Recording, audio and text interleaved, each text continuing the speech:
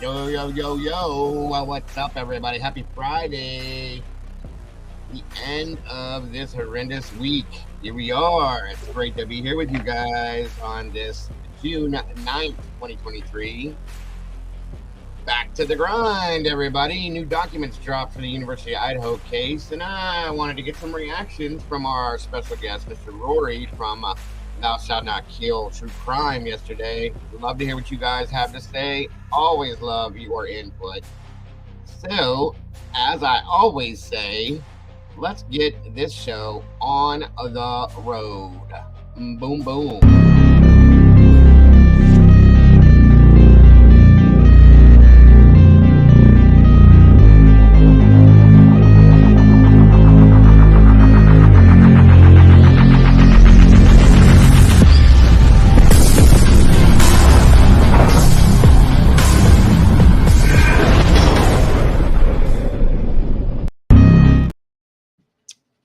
What up? Hey, everybody. Good to see you this morning. Good to be here with you guys once again. Always happy to see you guys. I hope you're having a great start to your day. I hope everybody had an amazing evening last night. Again, thank you all for joining me over there last night when storytelling time, as we call it. It's great to see you guys today, though. Um, of course, Mama Bear will not be here with us today. She has to work, sadly, but that's okay. You got me, if that's good enough. I hope it is, because that's what you got. So, good morning, good afternoon, good evening, good night to everybody here. I hope it's good for you because it's good for me now that I'm here. Like I said, guys, we're going to be delving into the same thing what we've been talking about, everybody. Back to the grind at the University of Idaho. We're going to be hitting off the new documents, talking about reactions to having our guest here yesterday. There's a gag order hearing today. Curious to see how that goes. And we're just going to be talking, folks, because that's what we do. It's great to have you guys here. Thank you all for joining me, as always. Let's see who we have in the house with us today. Let's see. Commercial Zone, good to have you. It looks great. I love that. It's great to have you, I should say. I'm sorry, I was looking at your icon. Ms. Susan Seidel, good to have you. Margaret Hoper, welcome back. Miss Carolyn Osmiller, great to have you. Mrs. M, always a pleasure. Shattered Dimensions, good to see you, brother. Thank you for joining us. Miss Bonnie Bailey, always happy to see you. The OG, Miss Brandy B, good to have you, my dear. Thanks for joining us. Miss Shigel, welcome back. Good to see you. Wisdom Speaks, Miss Sherry's in the house, everyone. Good to see you. Dolphin 517, thanks for jumping back in here with us. Evie Marie, great to have you. Great to see you. Thanks for joining us. My brother Mikey, always happy to see you, brother. Thanks for jumping in here today. Nina B, great having you here. Let me see. Did I miss anybody so far? T2014, always happy to see you. Welcome back, my brother CJ. Good to see you. Thanks for listening. Appreciate you so very much. Lynn69, great to see you. One Made Nut, my friend Eddie's in the house. Good to have you. Cammy Q, welcome back. Good to see you, dear. Lorna Christie, welcome. Good to have you here. Salty, always happy to see you. And Firefly, same for you. Good golly, everyone. Miss Molly's in the house. Hold on to your seats. It's great to have you here, Molly. Thank you for joining us, my dear. There's that weirdo Dago in here again. I don't know why he won't leave us alone, but he just won't get the clue, folks. Katie Perrin, good to see you. Thanks for joining us. Amethyst North, thanks for joining us. Always happy to see you guys. Miss Kim Perrin, good to see you. And there he is, Sarge is in the house. Tuck your shirts in. Polish them shoes. Stand up straight. The Sarge is on patrol, everybody. Great to have you back, Sarge. Always happy to see you. Strutter 614's in the house. Good to see you. Thanks for joining us. Strike first. Strike hard, little brother. Good to see you. I think that is it for now. Strutter, I said Strutter. Evie Marie, yes. Katie Perrin, strike first. The Sarge is in the house. Absolutely, brother. Absolutely. KC, welcome back, dear. Good to have you. Good to see you. Kimberly, welcome. Good to see you. How are all you amazing meatballs doing today? I hope you guys are ready to be floating around in the sauce today because it is ripe and ready to go, guys. Miss Vicky, thank you so very much. Welcome. First off, it's great to have you here. And again, thank you for the first super chat of the day. That is so very much appreciated, as you all well know. Thank you, Miss Vicky. I appreciate you. Excuse me, guys. Sorry about that.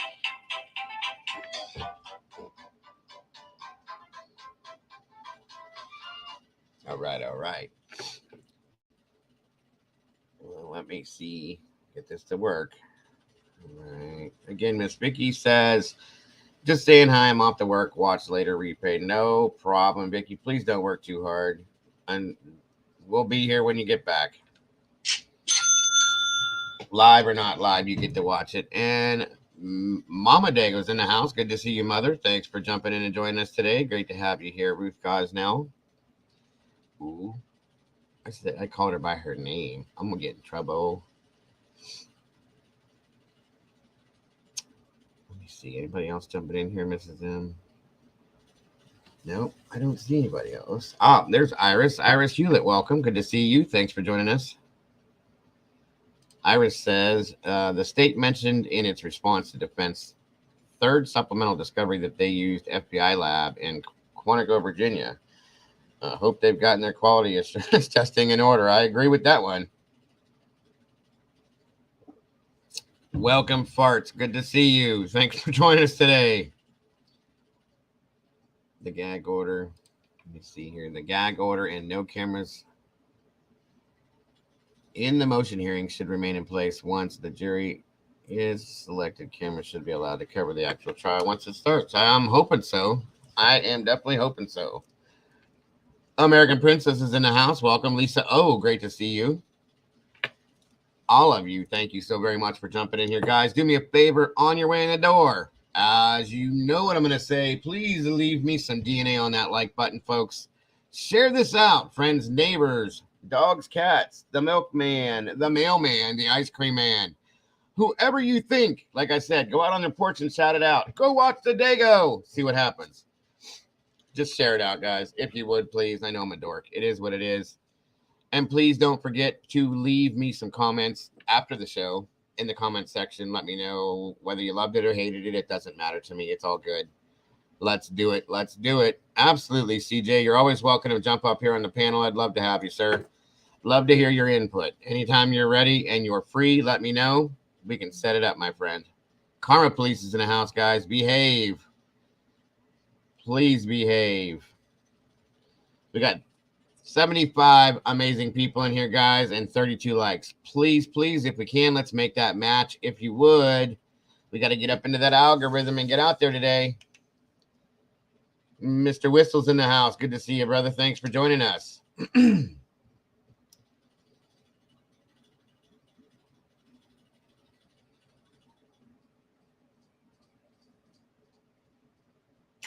Oh, I'm so sorry, Kim. I understand. I get it. I get it.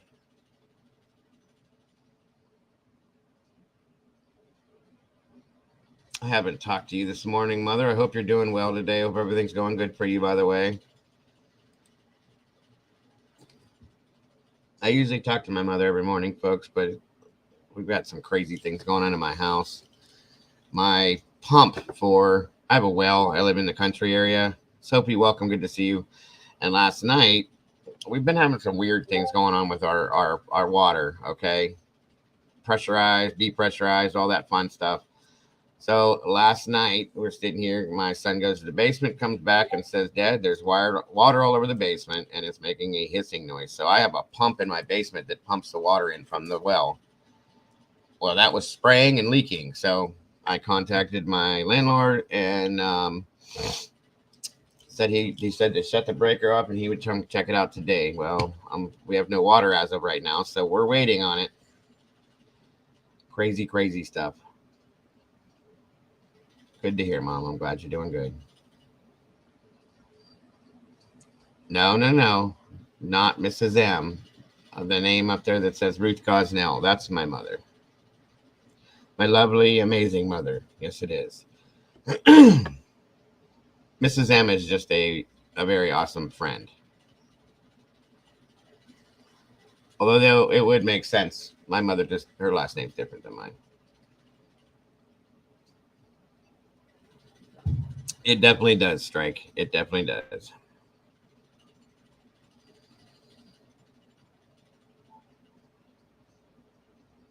What's up, CL? Good to see you. Welcome. Thanks for jumping in. I appreciate you. We still only got 42 likes, everybody. Please like me if you do. Please like me if you do. 82 amazing people in here with 42 likes. We got to make it match, folks. I got to get up in that algorithm to get out there for you guys.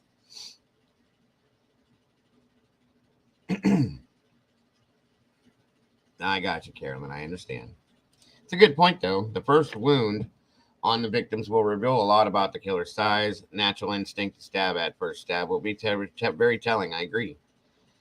All right. Let's see who we got here. Come on in, guys. Grab your coffee, tea, whatever it may be. Come on in, sit down, and have a conversation with me, as I love to do. I love to listen to what you guys have to say. All right, we're at 50 likes now. We're getting there.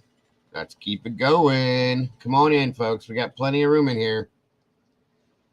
Find a seat. Plenty to talk about with all these documents. I swear to God, there's so many documents on this case. Every day we get new ones.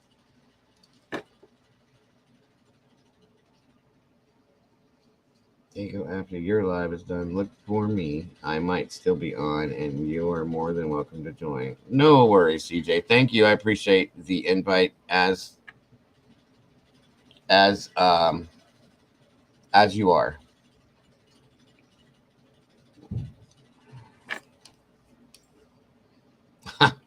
Wow. Well, thank you, Casey. I appreciate that. It was not easy. I can promise you that. Believe me, it was rough raising me. I do believe she did a great job, though. She's an amazing mother, always has been. So,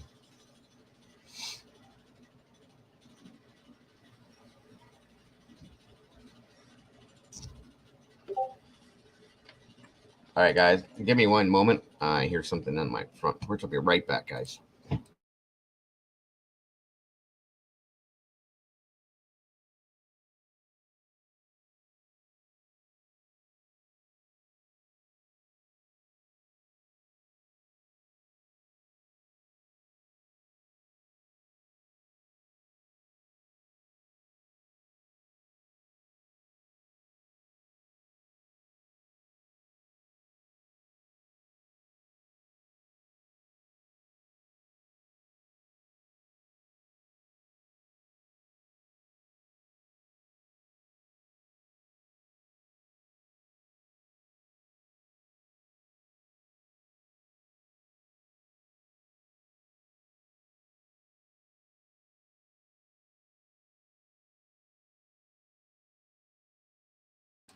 All right, guys. Sorry about that. It was just my son. He was across the street working for the neighbors, doing some yard work.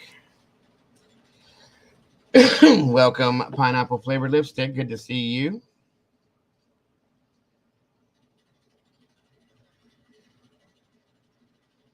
Appreciate that, CJ. We try so very hard here to make it happen. That's all about you guys, too. Well, thank you, Mother. I appreciate that as well.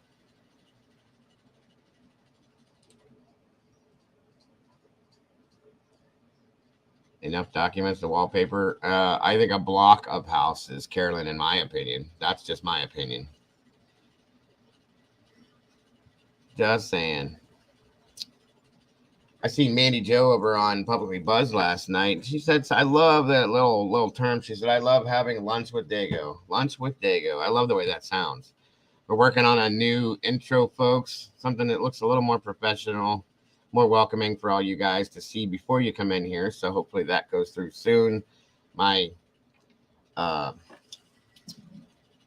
design team, as I call her.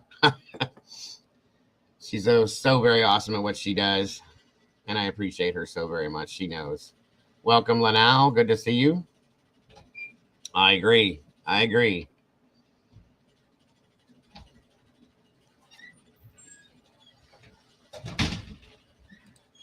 Again, thank you, Casey. I appreciate that. Sarge is saying removing clothing is common in criminal activity. I have looked into it. I've heard it a little bit here and there. You are right, my friend. Her. Yes, my whole design team is a her. It's Miss Molly, folks, just so you know. She does a great, amazing job. Of course, there's input from me and Mama Bear and my brother Mikey. We all kind of help out, but in the end, she's the magic, guys. She is the magic, just so you know. Welcome, Carrie Jula. Good to see you. Thanks for joining us today. All you awesome meatballs in the house. I appreciate you guys jumping in here. It's all good, Miss Kelly. Don't worry about that. Never late. Just coming in not on time. That's all it is. So don't worry about it. Don't worry about it. Kimberly, good to see you. Jazz King, welcome to the house. Good to have you. Lynn69 says it's almost 6 p.m. here, so dinner with Dago all the way for you. Absolutely.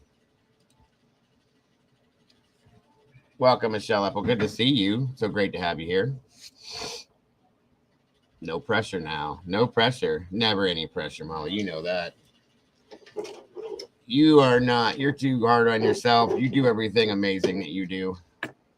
What's up, Afro Leon? Good to see you. Last night's spaghetti with Dago. There you go. Miss Carolyn says it's a good point on the clothing. I was actually thinking, were they clothed? Had they changed their clothes, etc., etc.? Absolutely. It's a good question. It really is. Absolutely, Molly. Welcome, Gordon. Good to see you again, brother. Good to have you in here. Thank you for joining us. Joanne, welcome. Good to see you, dear.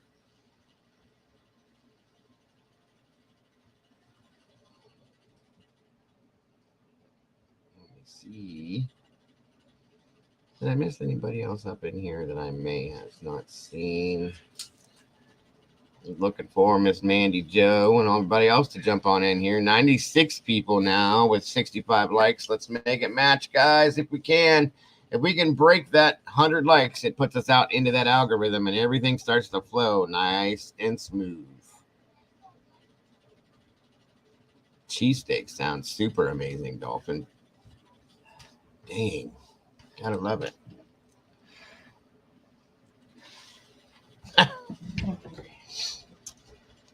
Oh, Mama's telling secrets now. Dago was very difficult to reprimand. He always made me laugh. Well, he wasn't always laughing. I did make my mama mad sometimes. That's a fact. I know I did. It worked. It worked. Thank you, Miss Brandy. Again, for those of you that don't know this channel is 100% crowdfunded from you all. That's what keeps me coming out here to you guys on a daily basis to tell you and spread the info to you that I do, and just to be able to hang out with you guys. You guys are so very amazing, and I do appreciate that. All 101 of you that are in here right now. So anybody that would like to donate to support the channel via Venmo, Cash App, or the PayPal, it is so very much appreciated, and it does keep the bills paid to keep me coming out here to you guys. So thank you ahead of time. And for those of you that have donated, I do appreciate that from the heart. Thank you so very much. Almost there, guys. 73 likes with 110 people. Let's keep it rolling, everybody. Uh-oh. Iron Crotch is in the house. Thank you so much for joining us. Good to have you here. For those of you that didn't see it, there's a message pinned in the chat.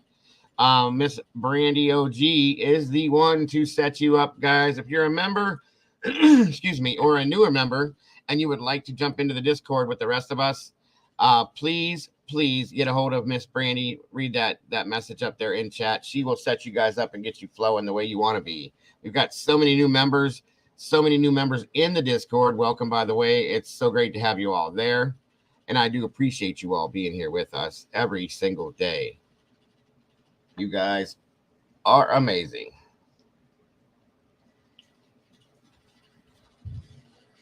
All right. Let's see, Sarge, I agree. I need to be getting the mama scoop. That's all good. Believe me, she will tell you nothing but truth. No matter how hard it may be, she will tell you the truth. That's a fact. I wasn't easy to deal with. I know I wasn't. I was a, I was a butthead teenager. I'll put it that way. I know I was. I thought I knew everything, and I thought she knew nothing. And I am so glad. I have to say this out loud to you. I'm so glad that she put the iron hand down, because if I wouldn't be who I am today if she wouldn't have, guys, and I owe that all to her. Um, she was a single mother with me and my sister for quite a while, and then my amazing father came into play, who is another just amazing person, and the two of them together, I think, raised two very amazing people, because I am grateful to both of them for being here right now, as is my sister. My sister turned out, she's a very amazing person as well. So I think we all were kind of dumb as teenagers, Gordon. So we can't blame it on that. The thing is that there's parents, guys, that just give up. Especially nowadays, I've noticed it's changed a lot. There's parents that just give up and say, whatever, go do what you're gonna go do. You don't want to listen. You don't want to learn. You don't want any of this stuff. You know what I mean? They just give up, and you can't do that. My mother could have given up on me. I was rough, folks. It was hard. I promise you, I was hard to deal with, because I was intelligent. Okay, I was intelligent, and I knew, and I was very manipulative when I was a child. I knew how to get my way, or tried to get my way, and she did not relent, folks. So I'm grateful for that. I am absolutely grateful for that. I wouldn't be who I am today if it wasn't for that woman, and I owe her everything. So thank you once again, Mama. I love you. Good to see you, Canadian Cat Lady. Thanks for joining us today. That's it, Kimberly. They don't discipline anymore, and that's the problem, because kids know, due to the schools and society, that they, well, go ahead. You can't hit me. You can't yell at me. You can't do that. I'll call the police on you. I'll do this, like I told my kids. Here's the phone. Go ahead, call them. Same thing my mother did to me.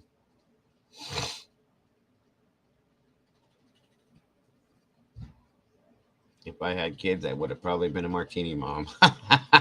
It's all good, Dolphin. Tinfoil Hat says, have you seen the photos of BK sitting on the beach in Hawaii sipping Mai Tais at the time of the... I have not seen that. I don't really believe that, but I'd like to see that so I can believe that if it's true. I find that hard to believe, because that's crazy. It sounds crazy, I should say, but in this case, we never know. You know what I mean?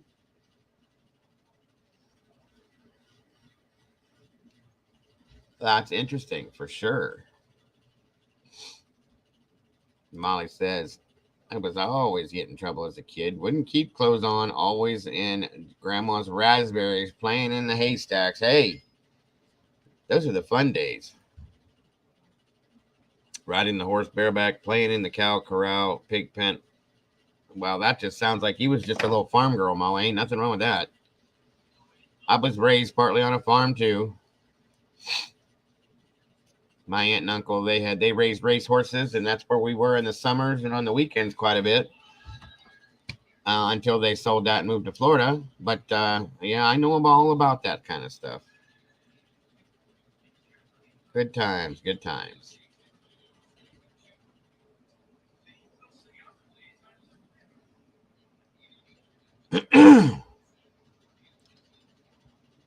I hope you all are ready for the weekend, because that's also well deserved for most of you guys, for all of you guys. Mr. Dan Antonucci's in the house.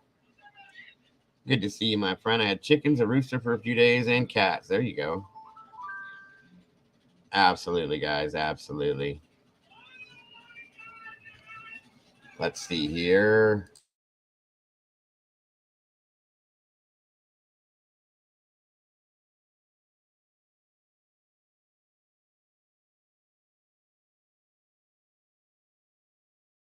But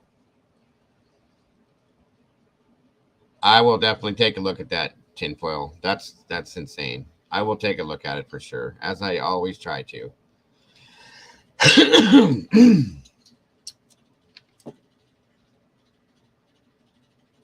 right. All right, let me get this stuff going here, guys. Come on in, guys, as you do and as you will.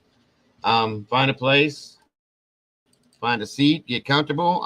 Meanwhile, I'm getting all these things ready for you for us to talk about. We can do it backwards, actually. So, Mr. Phil Morgan, welcome from Boulder, Denver area. Good to have you here. For those of you guys, if you'd like to, you can throw in there where you guys are tuning in from. I always love to see and hear about that. But thank you, Phil. Great to have you here from the Denver Boulder area. It's nice to know where we're all coming from and getting together from, you know. It shows the different variations of people. And we have people all over the world, guys. We have people in different countries. One of my best friends is in Australia. We got Hawaii, Japan, Sweden, Germany, Italy. They're tuning in from everywhere, guys, and I love it.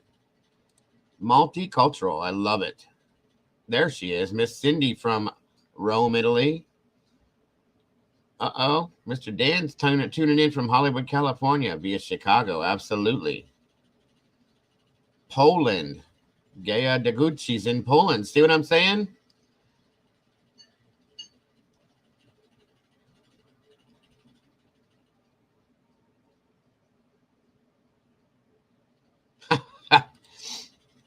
We are proud parents of two amazing kids that are sometimes a-holes, and that's okay. This is my new wall. Yes, my mother bought a sign, like a piece of wall art for her house, and it's hanging up in her house, and that's exactly what that says. I love it. Because we are sometimes a-holes. New Orleans. We got another raging Cajun in the house. Good to love. Good to... Wow, what am I saying? Good to know. I love the Cajuns. I do. Randy Furr, good to see you. Thanks for joining us. Repping the southern Oregon coast here. Good to know. Good to know. Dimensions. Good to know. Who is from Poland? Gordon asked. It is Gaya Deguchi, if I'm saying that correct. And then, of course, Miss Brandy, raised in Ohio, living in Arkansas. She got lucky. She got out. We're still here in all crappy-ass Ohio. Cobra Kai Dojo. That's right. Strike Burst. South Carolina's in the house. When is that coming back on, Strike? Or did they give it a time or a date for the new season to come out? I heard Oregon in home other white meat. It is what it is, Afro. What did Eddie have to say up here? Let me see. Minnesota, by the way, Madeline Kingsbury. Yes, she was, sadly. And finally, they have arrested her ex-boyfriend. And I hope that they grind him to the ground. That is such a sad case. Carolyn's in Washington, folks.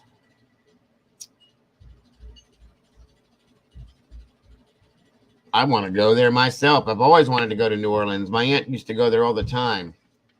Never been there yet. I'd love to go. My wife and I both want to go down there. Shout out to Finland. Hey. And I love you Cajuns as well, Casey.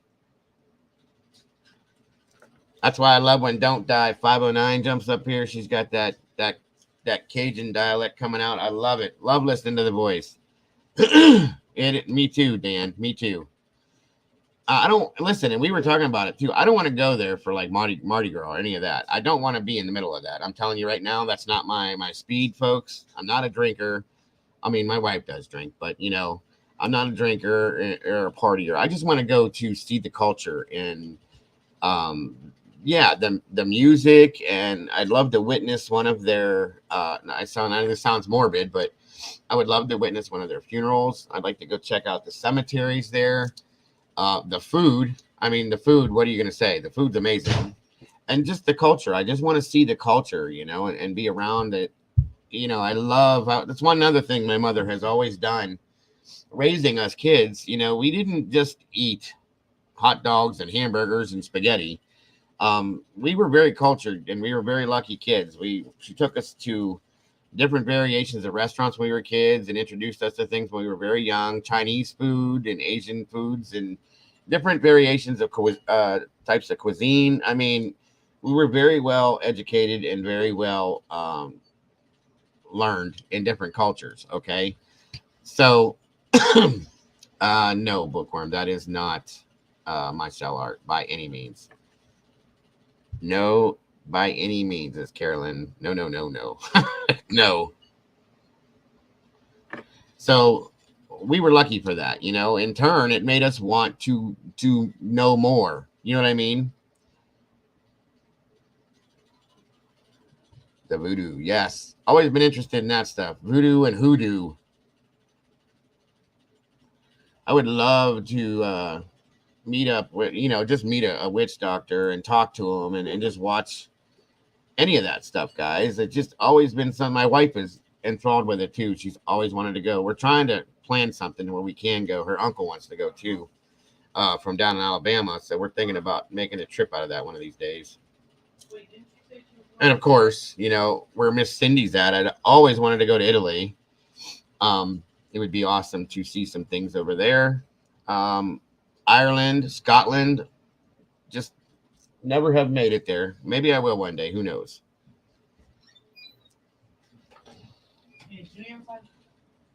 No, she's upstairs in the bathroom. She's been up there a while.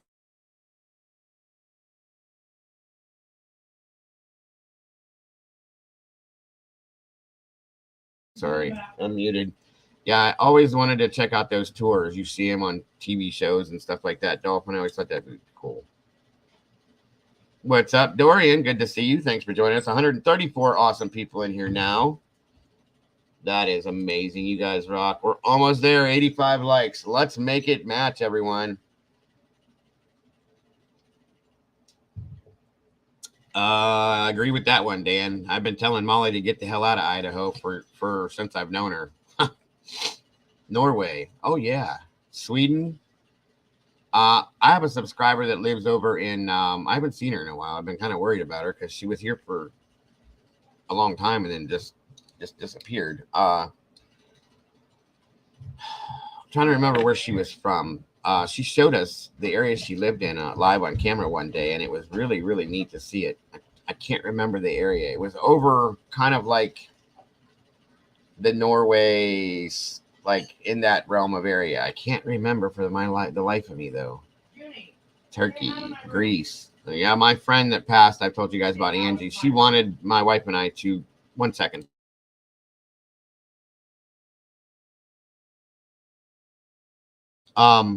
She was Greek and wanted us. She had property in Greece, her and her uncle and her family, and she wanted us to go to Greece with her one time. We never got to do it, but Tommy Jude's in the house. Good to see you, brother. Good to have you here. Thanks for joining us. Fort Worth. I've never had an urge to go to Texas. I'll tell you right now, folks. Never. Scotland, yes. England. Always. The UK. I love the UK. That's why I love the UKers that come in here. Blues Cruise coming up from New Orleans to Florida with stuff. Oh, that sounds fun, Phil. All right, guys. I'm blabbing your face off about things that, I mean, it's interesting talk. It is. I'm glad to have you here, Tommy. I really am. My grandfather is from Partinacino. Wait a minute. It moved. Sorry. Partinacino, Italy. Awesome, Michigan. Another place I've always wanted to go is my mother's side of the family we're Slovak, Slovenian, whatever you want to call it. I've always wanted to see what that country's like too. I know it's a poor area. I've seen it, but it's come up over the years. So just out of curiosity, I've always wanted to see that as well. Lugaroo, good to see you. Wow, Fallen Angels here from over the pond. Good to see you. Thanks for joining us. Slavic power. Amen to that, Gordon. And that food, too. That food's the best. It is. Love it. I was lucky enough to learn from my mother, my aunt, my grandfather to cook some of that stuff. Halushki and halupki and all that good stuff.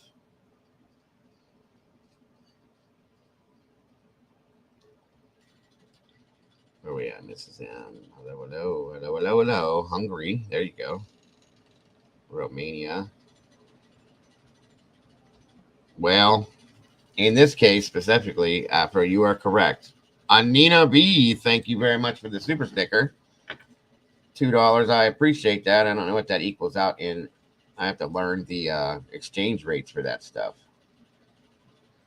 Somebody had dropped in here one time. I can't remember who it was.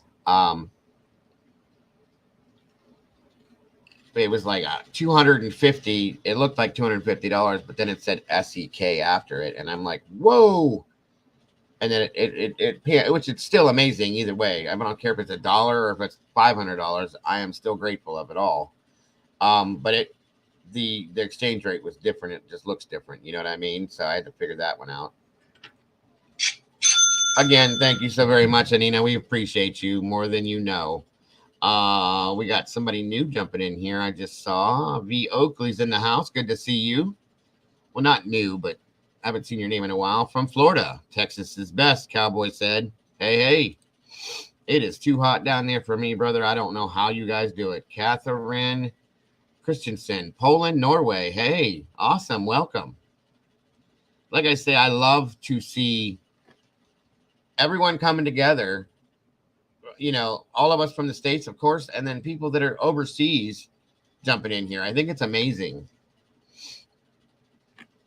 Austin Ferris, buddy, good to see you. How you been? Good to have you here. And better than yesterday. This is chillaxing. Absolutely. All right. Looks like the gang's all here. We got 150 amazing people in here. We broke that 100 likes, folks, so we should be up in that algorithm. Absolutely. Thank you all for that so very much. So, that being said, guys, what do you think about Mr. Rory yesterday? From the Thou Shalt Not Kill True Crime. I was very grateful to have him here on panel. I was very grateful to all of you that were here for the being respectful and polite, as I knew you all would. I appreciate that so very much. He seemed to be a fan with some of the ladies. Gotta love it. Gotta love it. I thought that was great.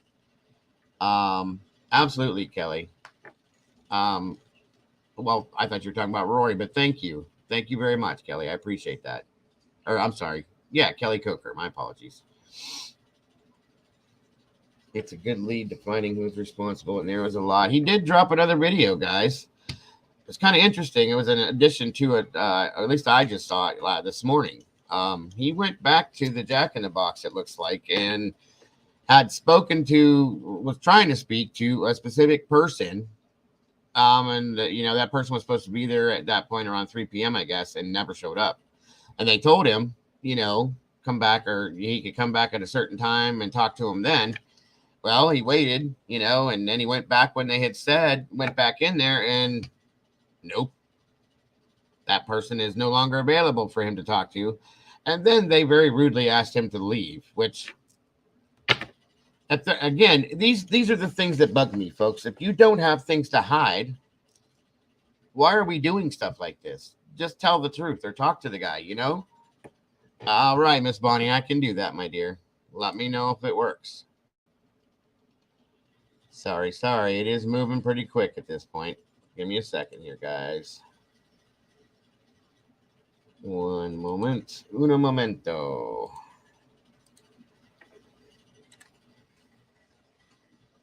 All right, there we go. All right. There we go. That should work. Welcome, Wendy. Good to see you. It's been a while. Good to have you here. I agree. Rory is a very courageous person. That takes a lot of gall to do what he's doing, and he's all by himself. He doesn't have to do that stuff.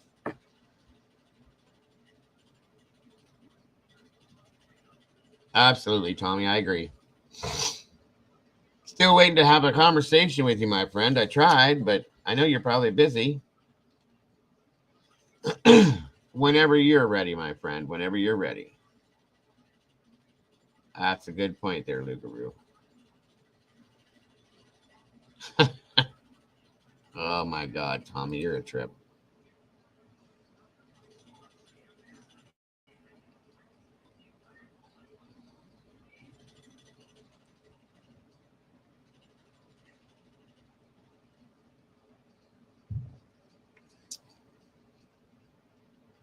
By the way, if anybody had left messages for me, emails, and I have not gotten back to you, don't take it personal, guys. I have a lot to look at and a lot to go through and a lot going on as well in my personal life, etc., etc. I promise you, I will do my very best to get back with you guys. For any of you that have dropped messages, anything's that you have, I promise you, I'll get back to you as soon as I can.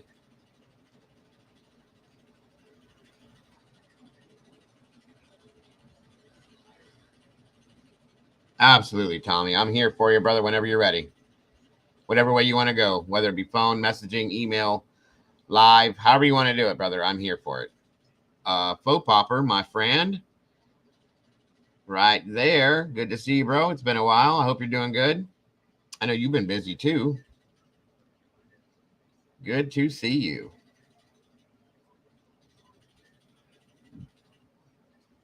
Hmm.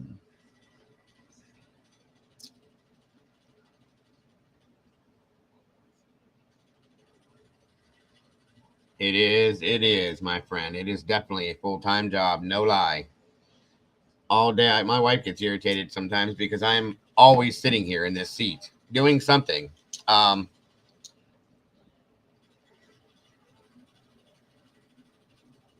if you did, CJ, I promise you I'll get back to the email if I haven't yet.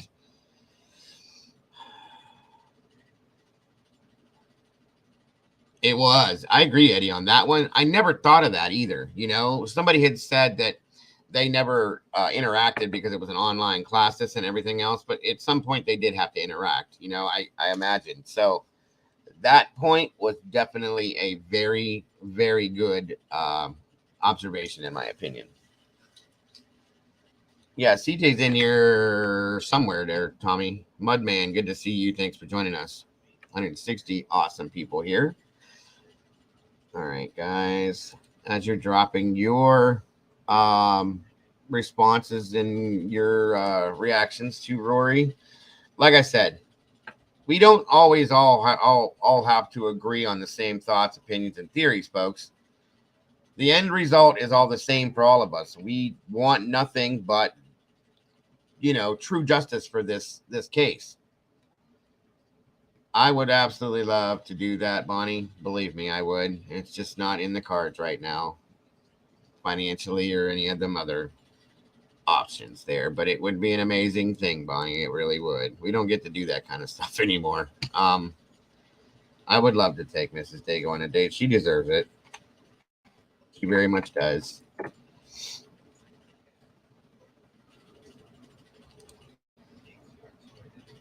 Thank you, Miss Brandy. There is my email for those of you that haven't gotten it yet. And you can also reach me on that number there. Oh, let me drop that up here for you guys. Scrolling on the ticker at the bottom of the screen. If you would like to send a text message, so on and so forth, give me a call. Nat Cat, good to have you. Good to see you. That's a fact. That's a good point there. Thank you so much for that, Oakley. It would be a very boring and educated world if we all believed the same things. Imagine that. Horrible. Horrible. Okay. 1 second.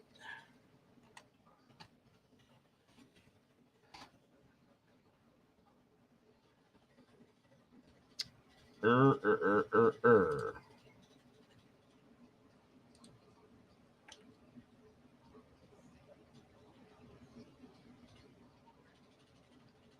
Today's the 9th.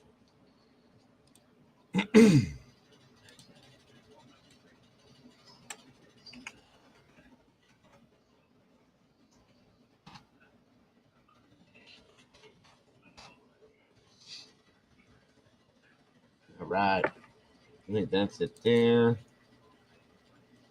Go for a picnic and anything would be nice. To go to dinner, maybe a movie, anything would be nice. We don't have the funds for that kind of stuff right now. And hold on a minute, guys. And it's just not in the cards. So we do the best we can with what we can do.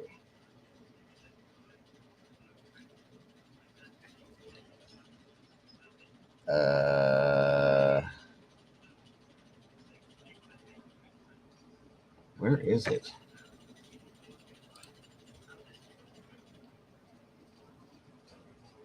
There we go.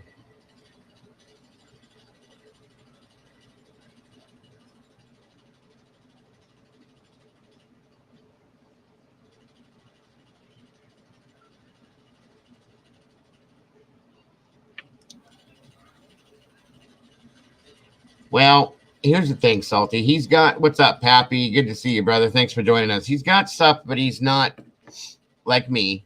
He doesn't want to put anything out there that he has until he's got some concrete proof on certain things, as we all do. And that's what he's working on at this moment. I hope Jules will jump in here today. I'd love to see her. It's been a couple days. She's been busy. But yeah, I would love to see Miss Jules. If you can hear us out there, dear, please feel free to jump on in here anytime. Everybody wants to see and talk to you. And of course, you're always welcome on the panel with us, as you well know, Jules. So, let me see here. All right. Where are we at here? We're on the 9th.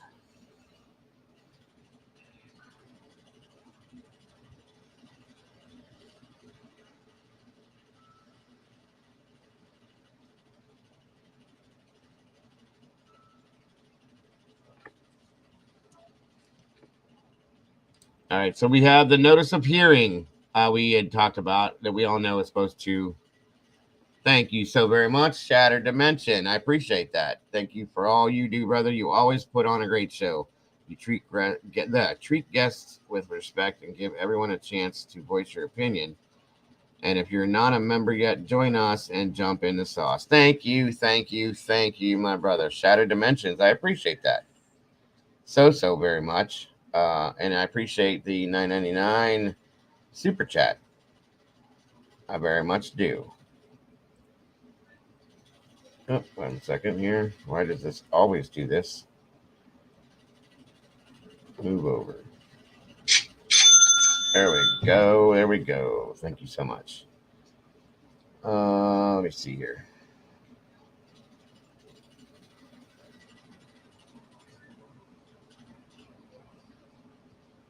All right, that was the guy calling saying he was going to get here about the thing. So 1 second, everyone.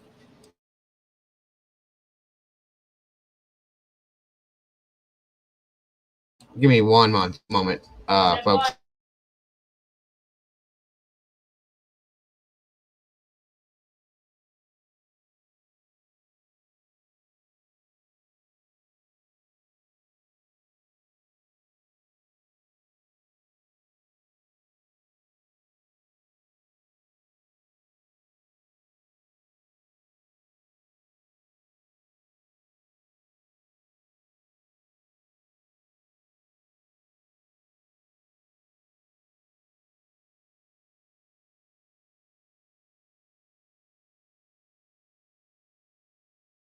All right. Pappy dropped a $3 super sticker. Thank you, my friend. Very much appreciated, as always. Like I said, guys, this is what keeps the bills paid. Keeps me coming to you on a daily basis, and I don't know what I would do if I couldn't do this, guys. And if I couldn't hang out with you amazing people, I couldn't handle that. So thank you once again, Pappy man. Great beard, by the way, brother. And I appreciate you. Susan Russo, good to see you. Thanks for joining us. I hope you're having a great day as well. All right, so there's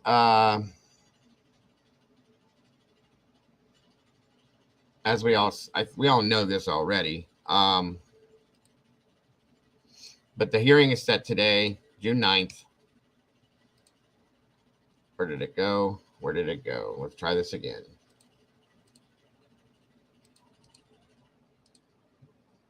There we go. Today, June 9th, notice the hearing, State of Idaho versus Brian Koberger. For those of you that don't know what this is about, notice hereby given to Brian C. Koberger. Sorry. And through their attorney, Ann C. Taylor, public defender, will call on for hearing defendant's motion to take judicial notice of press coverage and defendant's motion for order permitting Zoom participation at hearing for witness to continue hearing in the above entitled matter at 1:30 p.m. That's their time. So let's see here. 1:30 here. Molly, what time would that make it in Idaho? If it's 1:30 in Idaho, what time would that make it here? I'm not positively sure. Courts and Cole's in the house. Good to see you. Thanks for joining us. David James, my brother from down under. It's so good to see you, my friend. I hope you're doing well. We missed you in here, bro. There he is, guys. One of my best friends from over in Australia. 2 hours behind. So if it's 1:30 there, it will be 3:30 here. And if I need to come back on, if I'm not still on, we will watch that if we can.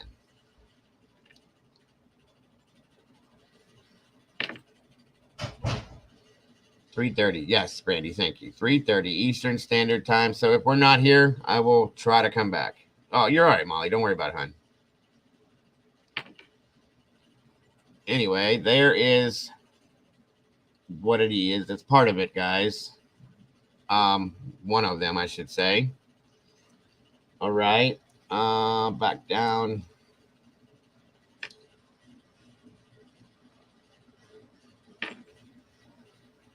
Also, we have this going on.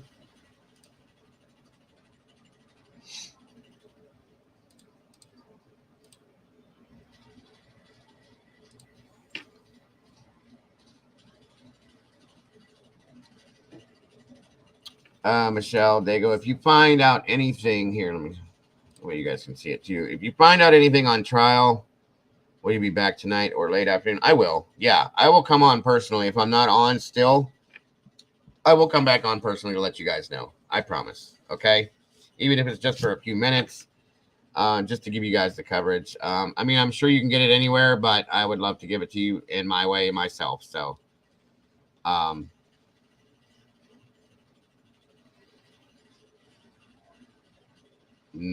not, okay, Tommy says, I'm not saying if and when he wants, where is he really from? He'll let that out. Absolutely.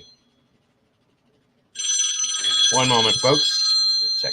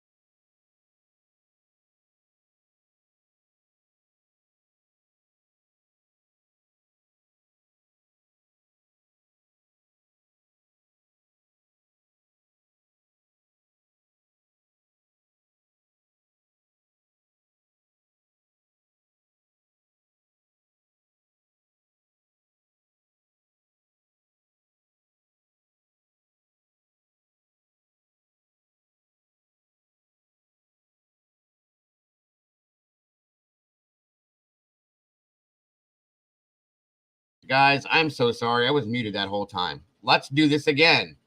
Sorry, guys. I am so sorry. I muted that for a minute because of my phone, but no chains in the house. Good to see you. Brittany, we're back. Sorry about that, hon. I keep forgetting that. Where are we at?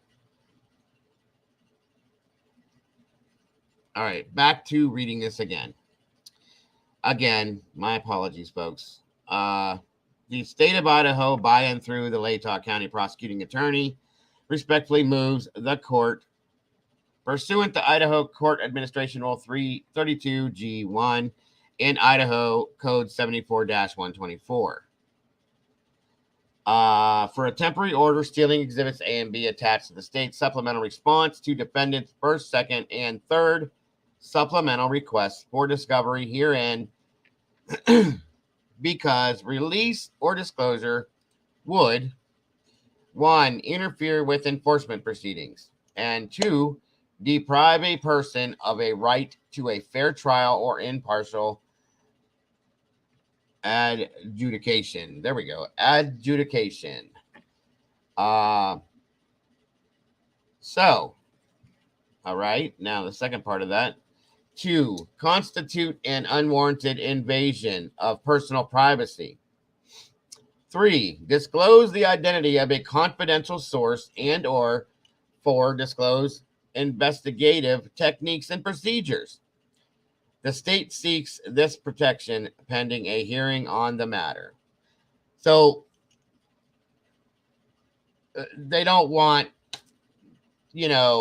the identity of a confidential source to be put out there. Makes you wonder, okay? And they don't want, it says, invasion of personal privacy. This is a murder trial, you guys. And I don't believe, thank you, McMack. Thank you so much for that. I appreciate you. This doesn't make sense to me, you guys. I'm not, it just doesn't make sense to me. It doesn't make sense to me. I mean, it does. I understand what it's about. Okay. I do understand it. Don't get me wrong. The point is like, it's, they don't, what it's about to me is they don't want the defense to have any kind of, propulsion to have any kind of gas to do anything with. You know what I mean? For lack of better terms. Thank you so much, McMack. Can someone help me, please? What's going on, McMack? What can I do for you? Techniques and procedures, right? They don't. It's like they're saying basically they don't want them to know how they have gotten to where they've gotten, what techniques they've used, so on and so forth. It's just kind of like, okay. I don't know. I don't agree with this. I don't agree with this personally. This is me. And you guys don't have to agree with that, guys. Let's see. Michelle's saying, I have never known a case that cannot give defense the truth. I wonder, since they're not, then means police in doubt if BK. So if that not giving the defense will cause a mistrial. I mean, it very well could. Yeah, Astrid, I saw, and I told him, he changed it luckily, but I can very well probably do that. I had talked to him about it. He said it was already out there. It didn't matter, but probably a good idea. And I appreciate that input, Astrid. Thank you.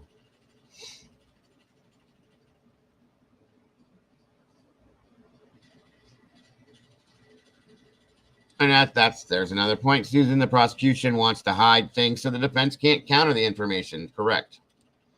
They don't want him to have a chance. And like I said, guys, this goes back to what I'm thinking, that, that the prosecution does not have a good case. So what little case they have, they know that the defense, because Ann Taylor and her team are amazing. Okay. They are very good. And they're going to rebuttal this in any way, shape, or form they can. And I have faith in that. So, it is what it is. Let's see here. Eddie says, it doesn't make sense. You're right. I'm even beginning to wonder if the defense has even heard the 911 call. That's a good point, Eddie. We were talking about that yesterday. Not on here. We were talking privately about it. And it makes me wonder that. I would think they would have to hear that, but the way the things are looking, I mean, what do you think? You know? Absolutely. No, you're not stupid, McMack. Not by any means. It's hard with some of these things. I get it. Pappy says, I think the state is stalling because they have found more and they're trying to figure out how Brian was involved. Absolutely, my friend. I can see that. I can see that. And or Pappy, they found things that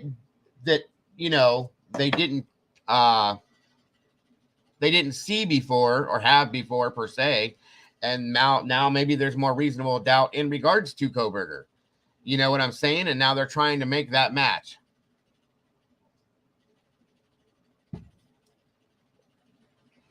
Well, Susan says the prosecution might just get this thrown out. With them withholding information from the defense from the public is one thing, but to the defense is not good. That's a fact. That is a fact. Again, thank you, Miss Brandy. For those of you guys that don't know this, what you all do at this point, this channel is 100% crowdfunded, folks. That's how I do this every day.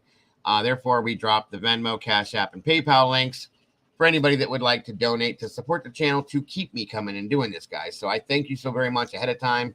And for those of you that have done it already, for being so generous as to want to support this channel. Thank you so very much.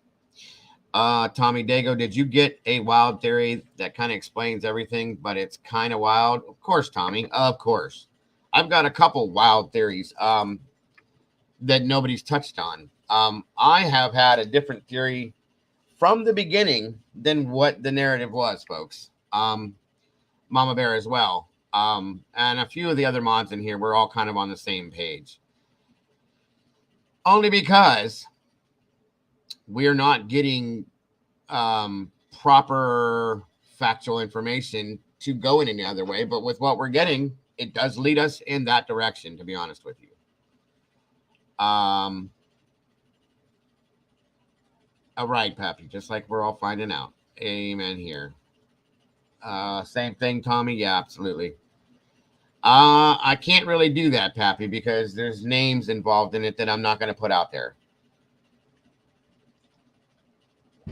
at this point yet. Now, as I've been saying, I mean, I've given a theory that I have that I don't believe that the kids were in their rooms. Okay. I believe that the kids might have been hanging out in the kitchen area, maybe. And I believe that, I mean, I can give you a bit of it, Pappy, no problem. I believe they were ambushed in some way, whether there was somebody in the house waiting for them or somebody that came into the house, that an argument ensued and carried forward a little bit more than it should have. Okay. And things went, I do believe, in my opinion, that Xana and Ethan were attacked first, and then that Kaylee and Maddie may have tried to kind of get away from the situation, were chased down and attacked upstairs, which is why they were found the way they were. And I do believe that I don't believe that it was one person. I believe that it was possibly 3, maybe more, maybe one more, maybe 3 to 4 people, in my opinion. I think there were 3 people inside and maybe 1 to 2 people on the outside. Okay, kind of like watching to see what's going on. This is just my personal speculative theory, folks. Okay, I have no facts to back that up yet. But I've come to that conclusion because of what we have been given and the things that I have learned while I'm investigating this. Okay. I do very much feel that at least one of the roommates, that the surviving roommates, have some sort of involvement, possibly, if not both. Not stating that they were involved in the actual act of it, okay? Other than I think that they know more than what's been put out there. Okay, I definitely feel that they heard everything. If they were in that house, I definitely feel that they heard everything that went on. Okay. That's just my speculative theory and my thoughts on this and my opinion. Again, guys, you don't have to agree with me. You don't have to agree with me whatsoever. And again, when this is all said and done, 25 years from now, because we know it's going to take a long time. I mean, obviously that's an over exaggeration, but not much. And if I'm completely wrong, then I'm wrong, guys. I'll be glad for the truth. If it's true and the truth is what comes out and the right person or persons are, punished for these crimes, that's all that matters to me. That is all that matters to me. Sarge says, I suspect they were made to clean it up. That's very possible, Sarge. It really is. It really is.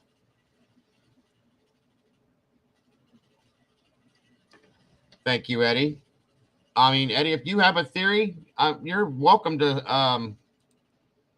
You are absolutely welcome, my friend. To present that. It's up to you. If you have anything that you would like to say today, here is a link in chat for you, sir. You're always welcome to jump up here and make your comments. We love to hear from you, Tommy. Or Eddie. We will hear from Tommy one of these days. And that's what the gag orders are all about, folks. I absolutely agree with that. Fallen Angels comment. Let me check. Oh, really? Let me see here.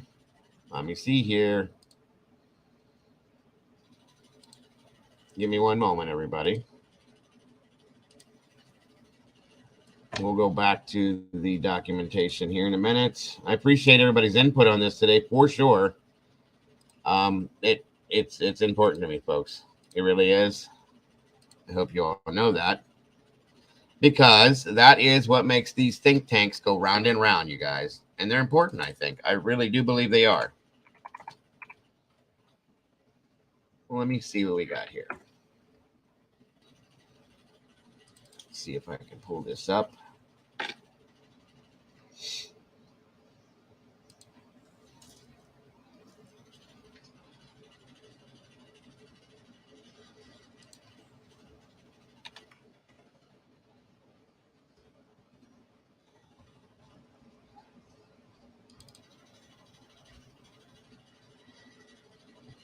There's a media hearing on this issue and cameras in the courtroom later in the day, and we will, of course, bring that to you later on our YouTube channel. But first, let's get back to your questions. We have a great panel here. Bobby Chacon.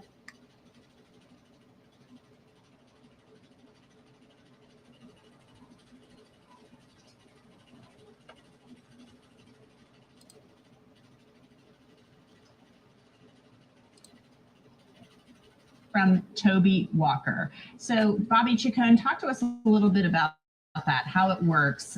Does it go court by court, state by state? How does this work? Well, each state. Can you hear me okay, Eddie? I can hear you fine. All right. All right, guys. Yeah, they haven't started yet. They just have a panel up that they're talking in regards to the hearing.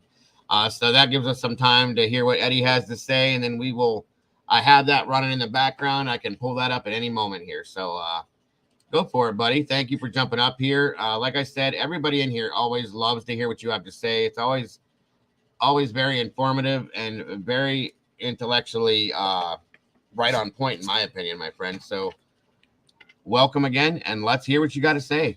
Everybody's always too kind. I appreciate that. Absolutely. Did you get a new baseball hat? No, I've had this. This is my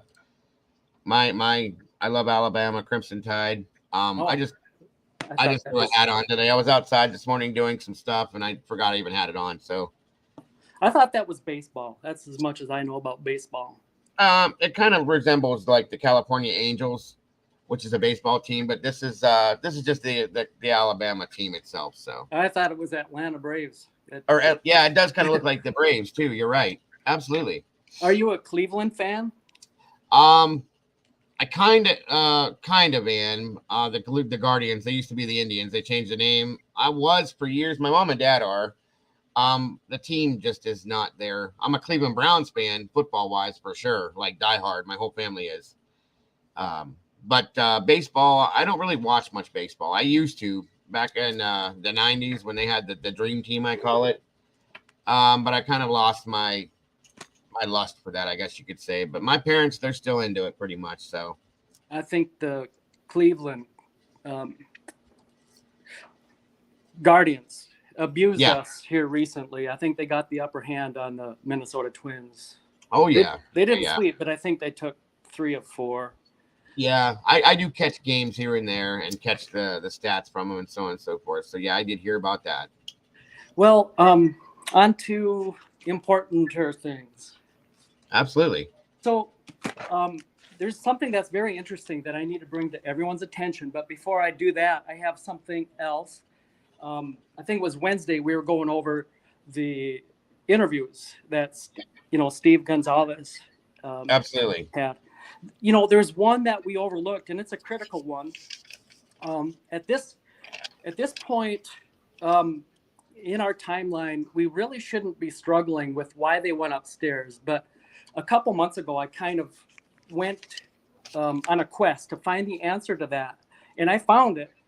But I was on another content creators panel once and tried to disseminate that information, but it just didn't take root, right? Yeah. Kind of like if you or I tried to, say something, even if it's the truth, it's really not going to resonate as much as, say, someone who's in the media who has a platform, say News Nation. Even if they put out a lie, it's going to spread like wildfire compared to our truth, because we just don't have a voice. So correct. In the same way, kind of like sorry, and I know what you're gonna say. I was gonna actually, we ran out of time that day when I was showing those interviews with Steve. There was one more that I wanted to put up there, and I didn't get to do that. And I that was probably the one I should have put up first. So I know where you're going, and I appreciate you doing this. So go ahead, buddy. Go ahead. Yeah, it's it's kind of like a lie runs halfway around the world before, the truth has had time to tie its shoes. Right. But before I get into that, I want to kind of touch on something else. We're also kind of, going over that audio, and you said something that was kind of poignant. You said, maybe the debunking of, how did you say it? Who debunked? How do you know that the debunking doesn't need debunking? I think that's what it was. Yes, I did say that. Yeah, you did, and that kind of stuck with me. See, someone's listening. Absolutely, I appreciate that. Yeah. In the same way, I'm feeling that we're kind of struggling with this camera on a tripod. That's kind of coming around, right? And we talked about this probably maybe a week or so ago. We kind of initially, I think one day we were speaking about it, and we were talking about it like it was still the truth. And then that following day after your live, I looked into it, and I'm like, oh my gosh, that's been debunked, and I didn't even know it. I just learned something here in the month of, whatever, June or late May, whatever it was. Yeah. So, we're always learning, and this content creator, now I love this content creator. And like you said moments ago before I came on, we're all trying to just get to the truth. No one's trying to disseminate misinformation, but this camera on a tripod is coming around again. And, we have Plunder's on the playlist for Plunder. There's video number 33, which is speaking about the tripod, the camera on the tripod. Right. And then Plunder's playlist number 32 is where it's been debunked. Yeah. So those are, I guess, our references. But another content creator is really sold on the idea that that still is a truth, that there was a camera on a tripod. So maybe when we have time, it's just a thought for your future. Maybe we can kind of explore that better and see if the debunking needs debunking, or if, Right. or if it indeed the camera thing was just, someone that wanted to insert their self into this case, because that's very common. People like to do that. So, Oh yeah, yeah. but anyway, the important thing, and here it comes. So prepare yourself. Absolutely. Now, as far as why they didn't have to go upstairs, Mm-hmm. I'm not going to tell you because it won't resonate. I'm going to have the source tell you, and I'll jump off. And if you want to take a minute and go over this, this is going to be profound. Now, Okay. we were talking about plunder just a second ago, and initially a couple months ago when I found it on Plunder, and she has like this interview. It's like a 12-second clip of the interview. So I think after Wednesday this week, when we were going over all these Gonsalves interviews, I was looking for this, and I found Plunder again, as my notes said it would be. But I want to find the original news article of it, right? I don't want to use another content creator, especially when it's an edited clip. So Mm-hmm. I looked around and I've discovered something. Maybe it hasn't taken hold because I can't find it anywhere. I have to use a content creator in order to find that full interview. Yeah. Okay. Now, I'm going to leave you with this. This is kind of really significant. What's really interesting about the interview that you said on Wednesday, that's probably the most interesting or most important one. That was the December 4th one where he was on Fox. Yeah. And that was an evening interview. And the funny thing that I learned just like yesterday was there's also another December 4th interview on Fox, but it was on Fox, their morning show. Okay. What do they call their morning show? I have it written down here somewhere, but you're going to play it here in a second if you want to. Yeah, I will. Absolutely, sir. It's Fox and Friends, I think. December Now, 4th interview with. Okay. Go ahead. No. I was just going to say, you're talking about the December 4th interview with Steve Yes. on Fox and Friends. Okay. On Fox and Friends. Yes. 1 second. Keep talking. I'm gonna start looking while you're talking. Okay. So now enter Steve's mind for a second. Okay. Yes, sir. In the evening one, when he's with Lawrence Jones, he says they didn't have to go upstairs, but he didn't really break down why. And the reason is, if you get into his mind, probably because he had just said it earlier, just hours earlier on Fox and Friends. On Fox and Friends, he's going to say they didn't have to go upstairs, and then he lays out why they didn't have to go upstairs. And we don't have to guess anymore. Right. He's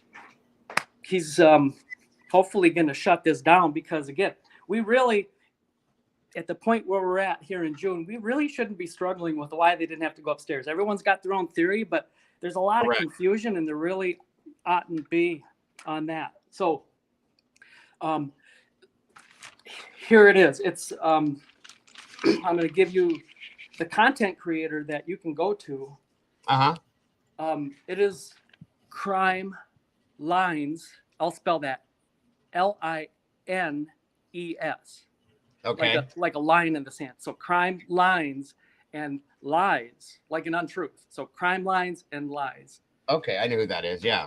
And it's Common Sense Says He Didn't Have to Go Upstairs is the title of that video. Okay. So okay. that's what I have for now. Oh, I mentioned in the chat just a little bit ago that I have a theory that I'm kind of afraid. I don't know if I have the courage to even say it because Well, no. Here, if you're worried about anybody in here attacking you, it's not going to happen. I No, promise it you. wouldn't be. Yeah, it wouldn't be for that reason. Maybe if you and I ever talk like on a phone or something separate, maybe. But Mhm. here's kind of like a hint. It has something to do with what Steve is going to say towards the end of this interview. So Okay. I'll just kind of leave you with that. All right, and you're welcome to contact me, Eddie, at any time. And if you want to talk about something privately, you know that you can do that, or even send a text message via that number. And if you want me to call you, whatever you're comfortable with, my friend, Sure. it's available to you. Yeah, when we have time, maybe we can do that sometime. But I appreciate the open door. Absolutely, open always. offer. So yeah, that's all I got. But thanks again for having me on. Absolutely. Anytime, every time, brother. You are so very respected and so very welcome here at any time. And we love hearing anything and everything you have to talk about. Absolutely. So thank you once again. All right. I'll hang up and listen. All right, brother. Have a great day. Thanks, Dago. Yes, sir. Yeah. Bye. Welcome, Sarge. What's happening? Hey, how the heck are you there, Dago? I am wonderful. How are you, my friend? Well, I'm Italian, and I'm just wondering about your name. What's that? Your name is Dago, right? That's right. That's a slang for an Italian. It sure is. I love it. That's what it's all about. There you go. I'm the last person you had in here. My process of thinking was when it came to him not having to go upstairs, led me to believe, or at least think, that the thought of the targets were on the second floor. Right. That's right? my thought process on it too. Right. So it's yeah. So it was like, to go upstairs was an extracurricular activity over the original target, which a lot of people, myself included, feel it may have something to do with Xana. Well, and see, this, and I don't say certain things because I'm not trying to re-victimize victims, man. We know that, and you're not doing that either. So, and I know that too. But I got this video here that Eddie wants us to watch. We're going to watch that in a minute. But I do have to say that is where I came to and this has been a while ago. I haven't really talked about it. Thank you very much again, Eddie. Thank you. That, in my opinion, allegedly, I believe that Xana and Ethan were the first victims per se, and then Maddie and Kaylee, maybe because they came in after or during that scenario happening, and had to, maybe they tried to run upstairs, like I said, and were chased down, and sadly they were attacked as well. That's kind of where my mind is going with theory-wise with this, and it has been for a while now, based on that comment. It took me a while to put that together with what Steve said. Now, that being said, I do want to watch this video here. If you're welcome to sit up here and watch it with me as well. Yep. And I'd love to get your opinion after we see this. Eddie says at the end of it, there's something there that makes sense. And so we're going to watch this. We're going to review this. Content is coming from Crime Lines and Lies, folks. She's got a decent channel. I have watched quite a bit of her stuff, as I watch everybody's stuff, guys. So let's check this out and see what we get out of this. Okie doke. Yep, I'm going to mute myself. Yeah, absolutely. Well, give me one moment to set this. Yeah, no hurry. I think of the crime scene's actions differently than you, only because of the witness stating she saw a man in black heading towards the sliding door. So that would say to me he came from the second-story bedroom, heading out of the building to the rear sliding door. So that's her statements kind of sound like an exit for the killer. So not heading towards the staircase. She was pretty clear. She saw him heading towards the sliding door. Okay, dope. All right, here we go, guys. Give me one moment. I'll mute. You're fine. And let me know how the audio runs with this. And again, Eddie, I do want to say, my friend, thank you so very much for the information. As always, you are so very well respected in here, my friend. Just know that. Just like Sarge. But you guys understand something. When Sarge is on panel, you stand up straight. You tuck your shirt in. You make sure you shoot kind. No, you I don't. Chew your gum loudly and smoke a cigarette and have a beer. Absolutely. I love it. I love it. Here we go. All right, guys. By the way, congratulations, Mick Mac. Welcome to the family. It's great to have you here. We got another meatball in the sauce, everyone. All right, 1 second.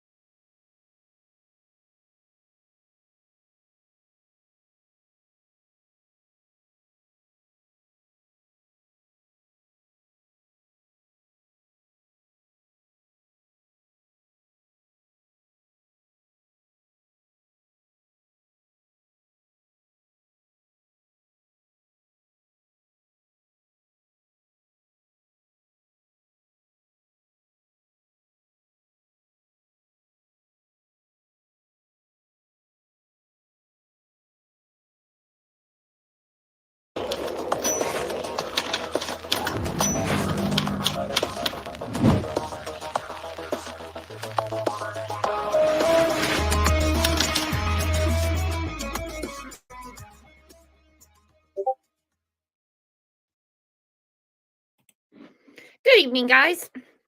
It is still Sunday, December 4th.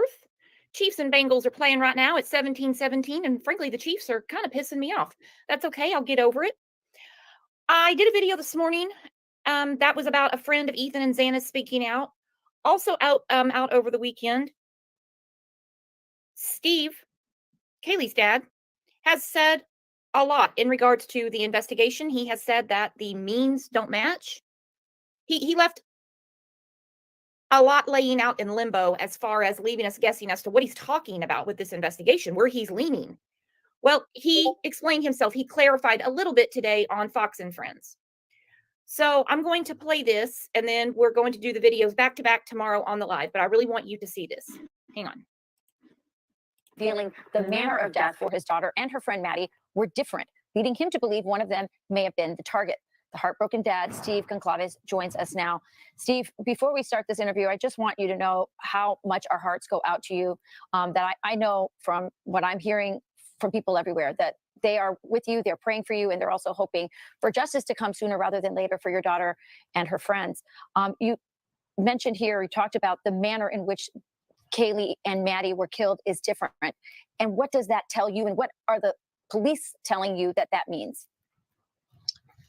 There's a couple things that tell me with common sense, but I'm not a professional, so I want to specify that. But they've said the entry point was the slider or the window. It was in the middle floor. So to me, he doesn't have to go upstairs. His entry and exit are available without having to go upstairs or downstairs. Looks like he probably may have not gone downstairs. We don't know that for sure, but he obviously went upstairs. So I'm using logic that he chose to go up there when he didn't have to. And I can kind of tell by my daughter's text messages. She did call 911. She wasn't saying anything along the lines of like she had heard something or she was in fear. So I'm just putting the dots together. As far as the investigators, they're very tight-lipped and they're keeping everything close to their vest. And I understand that. And I'm probably not the right person to share all these things with. So I'm just trusting them that their case is super tight and they don't really need to reach out to the community. And, all the evidence is right there in that home. So, Steve, and I want to be respectful, as I can tell you're trying to walk this tightrope as well with law enforcement, but the desire to know and get some type of action as well. You've said both now to Rachel and then in the clip in your appearance with Lawrence Jones that your daughter and Maddie had different means or manner of attack, and that suggests one of them was targeted. Can you share with us, do you know, and you can't share either way, which one was targeted? I can't. I asked for permission to do just that, and they said no. I probably disclosed information that they wish I wouldn't have said, but the story's going cold. There's less people coming to Moscow. I'm not going to go sleep in my bed knowing that I could get up and I could go to town and I could do something. And I'm not going to go away. And I hate to be a pain, but as a father, I just can't even sleep thinking that I could be doing something. So that's why I'm up. Understandable. Wow. Let me ask the flip side too. You're being respectful toward police about the fact that they need to be tight-lipped. But if there was something you felt like you deserved to know or you should know as a father at this point, are there questions you have unresolved from the police that you feel like, hey, just throw me a bone here and let me know? For sure.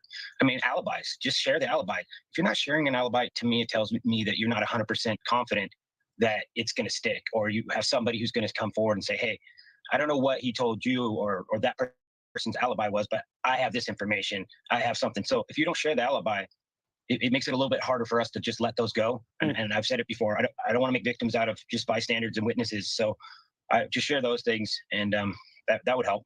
Steve, do you get the sense that you're being asked to not talk more and that law enforcement is being so tight-lipped to protect an investigation that is honing in on a conclusion, or because they're totally lost and there is no real sense of direction? And I think all of us, we want to trust law enforcement. We want them to do their job. But I don't know if you know, I have no idea.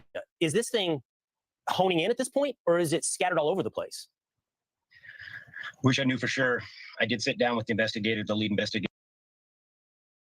Steve said, Susan, Steve said she did not call 911 and that she did not seem, based on her text messages, like that she was in any, she didn't say anything that was in, you know, she was in danger. So, you know, I will go back though, once we get through this and check that again, just to be sure.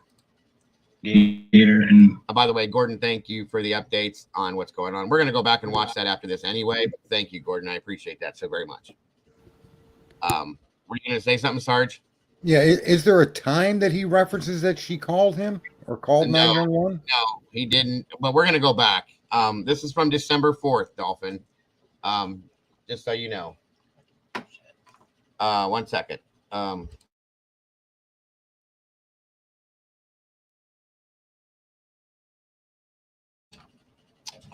So yeah, December 4th. But I will go back, double check it. And then, like I said, we're not going to miss nothing from the court hearings, folks. I promise you, I will go back to that 100% too. We'll get it all in. I promise. I looked in his eyes and I got a sense that this guy was going to do everything in his power to figure something out. But if the evidence isn't there, that's the part that I'm concerned. And then there's layers of separation. The communication is not the same as the boots on ground. All the officers that are out on the streets, those guys, they're working their tails off. But if the evidence isn't there, you hear that clearly. Please hear that. And this is the handprint on the slider, guys. You can't see that. That's what that is the handprint on the sliding door. He did say something that I had not caught before. That's why I like doing this. He did say about the entranceway being the slider on the second floor. We're going to talk about that. We're going to talk about all of this. This is a great, I'm glad that you brought this up, Eddie. I wanted to play this the other day and I didn't get a chance to, and it's a very important interview in my opinion, folks. The slider is in the back of the house, Kim, not the front. All they have in the front is that front door and windows. Okay, there's 2 sliders in the back, one up on the 3rd floor and one on the 2nd floor. That's it. Moving forward. A different person did just the communication, and that guy sitting with the lawyer, and that guy sitting there telling him, you know, you got to protect things that are beyond the case, like the town and the community and the college itself. Those don't matter as much to me. I mean, I definitely don't want to hurt them, but I have an agenda, and I think it's pretty clear. It's these 2 girls, and that's what I'm working for, and I'm not going to let that story fall apart just because they don't want wanted posters, you know, on their next rush of students that come into town. Wow. You know, I have to say, Steve, I hadn't really considered those factors, but it's obvious that that would be a consideration for the communications director of the police department and also the PR for the school and the town. Are you communicating with the parents of the other victims? Are they feeling as frustrated as you are? And I hate to ask a 2-part question, but I'm going to do it anyway. Do you feel confident in the police investigation and the people investigating right now? I do not feel confident, and that's why I push the envelope and say a little bit more. I hate to be that guy, but you know, there's a job to do for everybody. Has a job and a role to play. Not feel confident, and that's in the police investigation and the people investigating right now. I do not feel confident, and that's why I push the envelope and say a little bit more. I hate to be that guy, but you know, there's a job to do for everybody. Has a job and a role to play, and this includes, this is my role as a parent. I have talked to obviously Maddie's mother and her father, and I've talked to Xana's father, And he said, hey, you can speak on behalf and you can help push this narrative. So I feel confident there. That's as far as the real communications that I have. So one family have missed out to being able to be in the same location and the same thing to really get on the same page. So I try not to mention that and stay within my lane of what is my role. And I'm not trying to just gear it all to my daughter. It's just I can't speak for other people. Yeah. Steve, before we let you go, just share a little bit with our audience about Kaylee. Kaylee was amazing, hard worker. She was like, she hung out with two boys, her brother and her cousin, and she was right in between them. She wanted to be faster than them. She was that girl that was like really like, she was kind of like a Punky Brewster type girl. And we missed out on a really smart person that was going to be a little conservative. She was conservative. She was always looking up stories on child, getting trafficked, and she was telling me that she thinks it's a lot bigger than people understand. So, and we can't replace her, guys. There's no replacing any one of these people. Steve, we're all parents on this couch, and I just can't tell you how much we feel for you, and can't imagine what you're going through, you and your whole family. And I know that you came on the show today because you're hoping that people that might have information, you're hoping that more information come forward. And so we encourage anybody to call 208-883-7180. The phone number is on the screen right now. And I've heard you say it before, Steve, it could be anything. You have no idea how small a piece of information could be that could help. And Steve, good on you for agitating. Yes. We need more men and fathers willing to do precisely what you're doing, keeping people honest and working toward a solution. God bless you. You're doing your daughter's memory proud. And frankly, you're an amazing example of fatherhood, even after something tragic like this happened to her. Thank you for joining us. Steve, Thank you. God bless. Thank you, guys. May have been the target, the heartbroken. Mentioned here, you talked about for justice to come sooner rather than later for your daughter and her friends. You mentioned here, you talked about the manner in which Kaylee and Maddie were killed is different. And what does that tell you? And what are the police telling you that means?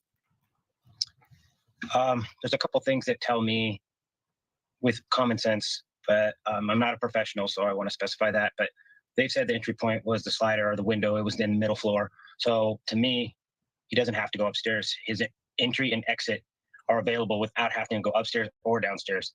Looks like he probably may have not gone downstairs. We don't know that for sure, but he obviously went upstairs. So I'm using logic that he chose to go up there when he didn't have to. And I can kind of tell by my daughter's texts, messages. She did call 911. She wasn't saying anything along the line. I can kind of tell by my daughter's texts, messages. She did call 911. She wasn't saying anything along the lines of like she had heard something or she was in fear. So. Okay, I'm pretty sure he said she didn't call 911. I'm going to play that back and slow it to normal speed here, just to be sure, okay? Because it's very close to that line. So here, let's do this again. Wasn't saying anything along the he chose to go up there when he didn't have to. And I can kind of tell by my daughter's texts, messages. She did call 911. She wasn't saying anything along the lines of like she had heard something or she was in fear. So I'm just putting the dots together. She didn't. As far as the investigators, they're very tight-lipped and they're It almost sounds like he said did, but I think it was didn't. Sorry for the banner, guys. 1 second here. I'm trying to follow the CC, the closed captions, subtitles, and I'm going to slow it down a little slower, guys, just to be sure we're hearing what we're hearing, because this seems to be kind of important. Go ahead, Sarge. What were you going to say?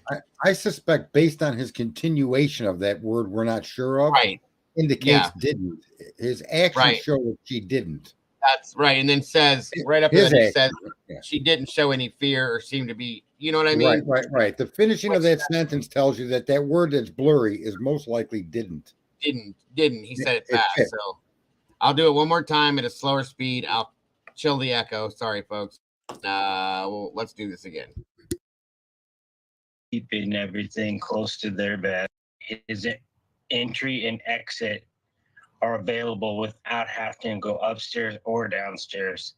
Looks like he probably may have not gone downstairs. We don't know that for sure, but he obviously went upstairs. So I'm using logic that he chose to go up there when he didn't have to. And He said it there again when he didn't have to. He just says it fast, like didn't have to, she didn't. You know what I mean? But we'll double check it just to be sure. I can kind of tell by my daughter's texts, messages. She did call 911. She wasn't saying Clearly didn't. Clearly. Yeah, that's what he's saying. Yeah, 100%. So she didn't call 911. She wasn't in fear of anything. She said she didn't hear anything. So that is telling me, based on what he's saying, they came in the second floor. They didn't need to go downstairs. They didn't need to go upstairs. And I'm guessing that that's why one of the reasons why I feel like Xana and Ethan were very possibly targeted. Okay. And they were the ones that were the first ones. Yeah, he's shaking his head too, Dolphin. I did notice that he kind of did that slowly. And so I may be wrong, you guys. Okay. It's because of the way he said it, Carolyn. Those CC texts or the subtitles down there, they pick up what they hear. And it was hard to hear that. So again, I just feel like they came in the second floor. They encountered who they encountered in the kitchen area, in my opinion, and went after Xana and Ethan. And they didn't need to go after Kaylee and Maddie, but they ran. So whoever this was, in turn, probably figures these two are going to go say they're going to go call 911. They're going to do something to prevent this and be a problem. And that's my opinion. Go ahead, Sarge. All right. If you look at that photo from Fox News where you're seeing the back of that house, okay? Right. You see a 2-story house. Yes. If the killer came in through the sliding door, as we all can agree, he may have believed that he was on the first floor and went up to the third floor and killed the 2 girls there, realizing, he was probably at that point forced to, because he came into a room expecting to kill Xana or whoever.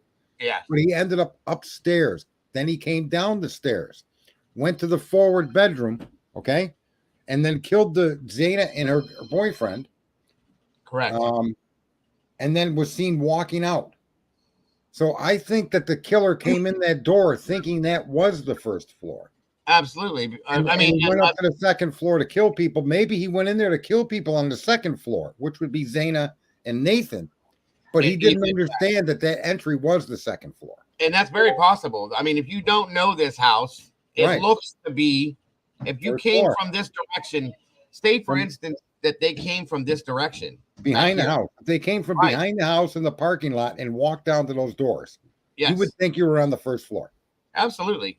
And if they went in looking for Xana and Ethan, boom, okay, they're there. They interacted. They're right there. I still feel that everybody was in this kitchen area.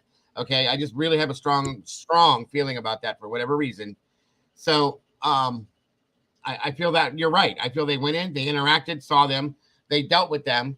And I feel like either the other 2 were either upstairs already and there's 2 ways that this can go.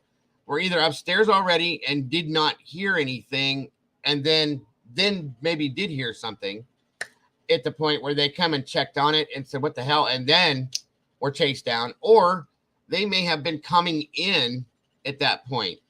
Okay. Which would interact with the timeline in a different way, folks. They may have been coming in from the grub truck per se, walking into this scenario and saying, oh shit, what's going on?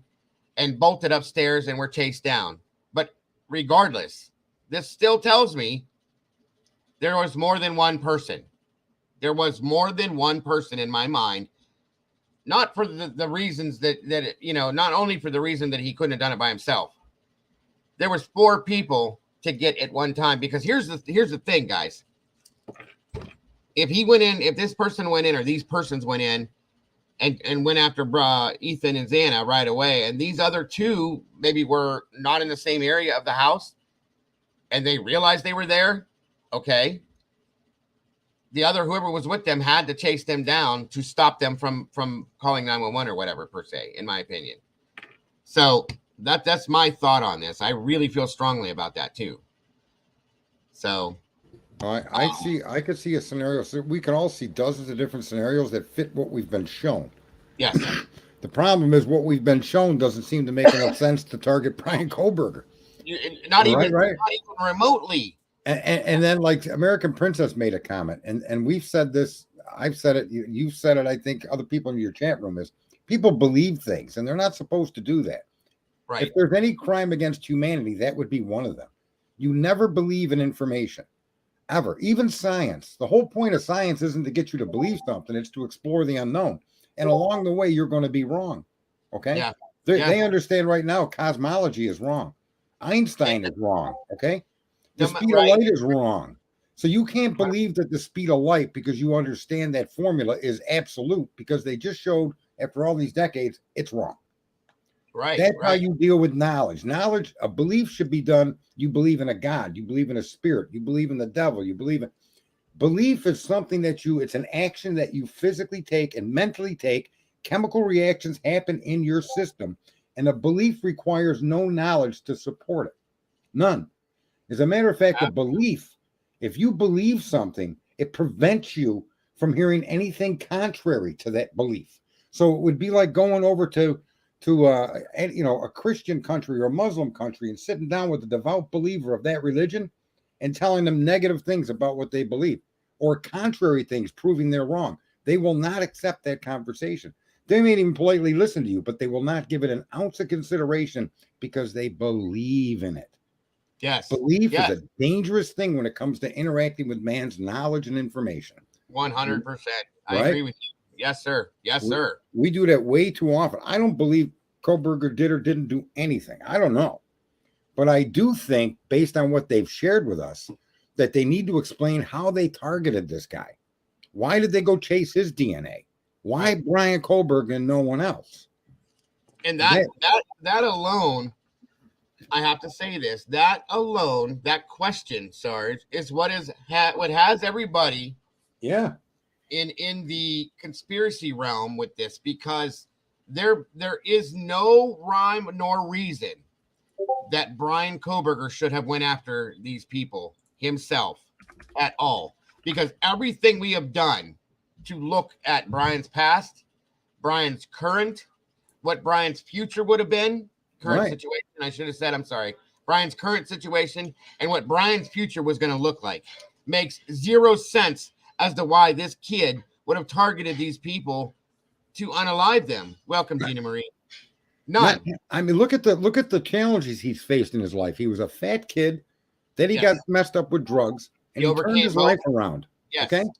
And then he became what he became, a top student, a teacher's assistant. So that stuff matters.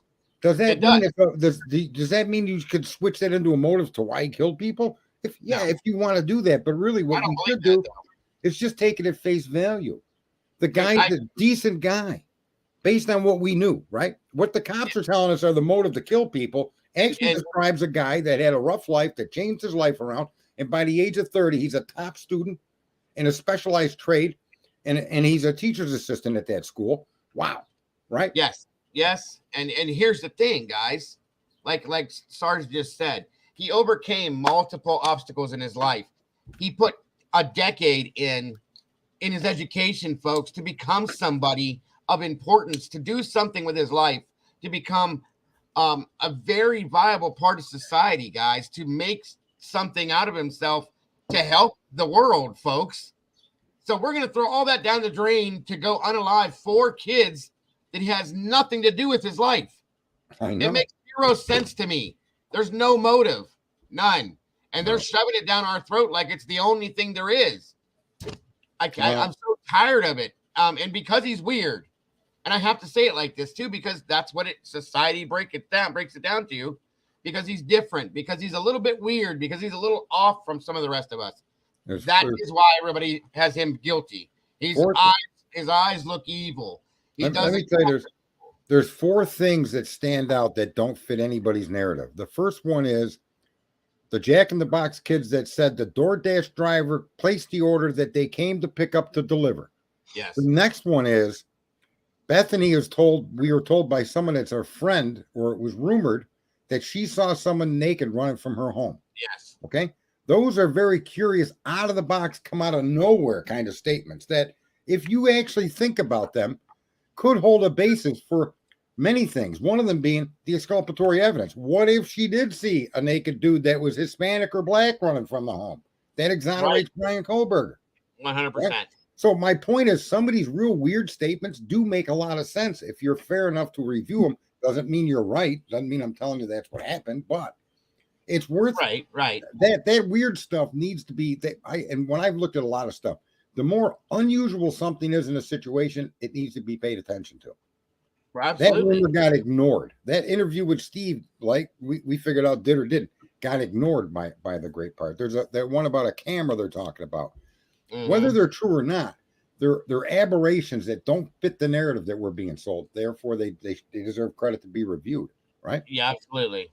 How about Brian Kohlberger when he said, "Did you arrest anyone else?" How about the witness statement where she said she heard in the house, "It's okay, I'm here to help." Right. Those 4 statements have a part in this story. Like I said, okay, first of all, I have a very hard time believing anything that they're saying that Dylan said, and I have from the beginning, but let's say that was true. What if, this is again speculative theory, what if that one statement that we were told Dylan said that she heard somebody say, "Don't worry, I'm here to help you."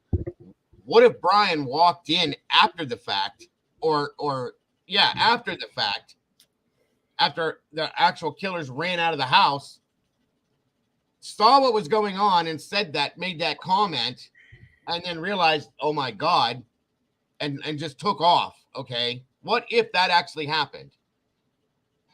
Can we deny that? No, we can't, because we don't know. We don't have proof that never happened. Again, we do in as much as we accept her statement at face value. That's right. That is absolutely correct. And based on that, which you should take these people's statements at face value because they're potential witnesses to the crime, right? Yeah, real quick, sorry, Mags, where are you getting that at? I can't find it live anywhere. That's the problem. The Law and Crime Network doesn't have it live, and I'm trying to pull it up now, and I can't. What is it she's sending? I don't know. We're talking about the hearing for Kohlberger. I can't find it live anywhere because I didn't think it was time yet. All right, well, I'm going to jump off so that you guys can jump in the hearing. I'll be back. I got to drop a worker off that was cleaning my cars. Okay, Sarge, thanks for your input again. I appreciate you as always. Yeah, I love the chat room. All these people in here are awesome, man. Absolutely. As are you, my friend, and thank you very much. Thank you. Yes, sir. Bye-bye. Somebody tell me where it's live right now, because I can't find it. I can't find it anywhere. Miss Annie, good to see you. They're still in the courtroom? They go.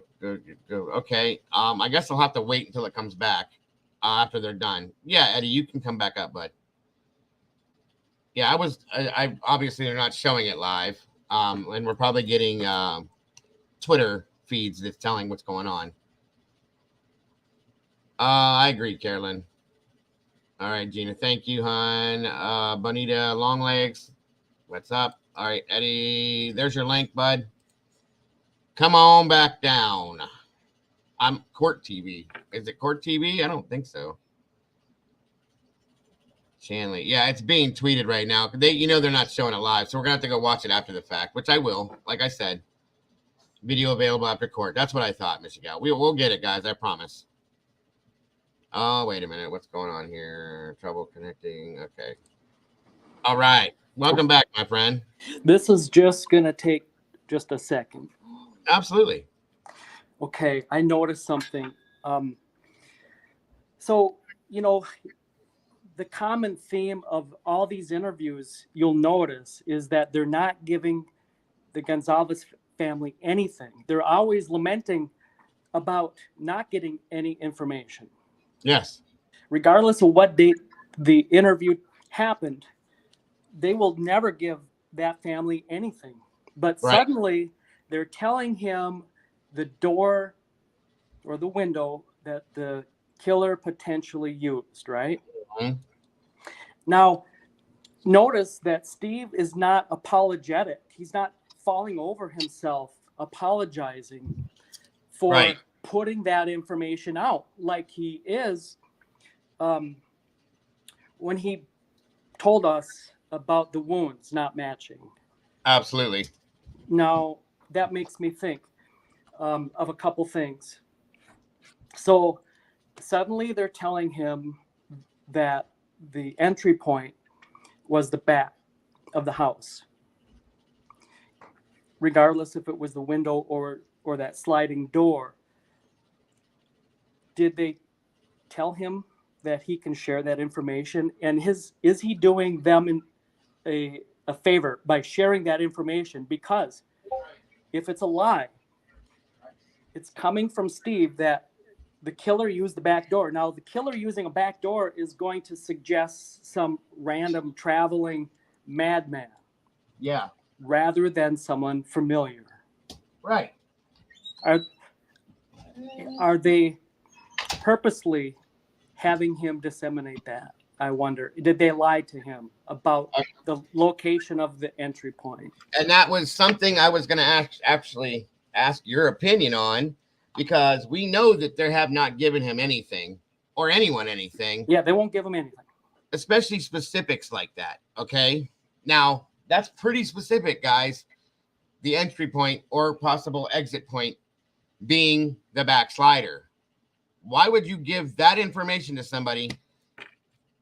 That information alone and nothing else. That made zero sense to me, and that's a very good point, because here, take this info, Steve, and just be quiet. Stay away from it. There you go. You have that. You have something, and it kind of feels that way to me a little bit. You know what I mean? It makes it easier for us to all believe this crazy incel guy who's got a vendetta. Now yes. The word is vendetta. Yes, absolutely. And they know that Steve is talking at that point to the public. In turn, they know that he's going to tell us about that, right? So there it is, guys. There is the 3-step builder to the narrative that we have had since December, per se. You know what I mean? In my opinion. And very, very allegedly. So, and it's not done anything other than make the speculative theories go further and further and further down a hole. And here's the thing, guys. This is important to say. I don't believe that any of us would do I try not to do it at all, but I don't think any of us would do any of the conspiracy-like theorizing that we do, or that other channels do, or other people do, if we would have facts, folks. Facts. It's not that we want to do this or anybody wants to do this. It's what has to happen in some senses, because we don't have any other choice based on what we're told. In turn, it almost sounds like, and I believe this is what Eddie's saying, guys, let's give them these pieces of information that are false or not quite the truth. Let them build that narrative going that direction when it's actually really over here. You see what I'm saying? It takes us off of the fact and point in front of our face, because we're looking over here, guys, when it has nothing to do with that. The big picture is over here, and that's the important side of it, which is what I've been trying to look at by looking outside the box and going, what's going on over here? Because that seems more important to me than this stupid shit over here that they're telling us to look at. You see what I'm saying? Exactly. You took the words out of my mouth. If I'm lying to you and I'm telling you to look here, that means I don't want you to look over there. That's right. That's right. And it's a very classic, folks. It's classic. The United States government does it to all of us every day. Okay. It's sleight of hand. Thank you, Cricket. And welcome, by the way. Same with you, Tamara. It's a classic thing that is done to prevent, mass chaos, overreactions, because people don't trust in other people. The governments don't trust in other people to be able to handle things. In turn, we're going to give them some bullshit to chase around in circles for the next 6 months. Meanwhile, we're going to deal with the issue over here. That's how I've been looking at this the whole time, you guys, because I know after dealing with the Kylie Rodney case, after dealing with the Summer Wells case, after watching what went on with the Gabba Petito case, that is what law enforcement agencies do, because they don't want people getting in their way. They don't want people getting in what's going on and trying to cause what they feel is a problem. That's what it's all about, guys. a diversion tactic. Absolutely. Absolutely. And I'm not saying that they do it because they're crooked or corrupt or they're whatever. In some senses, I do believe it does pertain to that, but not all. But I do believe it happens on a regular basis. I've never believed that whoever did this entered through the sliding door, because that would be entirely left up to chance. Why was the door even unlocked? Right. So if law enforcement is telling us, if all they've told us to this point is false, there's lies, there's nothing useful that they've told us, and suddenly they're giving us this entry point, and we're foolish to believe that. That means that the killer is someone that's familiar, and they use the front door. And as soon as we can let go in our minds of this crazy guy that just randomly drove around and kind of came back through the woods down that hill and came upon a door that was open and had this vendetta because, I don't know, they're beautiful people and he can't have what they have. So he's Right. gonna, Right. I mean, if we can let go of that and just start thinking that it's something else, and Well, we're going to and get closer to the truth. yes, and that's what we've been doing, you guys. How many of you guys? I just had a thought and it just bounced right out of my big head. Hold on a minute. What I was gonna say is, when Brian was arrested, okay, we were all sitting on the edge of our seats waiting for that to happen, waiting for them to get a suspect in custody. And they were rushing around trying to get a suspect, knowing that there was pressure on them to do that, not only from Steve and the Goncalves family and the rest of the families, but from the world at that point, folks. The world was like, who is this guy? Where is this guy? Why don't you have him yet? Nobody feels safe, so on and so forth. What's the matter? Hold on. What's the matter, Gina? You missing it? What? I'm going to go back to it and watch it, hon, with you guys. I was trying to find it. It wasn't live at that point. But anyway, so we automatically, because they said, we got a guy, even me, who doesn't do that, immediately started looking for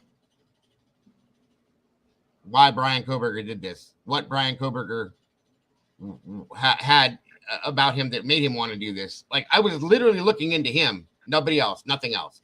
I fell for that just as much as everybody else did because he was the only person we had to look at that point. We didn't know anything else. And then I caught on to it. Okay. I caught on to what I was doing. I'm like, wait, what are you doing? Like, this doesn't, no, I don't do this. I've always believed in this until proven guilty, blah, blah, blah. And I stopped myself, as you guys know, and started going the other way with this and saying, all right, this is how it has to be. And I've been swearing on that. We have to leave him innocent till proven guilty, period.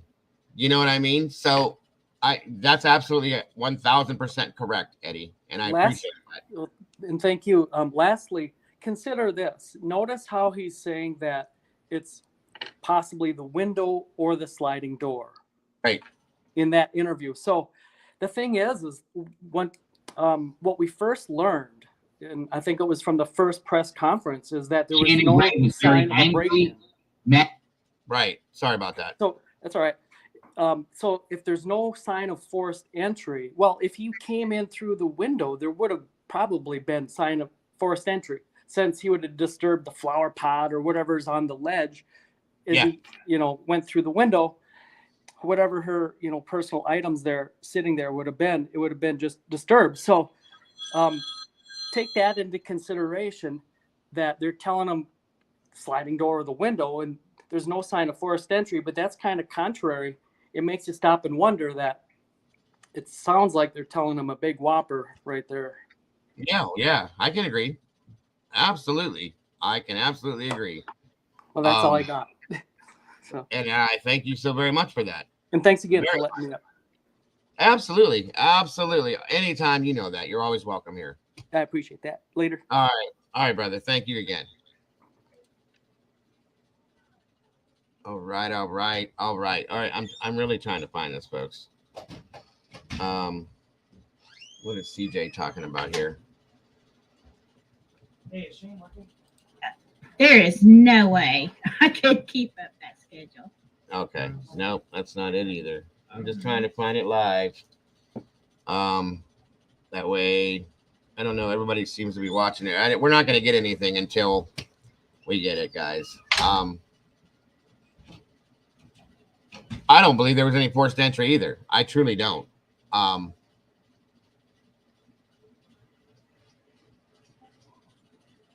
Yeah, let's not do any spoiler alerts, guys. We'll hit it all at one time. I promise. Guess my point is, how could you think they may be potential witnesses when you've never spoken to them and their counsel is arguing your office has turned out over? Right, I got it. Oh man, what a mess! What a mess! What a mess! All right, guys, if you don't mind, please talk amongst yourselves. Just give me a moment here. I need to refill my cup and use the little boy's room because I drank a whole lot of tea and my coffee this morning. I will be back literally within moments. If you just give me that second here. Hang loose, talk to yourself amongst yourselves with each other, and I will be right back, guys. I promise. All right.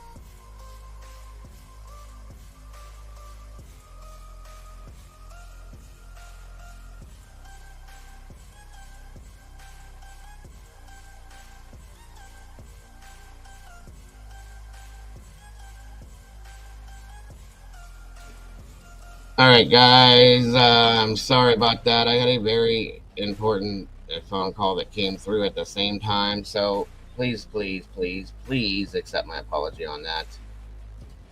So very sorry for that. Yeah, it's quite possible. Too many things going on at one time, folks. My apologies completely. All right, back to where we were. Anywho, all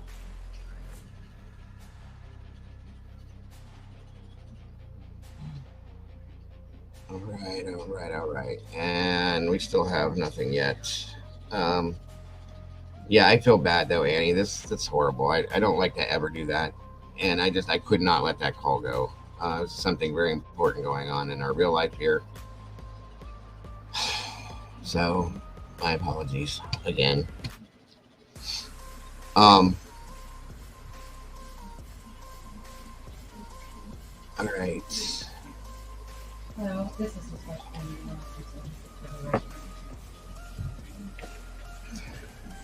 Let me see here. I appreciate that so much. I think if they get it by 3, how long do you think that will take?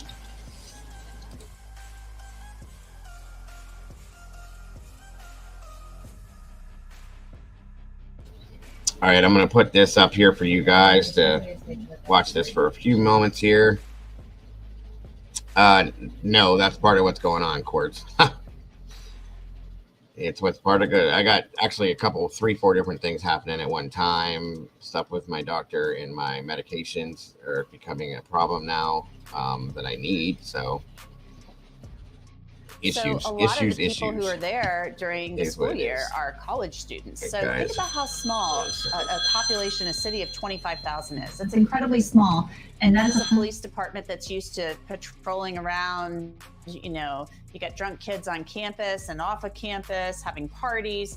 Not a lot of homicides there. That's why the FBI, the Idaho State Police, many agencies were assisting with this case as it progressed from the investigative stage. By the way, if down anybody's to trying the to call in prosecutorial to the number stage, at this where right there at this are moment, I assistant can't attorney take a call generals, right now. helping the prosecution. I'll let you guys know that when I Let's can, for ask sure. another I question. promise. This one is from Butterfly Dana from YouTube. I've had a Has couple numbers anything that are been rang found through out that I about the grand can't. jury I hearing can't that answer it happened right where this second. They Kohberger's won't let me. parents went before? I'm not going to For throw that whatever to reason, anybody. I'm going to every tell time you, I go to answer it, it we've drops done the a lot call. of digging So on that my issue. apologies, but I will. I'm working on that as well. Can't tell you exactly what that grand jury proceeding was about. We know that they were subpoenaed, both the mother and the father. There was a lot of talk that it It's was still related ringing, to but it another doesn't homicide let me investigation, answer but we it. really So, can't go like, into if much that's somebody detail calling about in, that.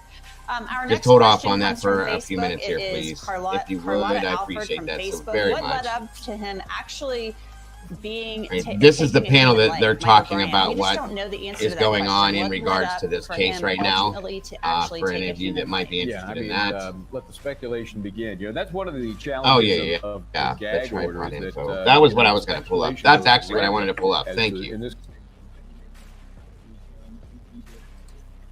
One moment.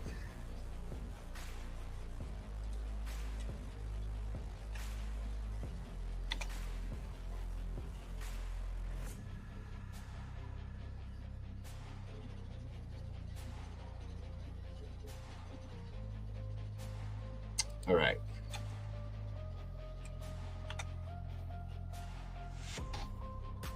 Wish they'd have done these hearings earlier this morning. It would have been easier.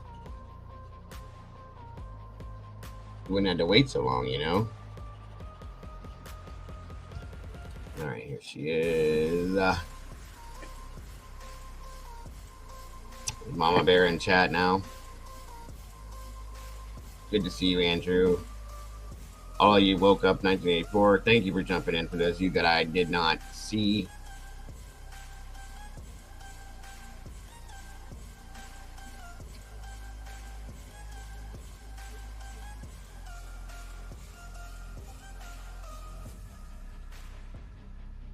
I don't know if she's here or not for sure. I don't see her yet. All right, I'm trying to find this video that talks about this. Eddie, if you're still in here, bud, do you know which video, the name of the video that Plunder had talking in regard to this tripod and camera scenario?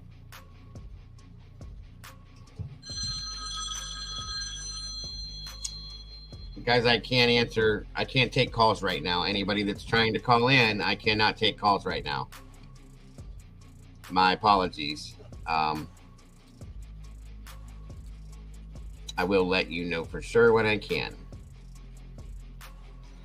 It was a plunder that had a video up, Eddie had said, and I'm trying to find which one it was so we can refer to what he was saying.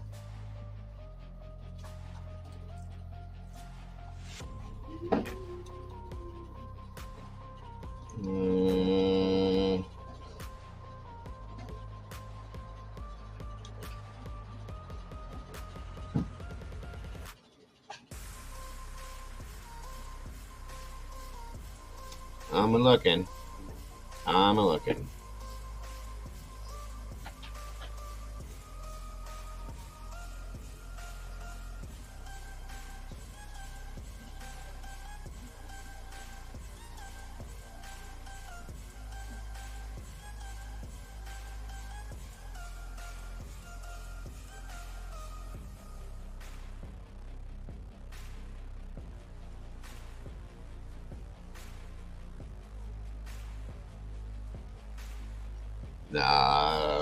Are they numbered, Eddie? Because they don't look to be numbered to me.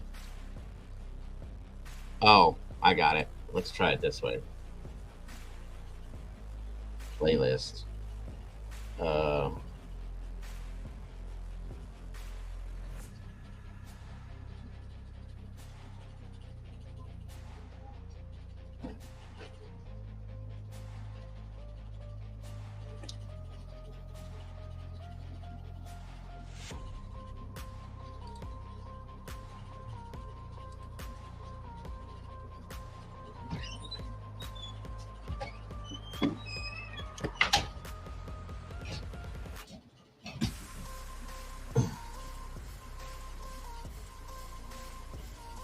It's the day of my birthday, Annie. I'm looking at playlists. So, hold on a minute here. I got an idea of how this works now. What's up, Walt Harris? Good to see you.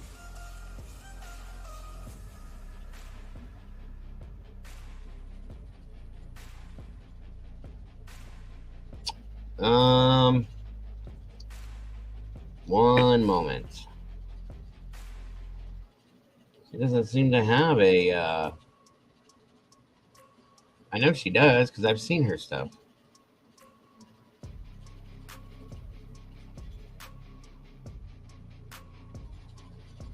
I gotta find the Idaho playlist is what I'm looking for, and I can't seem to find it in here. Did she take it down? I see Letitia, Brian, and Gabby, Kylie, Jared Lysick, Nikki Bully, Murdoch. I don't see a 33 is the playlist number for the original story, and it began at 20. I can't seem to find her. I can't seem to find a playlist in regards to the Idaho cases, bud. That's the problem. Oh, wait a minute. Wait a minute. I think I may have just a second here. All right. Down at the bottom here. I think I figured it out, guys. I am not 32 and 33. Lying true crime YouTubers and body cam Hyundai Elantra, Kaylee Knott. Okay, let's see. Number 32. Let's talk about fake news review.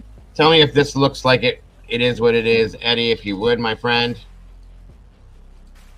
We can talk about this until we get the info on the court date.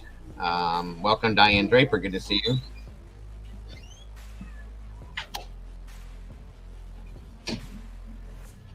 I did a little bit, Diane. I haven't had a lot of time to put a lot of time into it, but I will, and I do promise you.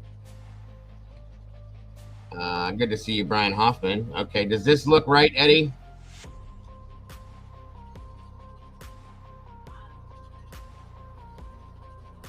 This is number 32 in the Idaho 4 playlist.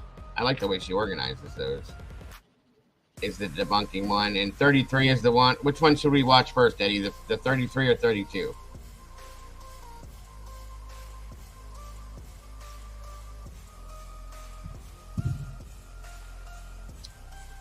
$189 to $261. In your opinion, I should say, should we watch 33 first or 32 first? And we're just going to review these videos based on what is in these and talk about the scenario based on what we have going on here. 33. Okay, Eddie. Thank you, my friend. As always, give me 1 second here. We will go to this one. Camera video that you just showed, having been here, I mean, that is so eerie to see. I mean, I get that incident police say has nothing to do with the murders, but standing. All right, we'll start here and catch up on it. Background of the body cam footage. Other than that, there's a. All right, this content is brought to us care of a channel by the name of Plunder. She has some good stuff, guys. I've watched her for a long time. And we're gonna check this out based on what Eddie was talking about earlier.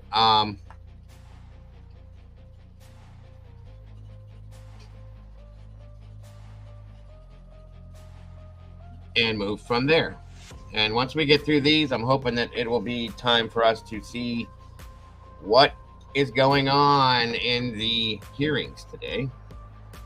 And let me know if you guys can hear it okay. Gag order will stay for now. Okay. I knew that was coming. Yeah, I think we all did, to be honest with you. I knew that wasn't going to come down. There's no way. 23 minutes. I am right at 2021 to 2021 right here. Okay. Of Idaho's page on November 23rd, a man who is interested in photography wrote, "I just found out my remote photography group has video from a tripod that was stationed behind the house. It recorded from 8 p.m. to 8 a.m. and shows a woman running from the side of the house as a truck entered the driveway. She ran away from the house and right by our tripod at approximately almost but not completely accurate or exact, roughly 2 a.m. A group member removed the tripod and I don't know who has the video. It is the group's right to not disclose why we record, but we would send in recordings in special circumstances." So folks are saying, whoa, call the police and give them your info. And he wrote, "Group member reported the video was sent to Idaho State Police. Our group has been removed from Facebook for various policy violations." People are questioning that comment, wondering if it's true. The guy's from Illinois, but he does talk about his remote photography group. We don't know. Was it a woman who ran from the side of the house? What truck entered the driveway? 2 a.m., this would have been right after everyone got home. We don't know how valid that report is. Right now, the latest we have from Moscow updates are from December 6th, 2022. Now we have an update for December 7th. Moscow police are apparently looking for this. Detectives are interested in speaking with the occupants of a white 2011 through 2013 Hyundai Elantra with an unknown license plate. Tips and leads have led investigators to look for additional information about a vehicle being in the immediate area of the King Street residence during the early morning hours of November 13th. Investigators believe the occupants of this vehicle may have critical information to share regarding this case. If you know of or own a vehicle matching this description, or know of anyone who may have been driving this vehicle on the days preceding. Okay. Did you want me to keep going with that, Eddie, or did you want me to stop it at a certain place?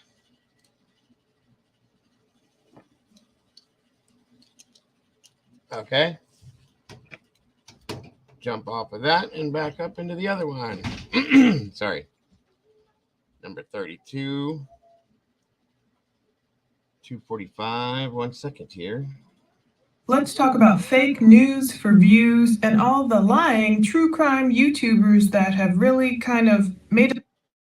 It's fine as long as we tell our viewers that's what we're doing. I did it in my recent video. I saw something on Facebook where some guy wrote, allegedly he claimed that he was in a photography group remotely. He claimed this photography group had a tripod set up and was catching video of the 1122 King Road house. He was very elaborate. He claimed he didn't know where the tripod was or what video was taken, but allegedly some women were seen running away from the house.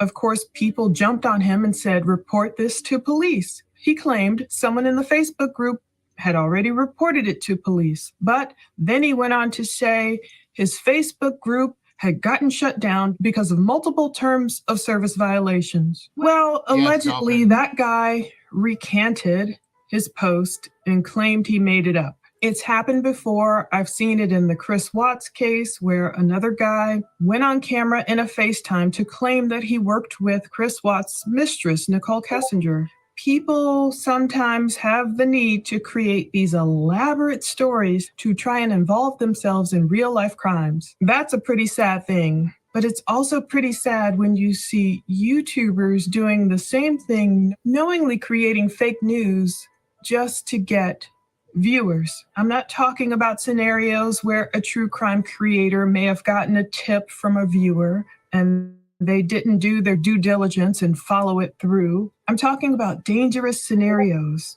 where a person knowingly faked mainstream media articles, took audio from a different domestic incident, took the audio, created edits to make it seem like it was coming from a University of Idaho victim, as if it were the desperate, dying screams of one of those young people. This crossed a major line that I wanted to talk to you about. Consider it as a cautionary tale. But first off, let's talk about this latest Adventures with Purpose video that was finally released. We have been waiting for this footage. Ever since Adventures with Purpose created a video titled Murder or Accident about the Kylie Rodney case, people have put their trust in Adventures with Purpose, specifically Jarrett Lysick, the leader, as a truthful organization. The video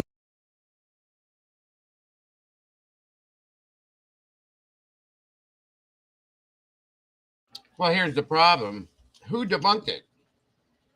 Okay? Again.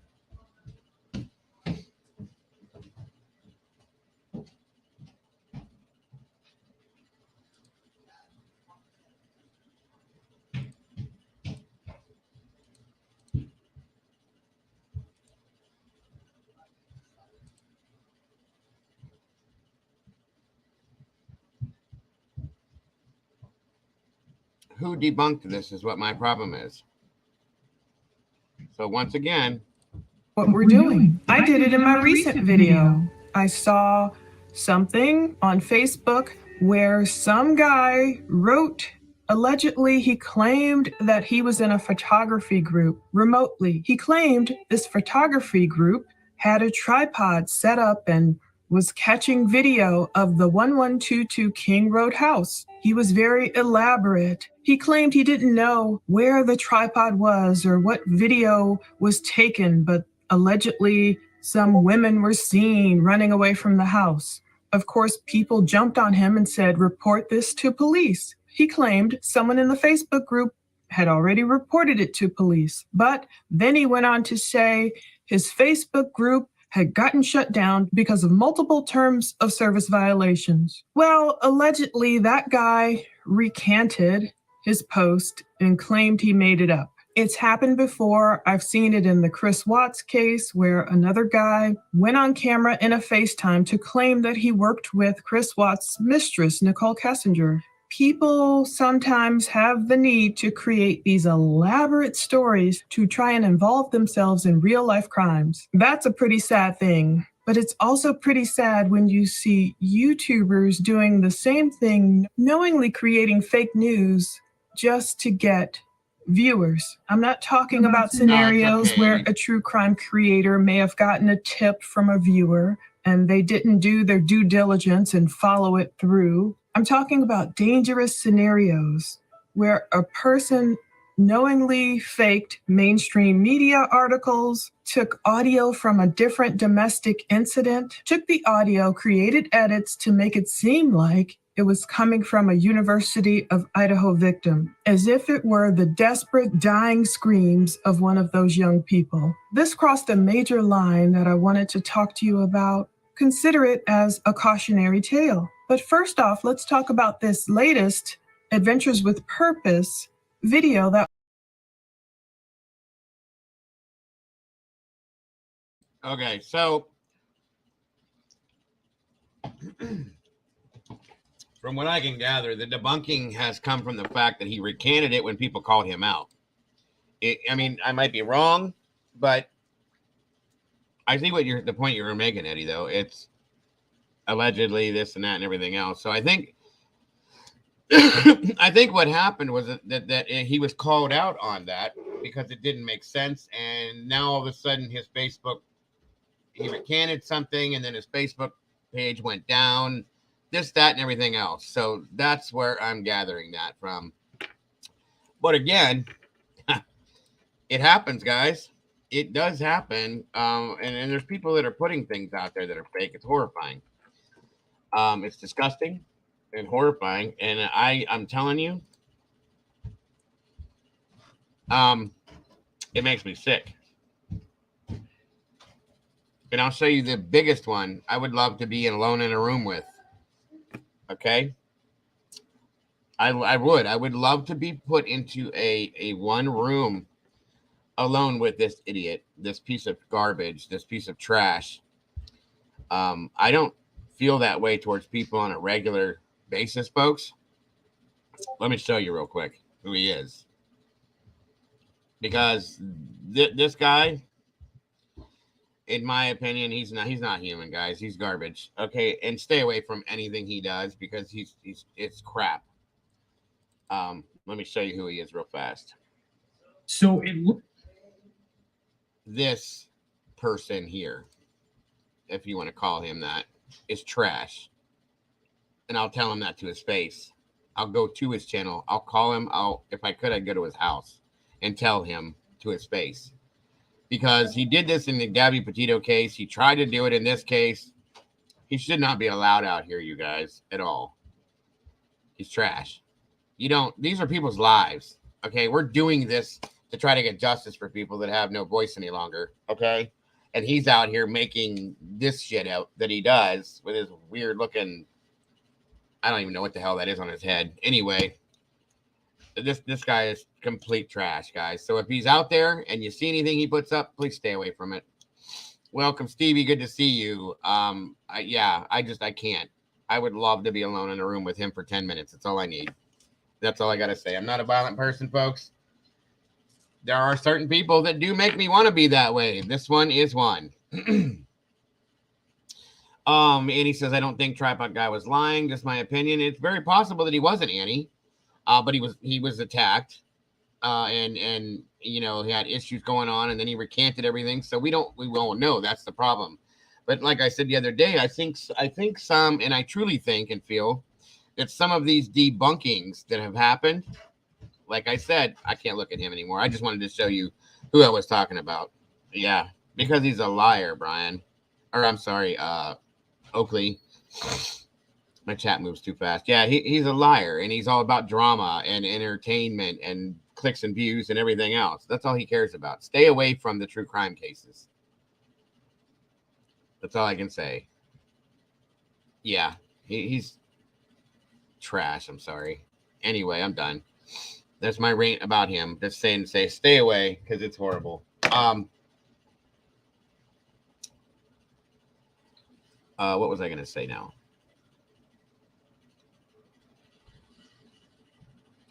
I truly believe that some of these debunkings that have been debunked. His name is Joseph Morris, Mags. Or I'm not Mags. Gina Marie. My chat's moving too fast. Every time I go to look down, I see it. Yeah, he did it in the Gabby Petito case. He made up some lies, put it out there, and then he was the first one to make up the fake audio in the Idaho case. Absolutely, Mr. Ed. Mr. Ed, hey. Eddie, you know you're welcome up here anytime you want, brother. You don't have to you don't have to say first time, last time, whatever. You are absolutely welcome. There's your link, my friend. Jump on up here. Like I said, we're trying to kill a little time, guys, so that we can get these hearings out here and watch everything. He's definitely a storyteller. He's better off doing that. Stay off of true crime. Again, guys, I can't take calls yet. My apologies. I really can't. Come on up, Eddie. The link should be in the chat there. In between V. Oakley and Gina Marie. There you are. Okay. All right, my friend. Welcome back. Good to have you. Okay, so about that camera. Now, notice how Plunder used the word apparently or allegedly. I forget. Allegedly, yes. Yeah. Yes. So it's not really like absolute. Absolutely. Correct. And then, you know, a couple days ago when we were trying to figure out whether that audio was real or not, you know, I think, was it yesterday? I think you said, you know, you have a correction to make. The audio, as it turns out, is false. Right. And I also said, you're right. I'm glad you brought that up. That was based on that video, and I'll show you guys real quick. And I'm glad you said that. Okay, I don't know who keeps trying to call. I can't take any kind of calls if it's anybody in here. So again, my apologies. Hold on a second here.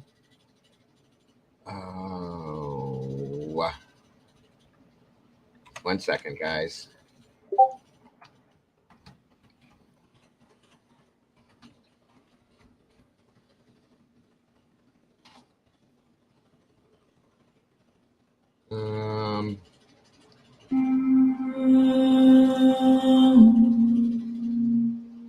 One moment.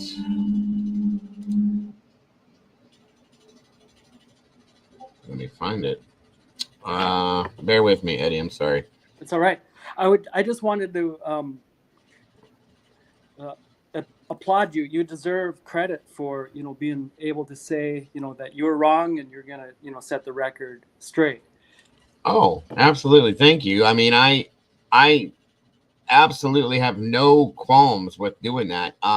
In fact, you know, I wish everybody would do that because it's okay to be wrong. You know, there's nothing wrong with it. Saying you were wrong, that takes character. Yes, I agree, and I appreciate that, Eddie. I was given a link to a video from a creator by the name of It's a Criming Shame. They have some decent stuff in here. I've watched them before, and it was the audio that we, you know, tore apart left and right, broke it down, put it back together, multiple different reasons, right? Or different ways, right? So I went to the link. I watched it 3 times just to be sure what I was seeing was what I was seeing and what I was hearing. And the audio was created by a woman by the name of Marta Jimenez, who, like I explained, she makes these videos of audio based on crime scene scenarios. And based on what Dylan had said, supposedly, allegedly, about what she heard that night, supposedly, okay? This Martha Jimenez put this audio together. And then the thing about it that I don't like, that I'm still struggling with, that makes me still a little bit leery about this, is that the woman doesn't speak English at all. They had her on their panel. They talked about it. Both the people on the panel said that they fell for it, okay? And that it was, you know, as we did, because there's a dog barking in it. There's the noises that sounded like they fit. There's this, there's that. And I wanted to know, as I had said before I debunked it, or before I went and found this. Thank God, Miss Heather, my moderator, had found this, and somebody else had sent this to me too. I just didn't get to see it. But this right here is the actual video debunking that audio. And these are the creators for the channel. This right here is the woman that supposedly, I'm sorry, these two are the creators for the channel. This lady right here is the one that created the audio, and this is the person that is the oh my God, what do you call that when somebody can't speak English? And translator. This is the translator to speak to her so that they could communicate with her. She came on their panel and she explained that she created this audio based on those scenarios, okay? And basically said that the audio got out and then it was manipulated multiple times. And that's what happened. So all I said was, okay, if you're going to call it that. Here's the problem that I had with that, though. I did have a couple problems with that. I'll be honest with you guys, okay? Bullhorn Betty or Andra, whatever you guys want to call her, she had this audio. And I think that this audio got put out on purpose, okay? And that's something we got to go with, Dan. What if she was lying? How do we know that? That's the problem. That's why I say that I think debunking things that have been debunked needs debunking, okay? Because it happens so often, and I feel like in some senses, Gina Marie, let me see something here, says, Dago, did you notice anyone else promoting that video extra hard within this group? Which video, hon? The audio itself or this debunking video? Which one? And I only, by the way, guys, after seeing this, I said, okay, if that's a fact, if that's real, then I let it go, okay? But I was under the understanding that that audio came from the house next door, and that the PCA was referring to audio that came from the house next door, that it was leaked, okay? Did I notice anyone that promoting that video extra hard within this group? The audio video. What's up, Mark? Good to see you, brother. Not that I can think of offhand, Gina. There was a few people that were trying to put it out there, yes. So Daigle, so that I'm go ahead, understanding you correctly, did you say that somebody reached out to you in regards to that audio, or is this information that you came across during your own search? That set the audio, the audio, or this right here? About the audio. The audio itself was brought to me by multiple people. Okay. The audio, the official word on the audio.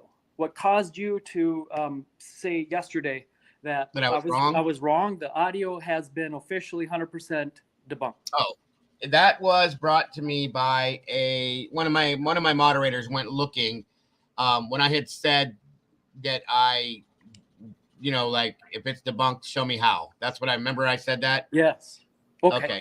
So this comes to why I mentioned the audio when talking about this camera on a tripod, is because we're having this conversation, it could possibly result in somebody who has the answer to come and set the record straight, approach us. And right. So,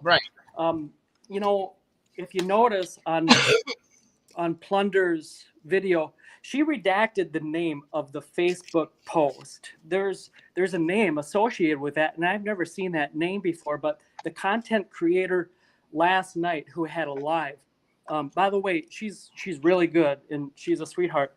Her intent is pure about this this camera on a tripod. She really believes that it is true.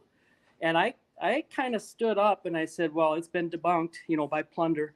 Right. But she's holding true and firm to her belief. And, she put out a good argument about the camera on a tripod. And her argument is, there's it's not a anonymous source. This, and I'll put out his name because she put out his name. This Facebook student, his name is Nick Rabus or Rabus. And because there's a name, a real person's name, and not just one of these, sources, anonymous. So her argument is she making a quite a good argument about, this could actually be believable because there's a person standing behind this claim about the camera on a tripod. Right. Okay. So I just wanted to put that out there because I'm not siding one way or the other. I don't know if it's true or not, but no, yeah, I don't want to discredit hard truth, so as long as we're having this conversation, maybe somebody that does have an answer will come to us and say, okay, it seems like you guys need a little bit of help here. Here's, the answer to your problem, your question. I get it. Much in the same way as with that audio, like someone came to you and said, okay, I have the answer and I need to share it with you because you guys are still struggling with this. I absolutely get that. That makes perfect sense, my friend, and I appreciate that. Like I said, my moderator went. That's what they do. When I say something or I ask for something or I say I need something, they go doing it without me even asking them. Yeah, we're still live, Benita. And because of that, I came up with this. So I jumped right on it, and it's according to this, she's stating that she is the owner of that audio, that she has made multiple audios that way. And yeah, I never saw the video about the tripod either, Nosy, myself. So I was kind of confused about that. But, with that being said, I get it. I get what the point is that Eddie's making, and he's absolutely right. But as I've been saying, and I appreciate that too, Eddie, there's been a lot of things that are said that they're debunked. Okay. And like I was saying that one day, who debunks these things? And the people that are debunking these things need to be looked at as in, like, who are you to debunk something? Or I'm tired of saying that word, but who are you to say that you can debunk this? Is it law enforcement? Is it an attorney? Is it a judge? Is it somebody of some substantial the ability to do something like that? Or is it just another creator? Is it just a everyday Joe saying, I don't think that's real, so it's not? And that's something we have to look at sometimes, I think, folks. Yeah. So yeah, this hard truth, she, I have kind of, like I said, challenged her on that, and she's not backing away. Like I said, she's a sweetheart, but she's feisty. I'm not going to go toe to toe with her. I tried once, and she's not having it. So yeah, I know who she is. Who's to say who's right or wrong on the camera on the tripod? So well, I mean, maybe we can keep talking about it, and maybe the answer will come to us. It's absolutely, if she's got some kind of hard pressed proof, amen. Let's see it. You know what I mean? Yes, conviction. Absolutely, and you can't go wrong. Yeah, if you haven't seen her, it's worth your while to check her out. Yeah, I've seen some of her things, and you're right. She's very sweet, but she's very stern, and she's very, she puts it down. She's got passion. I give it that. Yes, she does. So okay, that's what I had. Absolutely. Thank you, sir. Once again, much appreciated. Thanks again. So just so you guys know, because of, that was where I debunked this from. But, as I was debunking it, or not debunking it, this is who created this, is what I was told. But here's the thing. As I watched this and listened to this scenario, this woman here doesn't speak any English. This guy had to, explain to them what she was saying, all this and that and everything else. And they both said they thought it was real as well, because it fits. And that's what the issue was with it, folks, is it fit the scenario so very well that it gave us that feeling of this is real. Okay, translator. Thank you, Brittany. I don't know why I can't remember that damn word. So anyway, and that's, I don't need to show this anymore. I just was giving you guys the channel name and what this video itself was about, and that's where it came from. Yes, the word of the day. Dago's favorite word for today is debunked. I'm so tired of saying it, but anyway, That's what that was about, guys. That is what that was about. And who's to say if this is right or wrong? This, like I said, we don't know who this Martha Jimenez is at all. Here's what I thought after the fact, okay? What if she came out just to say that? Who debunks that? There's the word again. Anyway, that's what I was trying to say the other day, guys, is the debunking in some senses needs debunking. That's all. I hope you guys aren't in some dizzy swirl right now because of all this crap that I'm talking, but that's what that was about, guys. Now, let's try to get to what we all want to actually see while we're here. That's what I'm saying, chick. That's she can't speak English. How does she make that video? I mean, I'm sure she can make it in her language, okay? But how did that happen like that? You know, that's what I was like, whoa, okay. I'll believe it because it was said multiple thousands of times that it was debunked. Okie doke. And I'll just leave it alone. That's what Rory had said too. We'll leave it go for now. You know, if something else comes out of that, if we find out that that wasn't true, then I'll jump right back on it. And that's just how it goes. Eddie said she does it, so I took that she had other content too. Right. Now I got you. I understand. Let's see here if we got anything here yet.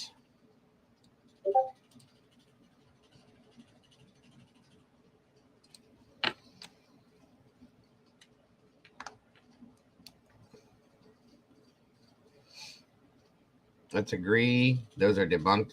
We let those go. That's what I'm saying, Kjo. That's what I'm saying.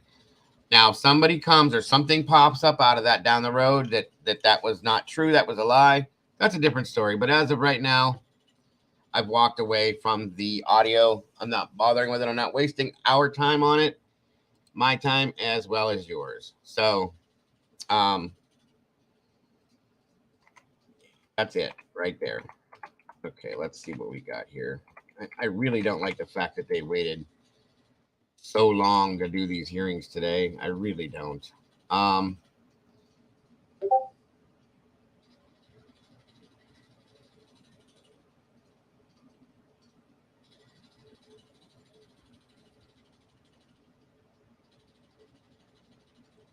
Where are we at here?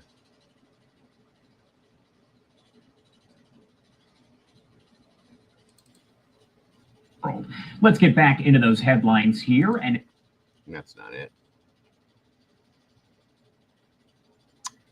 Chick says, no, it wasn't debunked. Amen, Deguk. Thank you, Fallen Angel. Right. Exactly. Right.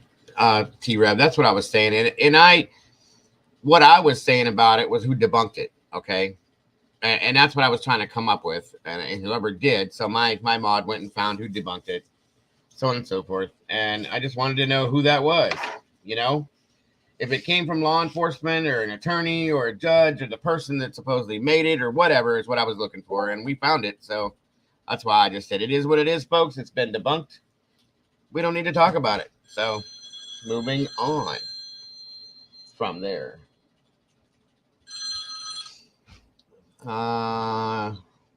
Anyway, by the way, welcome T-Rev. It's good to see you. Thanks for jumping in. Appreciate you.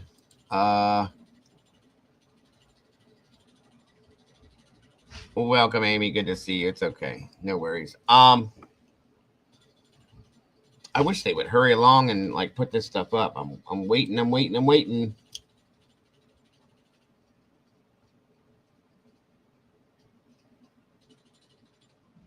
Oh, yeah. Okay, let's see here.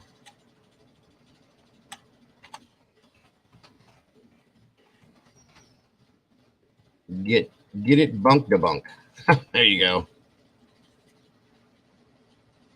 Typically unique. Good to see you. Thanks for joining us. Aren't we trying to debunk the narrative? In a lot of senses, yeah. Well, maybe. It depends on how you look at it, Cricket. I think what I'm trying to do is get truth. That's all. I want truth and evidence. That's all I'm looking for, in my opinion.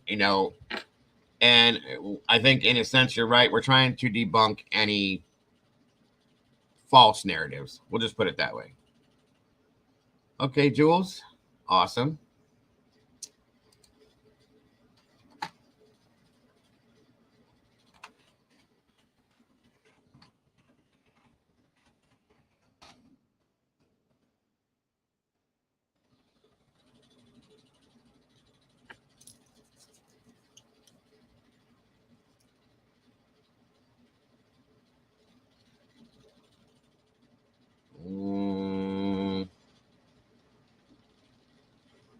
Not finding anything yet.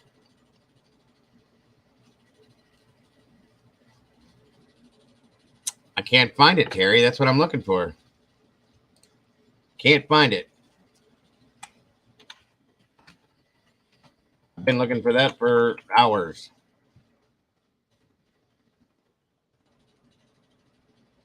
They're talking about the Parkland shooting. Cannot find it. It's driving me nuts.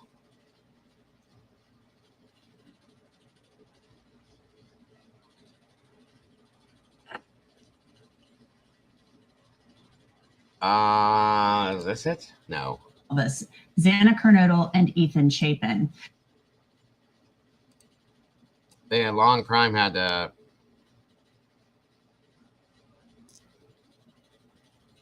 panel up.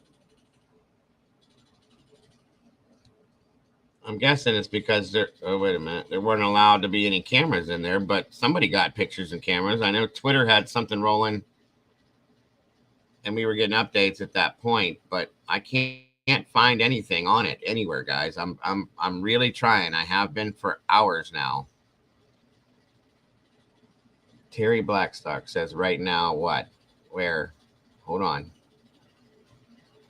They quickly ended. I'm sure they did. Where did who's got coverage on it, Terry? Is what I'm trying to find. Is there any news outlets that have it at T&E? I don't know what that is, Dan. I'm sorry.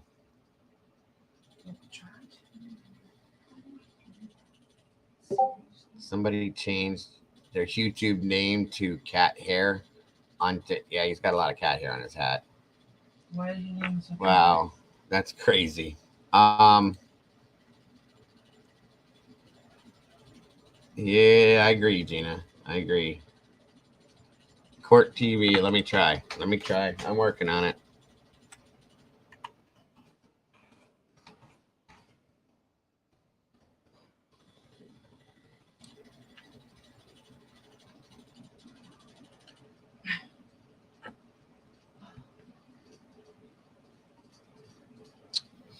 I don't see it. Not yet. I do see this, though. 3 hours ago. This is interesting.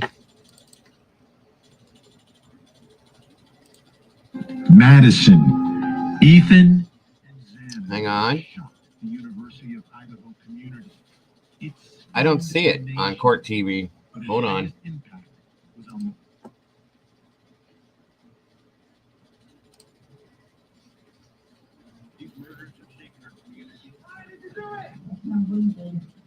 I promise you, it was not intentional. A social media sensation now suspected killer. I want to know, why did she flee? It's scary just knowing that he was so close. Oh yeah.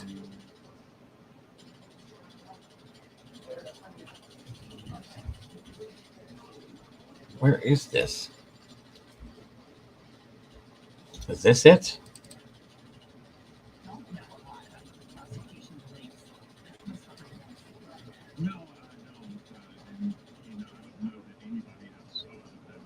I'm not getting it on Court TV. I'm sorry, guys.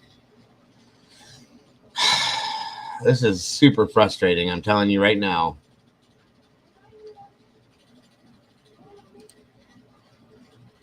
That's what I'm looking at right now. No, I don't see it unless it's showing somewhere else.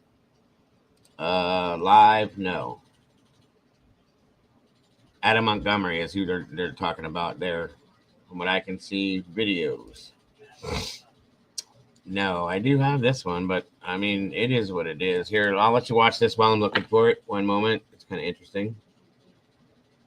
The families of the victims, lives which have been shattered, hearts that have been broken. It is way beyond tragic. Tonight, In a show you this, and I'll look for that. Chanley Painter rides along with Kaylee's father as he pays tribute to his daughter on her birthday.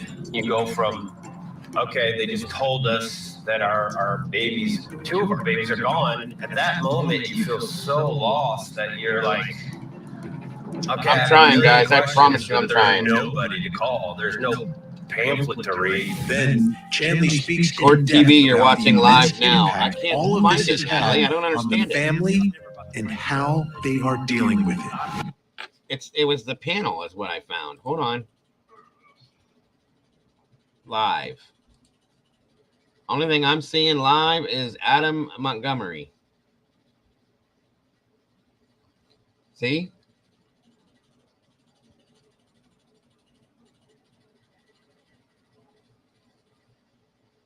Yeah, it does look different. Twitter on break now, I think. We're looking for the hearings for the Koberger scenario. Let me try it again. Let me back up. Live. Shorts, no. Videos, no. All right, let me drop this down, guys. Give me a second here. Let's try this again.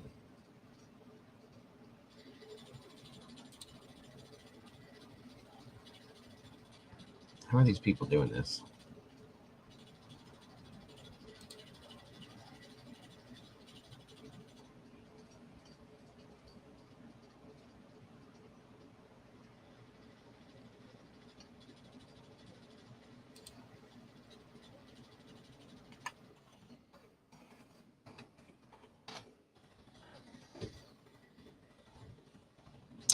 Live television on Court TV. They should still have a live feed. They do. These murders have shaken our community. Why did you do it? I'm breathing. I promise you, it was not intentional. A social media sensation, now a suspected killer. If I'm in that jury box, I want to know, why did she flee? It's scary just knowing that you live so close.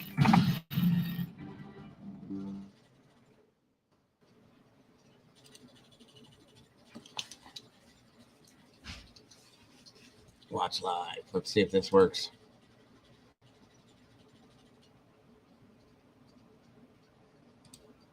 Come on. Give it to me.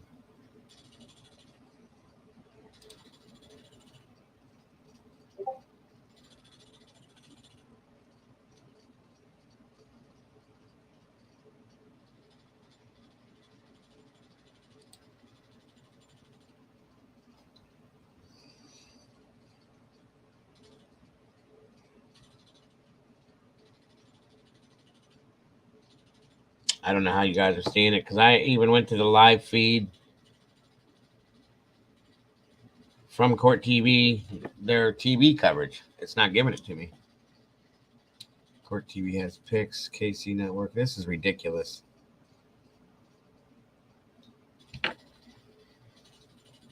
Ridiculous. This should not be this hard. My apologies, you guys. I'm so disgusted with this.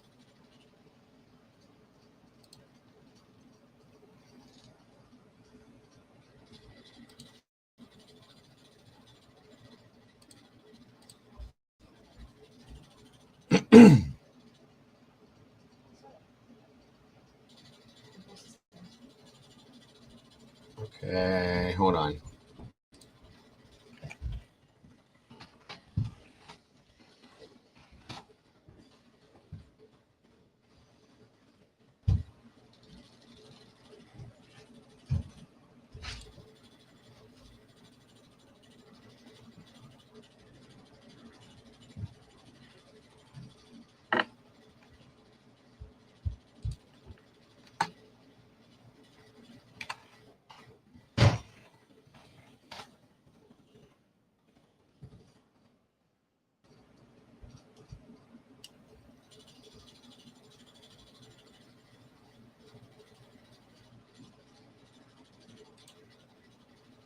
headlines here, and in just a few hours, a judge will hear arguments on whether to lift that gag order that prevents just about everyone involved in the case against Brian Koberger from speaking publicly. He is the man who is accused of fatally stabbing 4 University of Idaho students back late last year. Beyond that, the secret room stuff. So I honestly have no idea. This to me, like this one doesn't look like the original, the one that they had off Zillow that people are pulling the pictures. But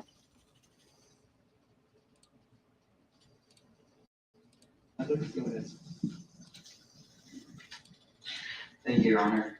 Here we go. In state defense, the Idaho Supreme Court noted that it is also the duty of the prosecutor to ensure the right to a fair and impartial trial. Under the dictates of Shepard v. Maxwell, the court has a duty to take affirmative steps to address the impacts that intense pretrial publicity can have on the case. As noted in Shepard, Nebraska Press Association versus Stewart, and their progeny, an order like the one in this case is an appropriate measure for addressing that duty of the court.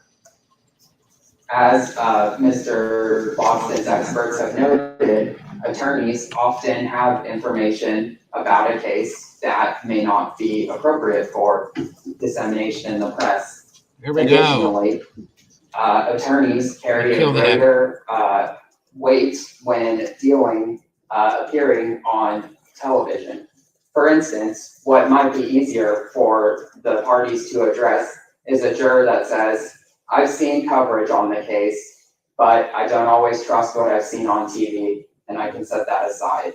What's more difficult is a juror that says, I've seen attorneys for the prosecution, attorneys for the defense, or attorneys for the victims on television talking about a critical aspect of the case. In the matter of Gentile versus State Bar of Nevada, that case involved an attorney who held one press conference in 1991 after the indictment of his client. In this case, Mr. Grace repeatedly issued statements and been on television. At minimum, it's insincere to argue that he's feeling bound by the order when it's clearly not abided by. In Gentile, the court noted that the speech of attorneys is subject to less substantial, or it can be regulated by less substantial means. In this case, as we've shown by the affidavit we filed, the Gonsalves families are potential witnesses in a trial, or more specifically at sentencing. The order in this case is not vague, overbroad, unduly restrictive, or not narrowly drawn. It precludes all extrajudicial statements of the attorneys in this case, attorneys for the witnesses, victims, law enforcement, and investigators. The order addresses, if the court were to apply strict scrutiny, the order addresses a substantial likelihood that pretrial publicity poses to the integrity of the judicial system, and is tailored to ensure that the rights to a fair trial are upheld. As we briefed in the case of Levine, the alternatives such as sequestration of the jury or changing a venue aren't going to mitigate the impacts of statements, extrajudicial statements in this case, and are unlikely to do so. Thus, the state contends that the order is an appropriate measure of the court to uphold its duty under Shepard, Nebraska Press Association, and the like to preserve the right to a fair and impartial trial. At a minimum, Mr. Gray's statements that he's not bound by trial publicity rules or 3.6 in this case illustrate why the order of the court is necessary in this matter. And so we would ask that the court uphold the amended non-dissemination order or at most, tailor it to those statements specifically precluded in Rule of Professional Conduct 3.8. With that, I'll stand for questions. Thank you, Mr. Redley. Linda, thank you for your donation. Do you think that would be helpful to just, and I asked Mr. Gray this same question, would it be helpful to say, okay, you can say these things, but you can't say these things, and be more specific about that? Your Honor, our initial position is that the total prohibition of extrajudicial statements is the safest and most responsive way in this case to address and preserve the right to a fair and impartial trial. All right. Can you go back? You mentioned this about the standard, particularly applying to the lawyers who are somehow connected with the case. Yes, Your Honor. In Nebraska Press Association v. Stewart, it's noted that I believe Justice Brennan states that there's no doubt that the court has authority, though it's in a footnote, it's no doubt that the court has authority to regulate the speech of attorneys, witnesses, and other participants in the court process. At this point, the evidence that's been provided is that the family would be potential witnesses in the case, as Mr. Thompson mentioned. We haven't necessarily been able to make a full assessment of that, but undoubtedly they'd be witnesses in any sentencing. And what about the standard? Strict scrutiny or lower standard?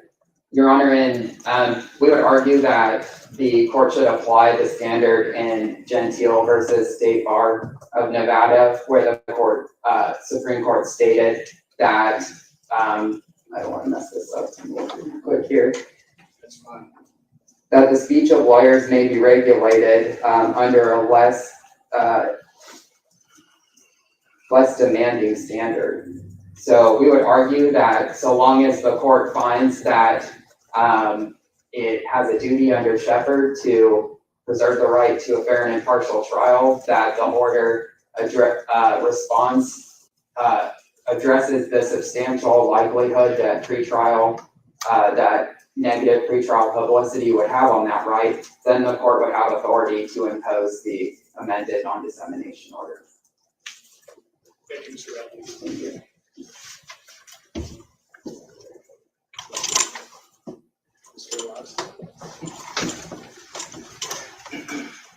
Judge, I think a lot has already been said, and obviously we wrote a lot in the briefing, so I guess I'll just touch on a couple of things.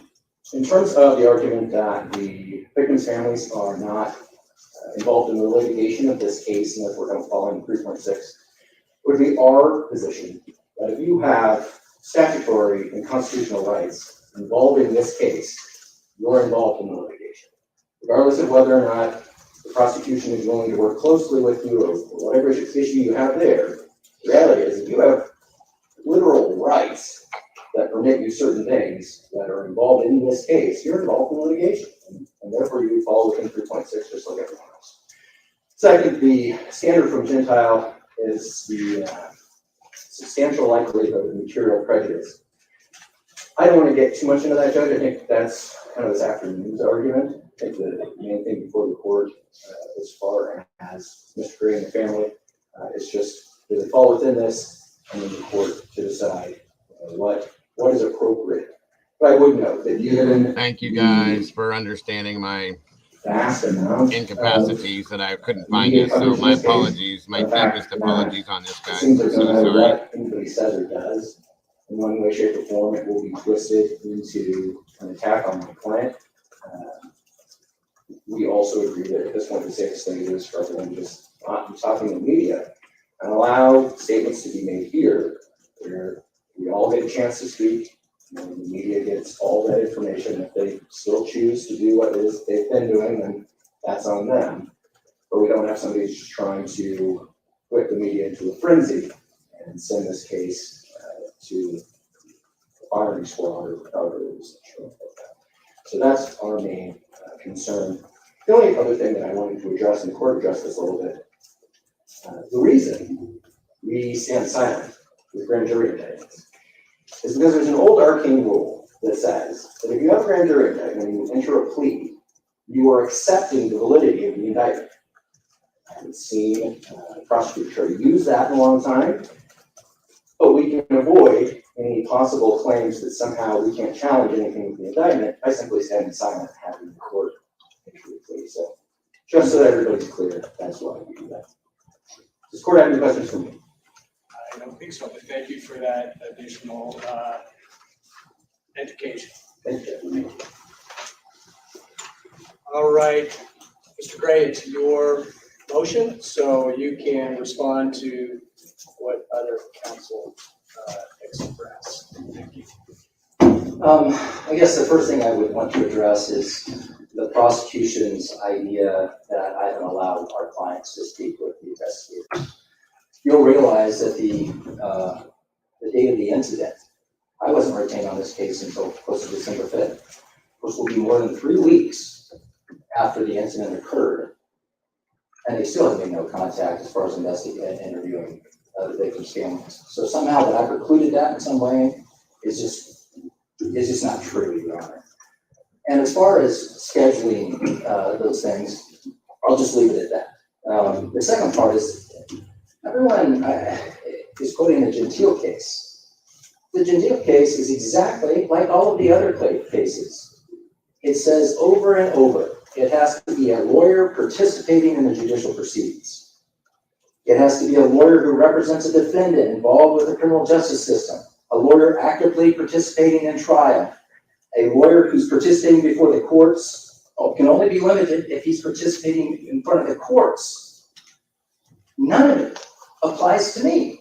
It seems like you're in the court right now. Because you're the one that brought me in here because of the non-dissemination. You brought yourself in. Yeah, well, you're the one who filed the motion. I did file the motion because the non-dissemination order is unconstitutional. I'm just trying to clarify what you just said. Well, this will probably be the only time I'm allowed because I won't have the authority to file any other motions on anything else in this case. Why would you say that? Well, because I'm not a party to the case.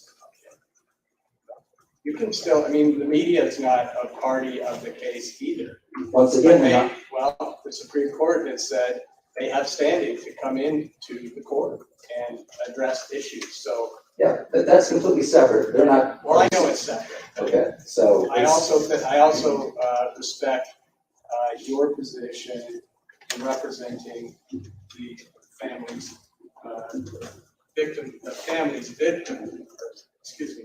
family. And I respect that. And there are some constitutional issues, rights that they have. So I'm not just dismissing that.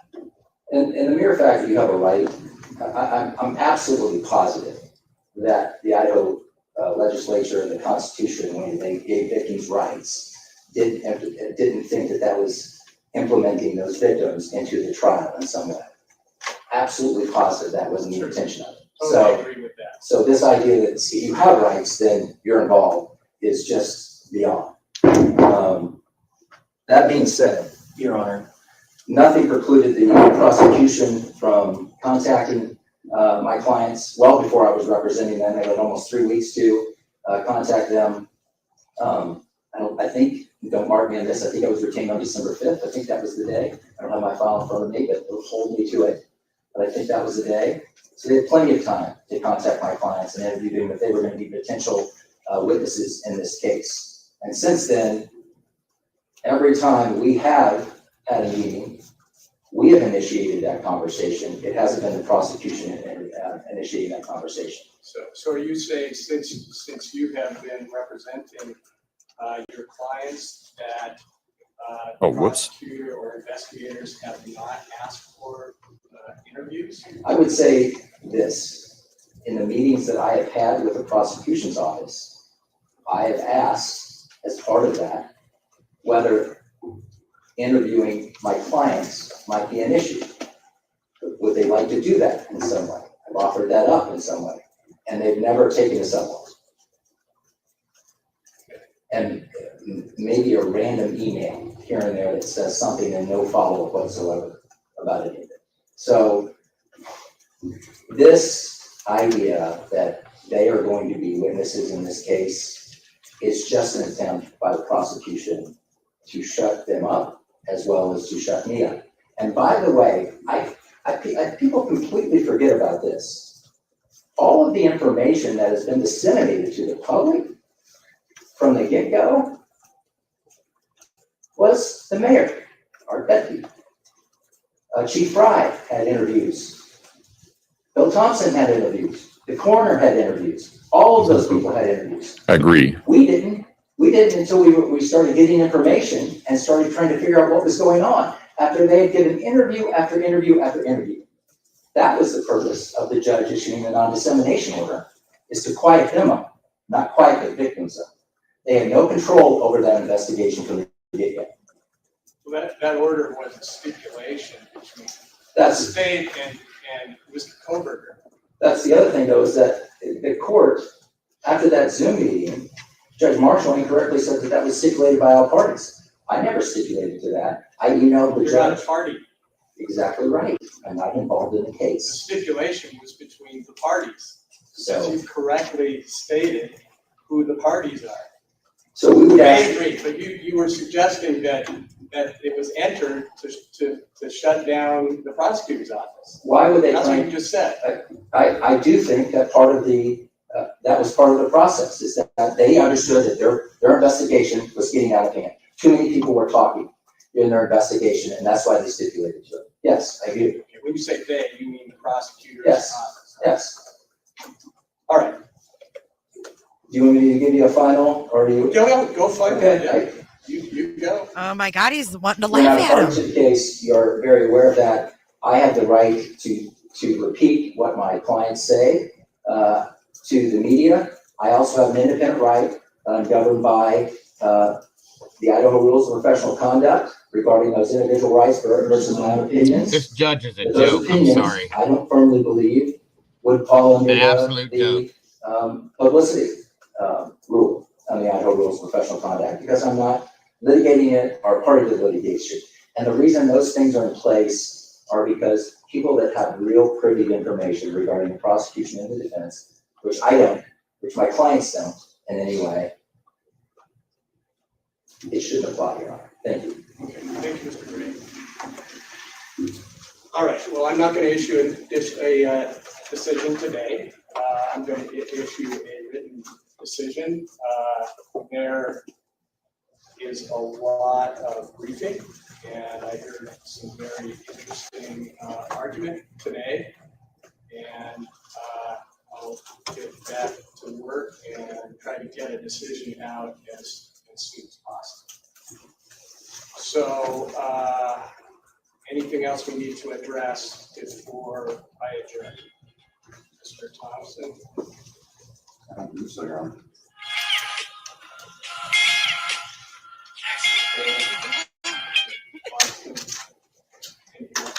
Yeah, we thought you'd probably want to issue an order and wait, but I guess we're just wondering if in the meantime, the order as it is remains in place. Yes. Thank you. It remains in place until I address it. So, with that, we are adjourned. Thank you all.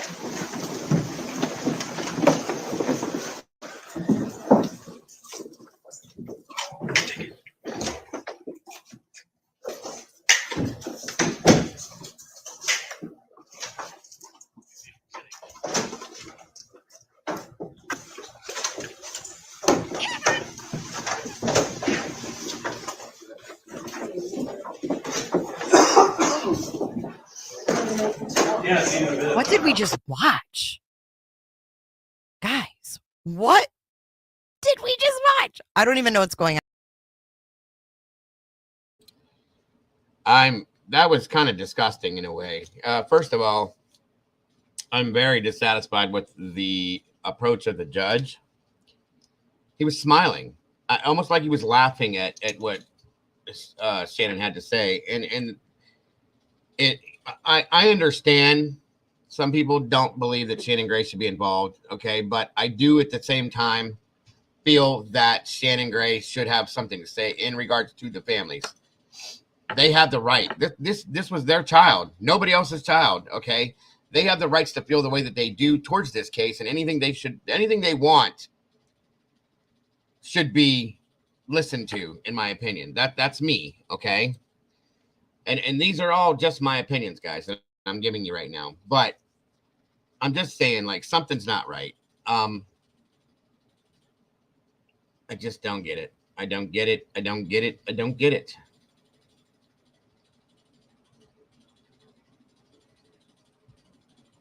I'm not getting this, guys. Something's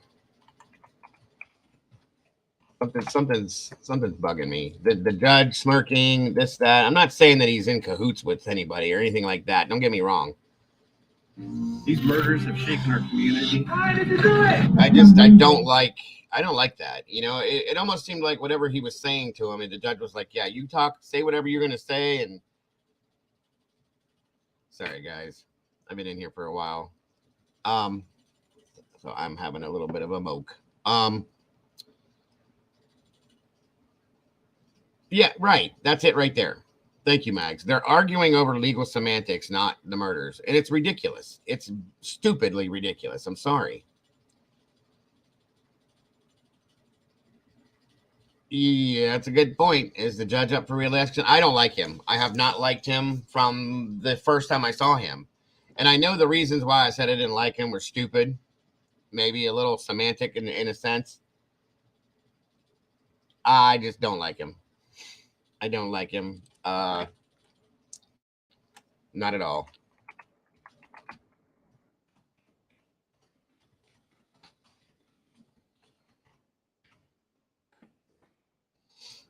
Not at all. I'm sorry.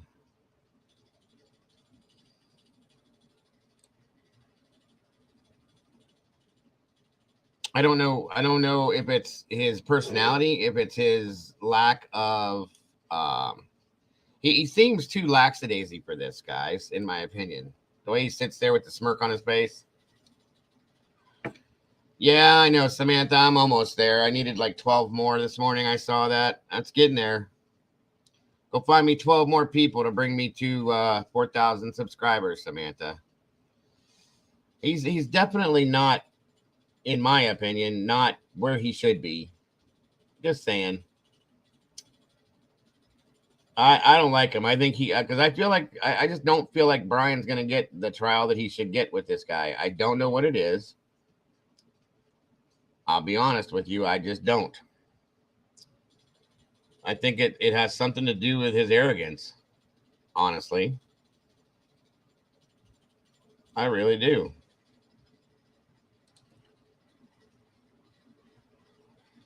And we got Miss Jules in the house. We've been live for a while. Good to see you, Miss Jules. Thanks for joining us, dear. What is your take on this, darling? I'm working but listening. State this. This didn't change my opinion on the gag order hearings. The family keeps filing for. They have no issue speaking in News Nation or YouTube. So this fight for their lawyer to talk seems really pointless. I agree in some sense with that. I do. Yep, we did just see that. And that's one thing I don't understand in that sense. The family's not gagged. So their attorney's gagged, from what I understand, which doesn't make a lot of sense to me. So, yeah, you are right about that, Jules. It's good to see you. We haven't seen you in a few days. Great videos lately, by the way. And yeah, Olivia stated that on her Facebook page, the group that she was in, guys, that they are not gagged. Their attorney is gagged, but they use the attorney to speak at this point on what they have to say. You know what I mean? So, I mean,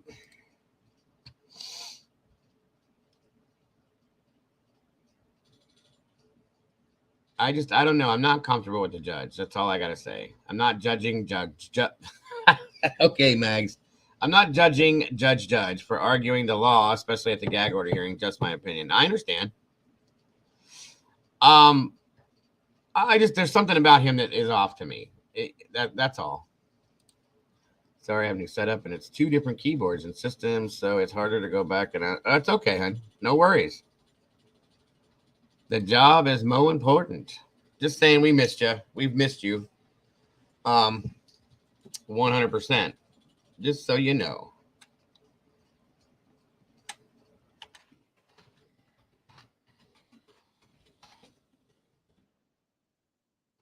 There she said it. There it is, guys. Hey there, everyone. Missed you all. I'm gonna get it set up different this weekend so I can be back like I normally am. Yeah, I got to do some repositioning with my stuff too. I got another piece of equipment to hook up to make things better. I think we will have cameras because the judge likes to showboat. It's very possible. Yeah, he does kind of seem to like that. So maybe. Thank you, Jules, by the way.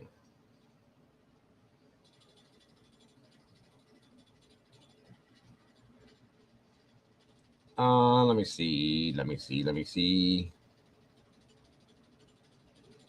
Well, there it is, folks. There's that. I'm not finding anything else. They're doing the Parkland shooting and quite a bit of that stuff, actually.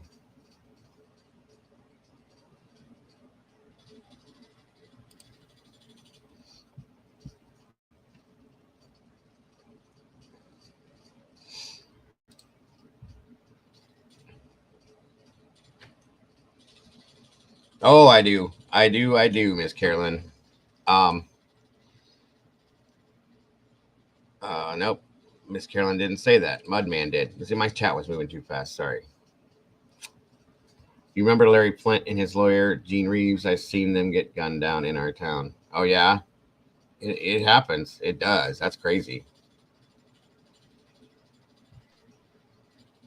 That's what I was saying, Willow. That's what my problem was with it. It's a serious topic. It's definitely not a joke. And he seemed like he was amused from Gray, like that bothers me. That kind of thing bothers me. Maybe I'm reading too much into it. I very possibly could be sensitive towards some of these subjects in this case. I have a sensitivity towards the family. I always have. Why can't this hat be straight? It's driving me nuts. There we go.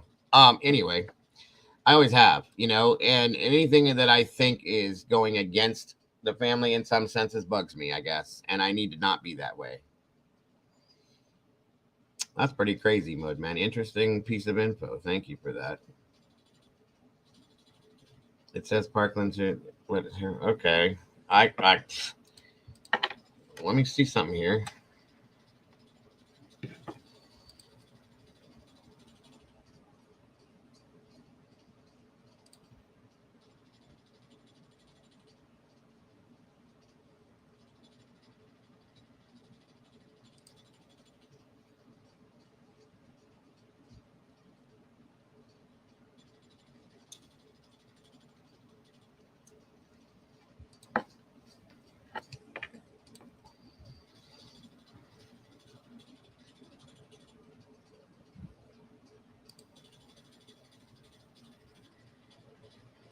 By the way, I don't know if we started watching this. I want to go back to this real quick and show you guys the rest of this. Sorry.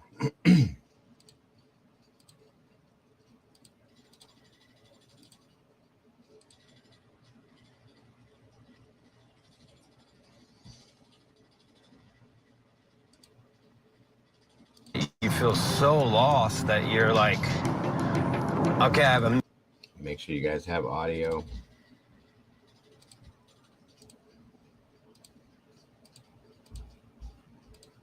Okay. Million questions, but there's nobody to call. There's no pamphlet to read. Then Chanley speaks in depth about the immense impact all of this has had on the family and how they are dealing with it. You replace the negative with the positive, and I've got lots of positives. I've gotten 2 grandbabies since this whole thing went down, and we're focusing on those girls, and we've got work to do in the future, but just one day at a time.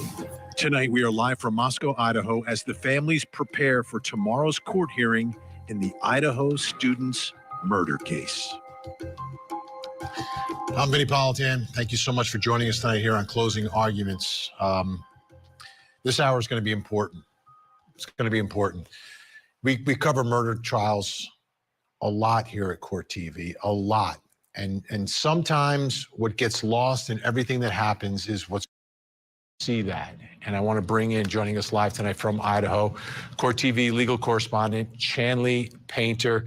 Chanley, great to see you tonight. I'm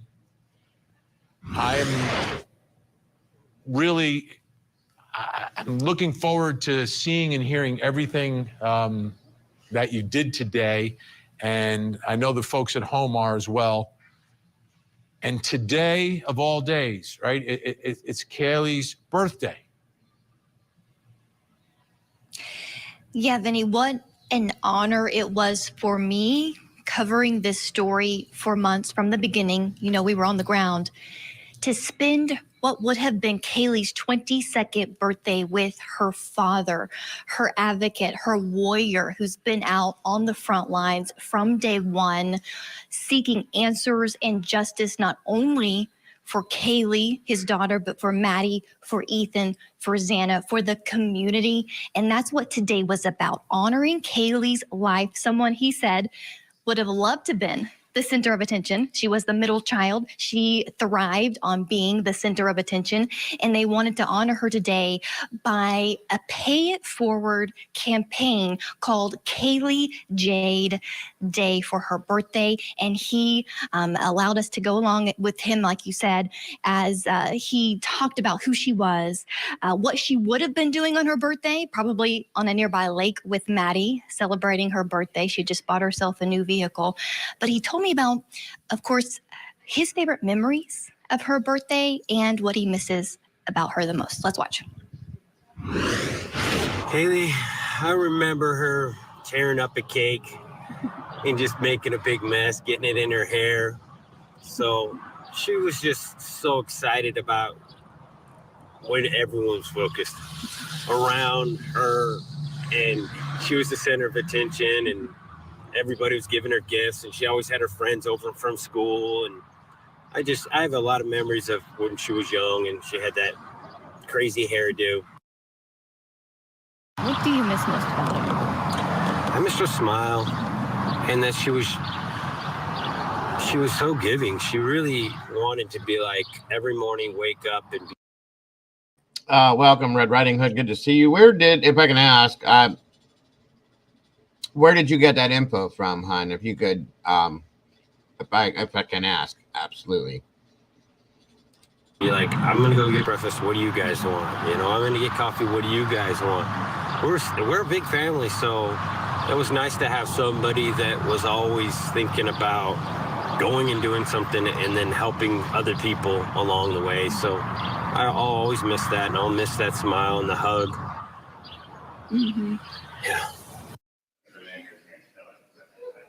And he said the goal of today, and really of all of the families now and really to the future, is to make sure, do everything they can to ensure that it's the victims' names that people remember. When years from now, decades from now, they don't think of the man's name who is alleged to have murdered them, but they remember Kaylee, Xana, Ethan, and Maddie's name as the positive force and impact they had on this community and their loss had on this community, Vinny. Yeah, I've chosen not to say the name. I do that in a lot of these stories, mass murders. And, you know, sometimes you cover a trial, the name's going to be there. There's going to be a trial. You're going to hear it a ton of times. But I think in this case, you're going to hear those four names, and you're going to remember those four names because that's what everyone's talking about. And that's good.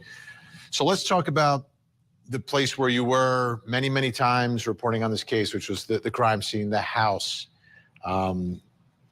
where they lived, which turned, I think of the house, I think of it two ways. I think of it one way, like here's where they all lived together and they had some good times, and, you know, they're starting to learn to be adults. They're having parties, friends are over, and, you know, this is it, the big last hurrah for some of them as seniors.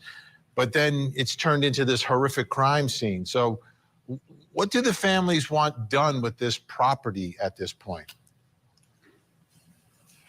Well, they would like it to be preserved, Vinny, and we know we've reported that the university now owns that property. They have plans to demolish the home this summer. I checked back in with the spokesperson of the University of Idaho today. She confirmed that to me. I asked for a specific date. She says they don't have a specific date just yet for when it is to be demolished, but she said they are working through the process.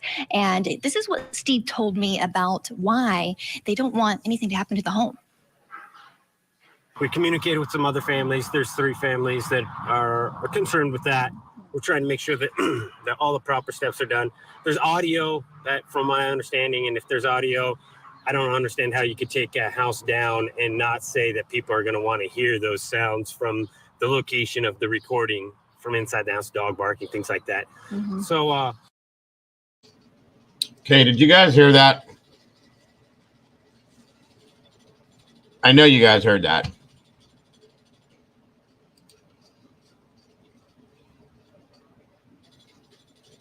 What Steve told me about why they don't want anything to happen to the home.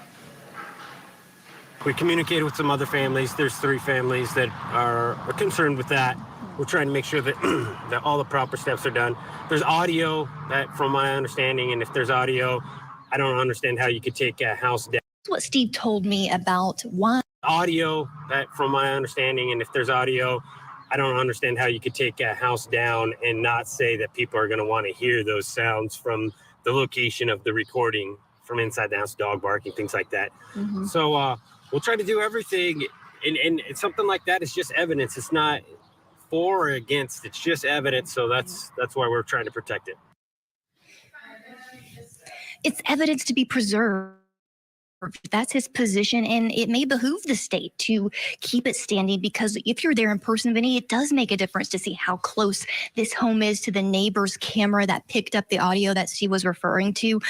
But he also told me that at the last hearing, he spoke to the prosecutor, Bill Thompson, and the prosecutor said that this is going to be a long road for the families. They may not have all the answers for 3 years, Vinny, so this house would have to be standing for a long time in the middle of this community. It's fascinating that he wants the house preserved as evidence for the trial, because there could be a jury view. We see it in many, many cases. In the Murdoch case, they went back to the scene. It helped the jury to figure it out. It became great evidence for the prosecution in that case, even though prosecutors didn't want to necessarily go there. I am with them on that, by the way. I think in some states, there's like a view in almost every case, like Massachusetts, very common. So I'm with them there. They should preserve it because it is the scene. I understand the university from their perspective, but there's a criminal trial for a mass murderer, and doing everything you can to ensure a conviction should be the first priority, absolute first priority, because we know how things can go south inside a courtroom sometimes. I've seen it. Okay. Does he have any theory about the motive? Yeah, he does, Vinny. I asked him, what's the connection? Because it's been rumored, Kaylee and or Maddie were the targets of this mass murder. He told me something I hadn't heard him or his family say before about why they think the alleged killer actually went to that home and murdered them. And remember, Maddie and Kaylee were on the 3rd floor. They were in the same room in the bed together, likely the place this murderer started. And so here's what he had to say about it.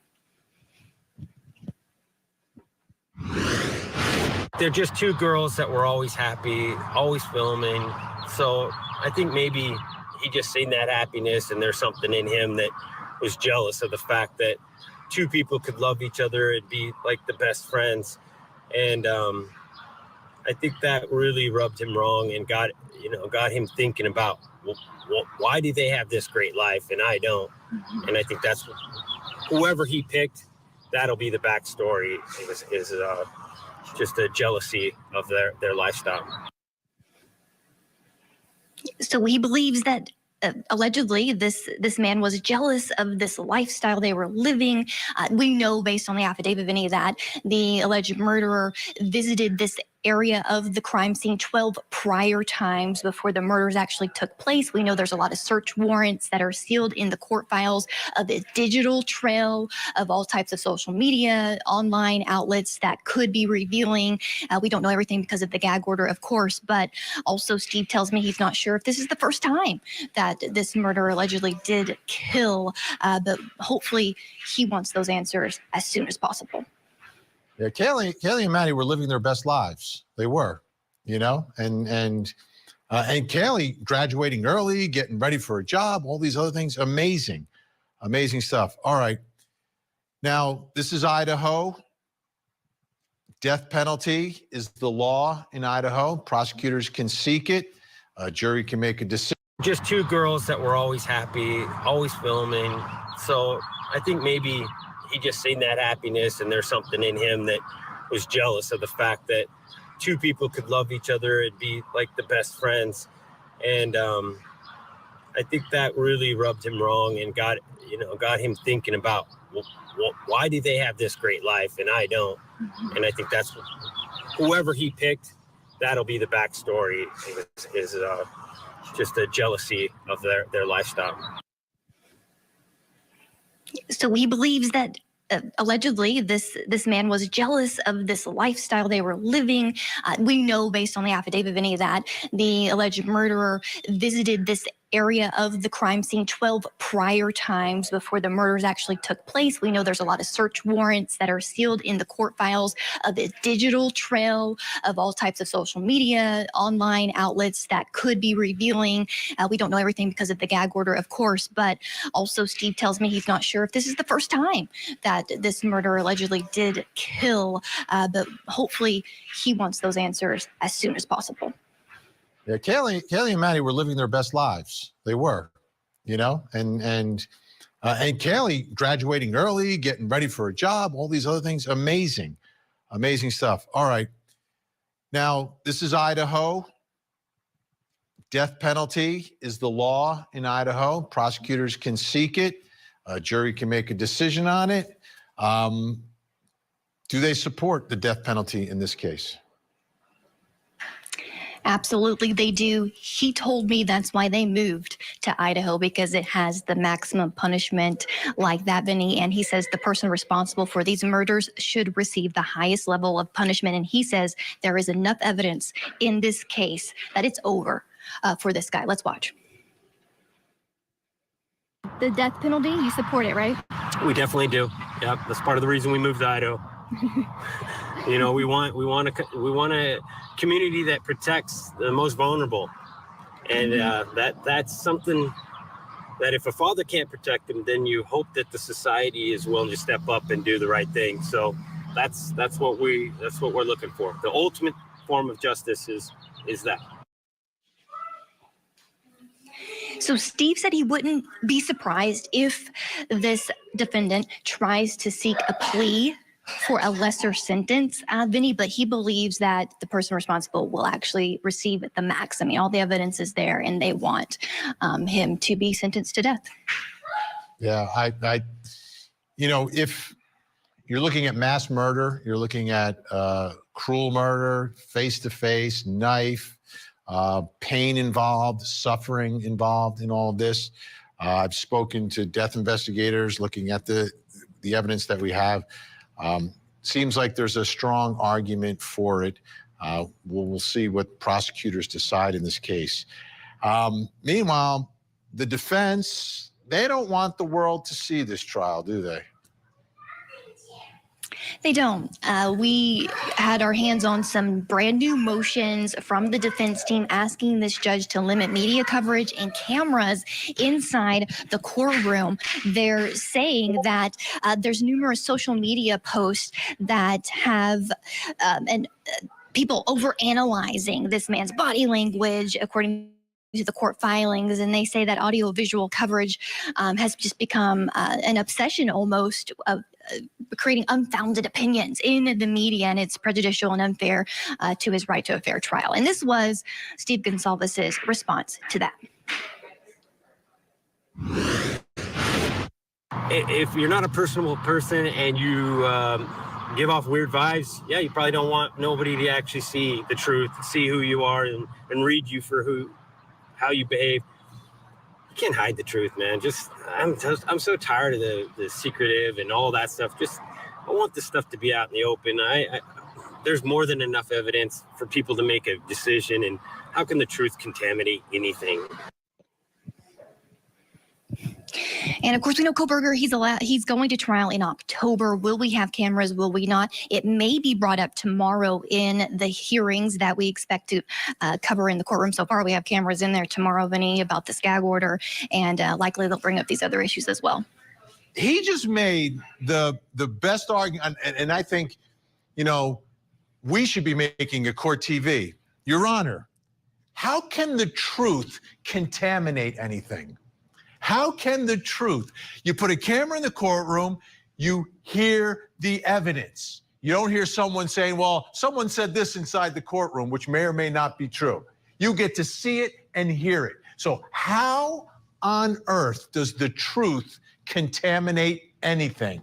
I love that. That is amazing. All right.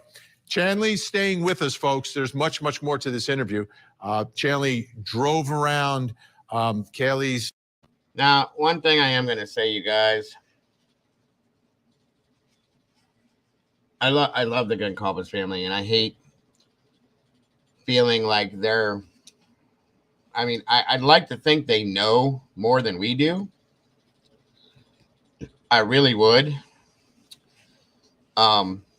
And like I said, I absolutely love and respect, especially Steve. We have to understand, this is what law enforcement gave him. This is who law enforcement gave him. And they, in my opinion, they shoved it down his throat. Okay? Brian Koberger. So, and I feel like that's all he's had to go on. What I want to know is that comment, yes. How can the truth contaminate? Where's the 911 call, and how can it hurt if we hear it? Good point there. Good point. This is so very sad to me, you guys. It really is. This is so sad because this is not how this is supposed to be. The thing, I would love to get some time to sit down with him myself and say, Steve, look, and not even things that I haven't even put live, guys, that I haven't brought out to you guys live. I'd like to sit down with this file I have and go, did you know this? Did you know this? Did you know this? Did you know this? I want you to know these things. I want you to see these things, and I want you to be alerted to all of these things in turn that I believe are true facts based on things that I have investigated to the point of getting that truth out of that. You know what I'm saying? I would love to be able to do that. Obviously, it's never going to happen. And I get, and that's a grieving dad may not be a point to think of his daughter in her. Yes, I get it. Yeah, I agree with that, Abra. I do. He's the one that has been going through this, not us. I mean, we kind of have in a way, but not as we're not feeling the pain and the hurt that he's feeling, guys. And I feel horrible that he's going through that. And he's always seemed to be such a very smart person with this. I hope he is seeing all of the other truths that are not being put out, is all I'm saying. I feel, and I'm looking at this in a different perspective than some of you guys might be. I feel like Steve is saying what he thinks he's supposed to be saying. Okay. And that he may be feeling or thinking something else over here, if that makes any sense. And I'm hoping that that's what it is. Eddie says, Digger, you're right. If he's relying on them, he will naturally listen to what they're telling him and be easily persuaded. But from what I've seen from him, he seems to be quite a smart guy. Okay. And early on in this investigation, I'm just telling you guys, I think that he's just saying what he thinks he's supposed to say. I really feel that way, okay? And that's why he's saying things like he wants the house to be kept preserved and he wants the audio to be heard and things like that if it exists. You know, hearing that from him makes me feel there's audio, okay? And that's kind of what I'm going with it at this point, guys, because he's kind of like the things he just said here and then things he said in the other interviews don't kind of match. You see what I'm saying? That's why I'm feeling like this. And I pray to God that I'm right. That's all I can say. I pray to God I'm right. I think in the very end, you know, he wants the same thing we want. Of course he does. These girls deserve nothing but pure justice, folks. And I think it doesn't matter to him in the end who it is, but that person needs to be brought to justice and end the story.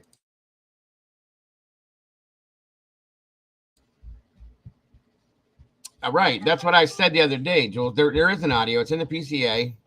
And I've already come to the point where it's not the one that's being circulated. It's been debunked, in my opinion. We're done with it. Which made me realize, you know, like, honestly, who am I to feel that really did get leaked? Come on. That's something I'm sure they held on to dearly and very close. That audio that was from that house was probably held on to very tightly, you guys. Very tightly. For something like that to get leaked was hard to believe, to be honest. It really was. Okay. So I'm not going to go with that one. You know, I just let that go. It is what it is. Maybe we will hear it one day. Maybe we won't.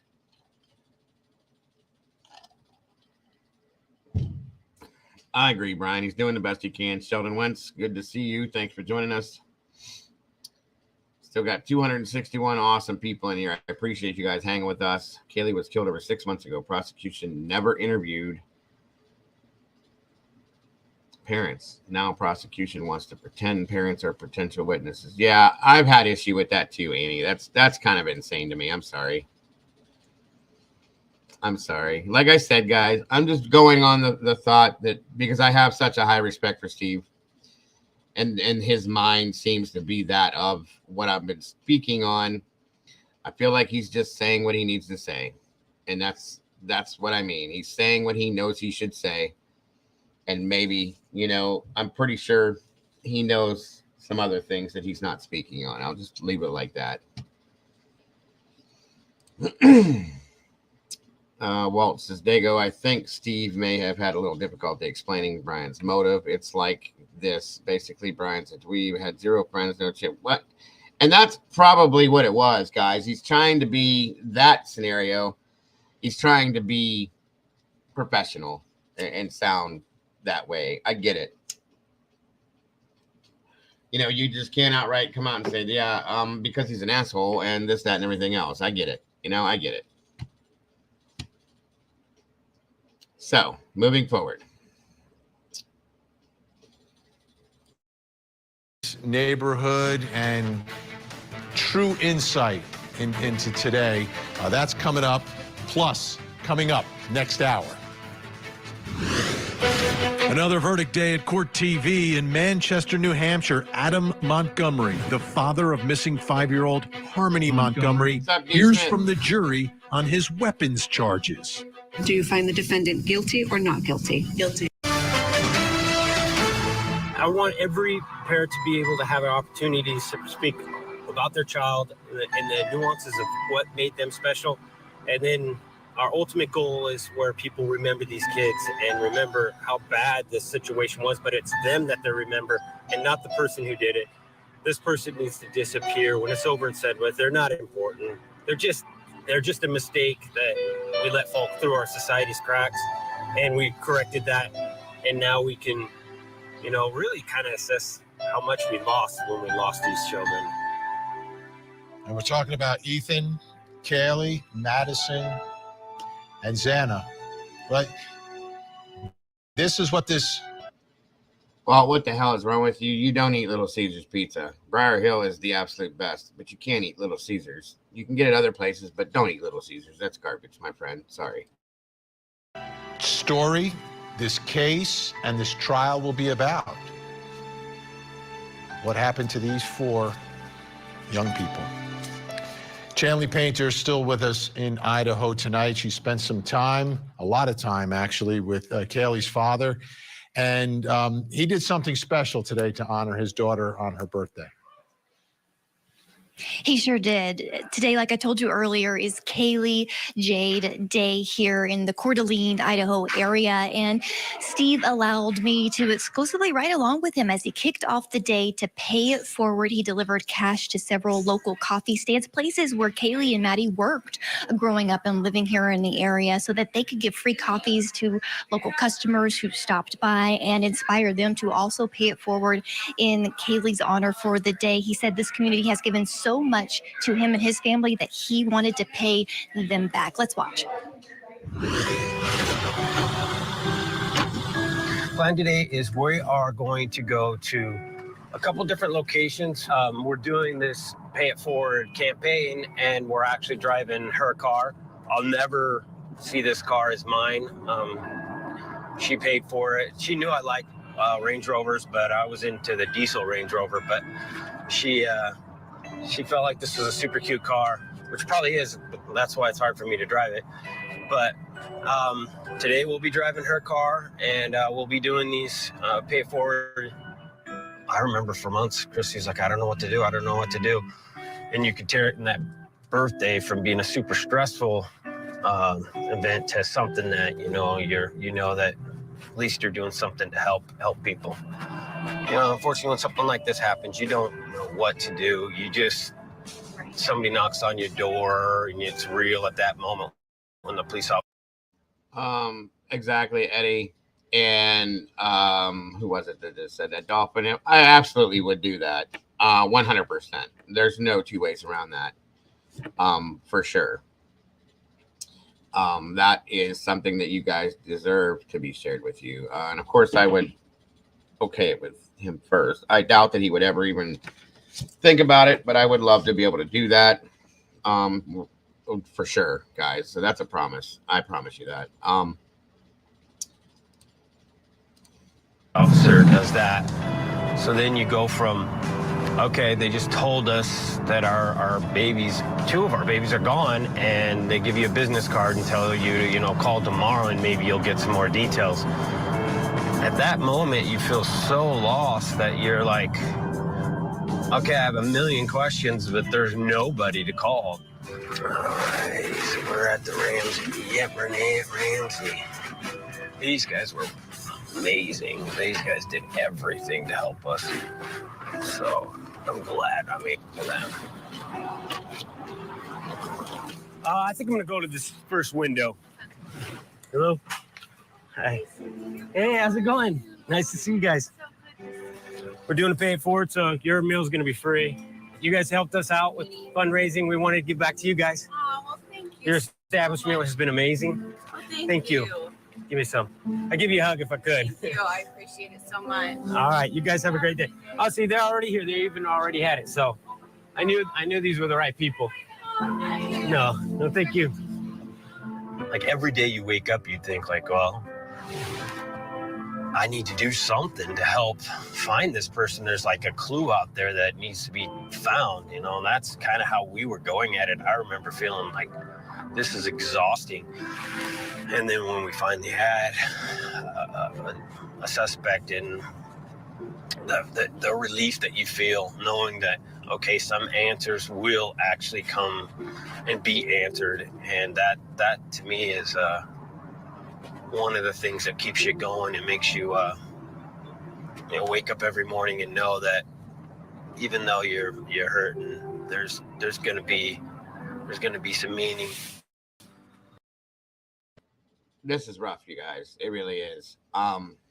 This is hard for me, so I'm sure it's hard for everybody else. My apologies. I just want to see this out, out of respect for him and the family, them. I feel this need. I feel that he wanted this to be seen, and that's why I'm seeing this at this point.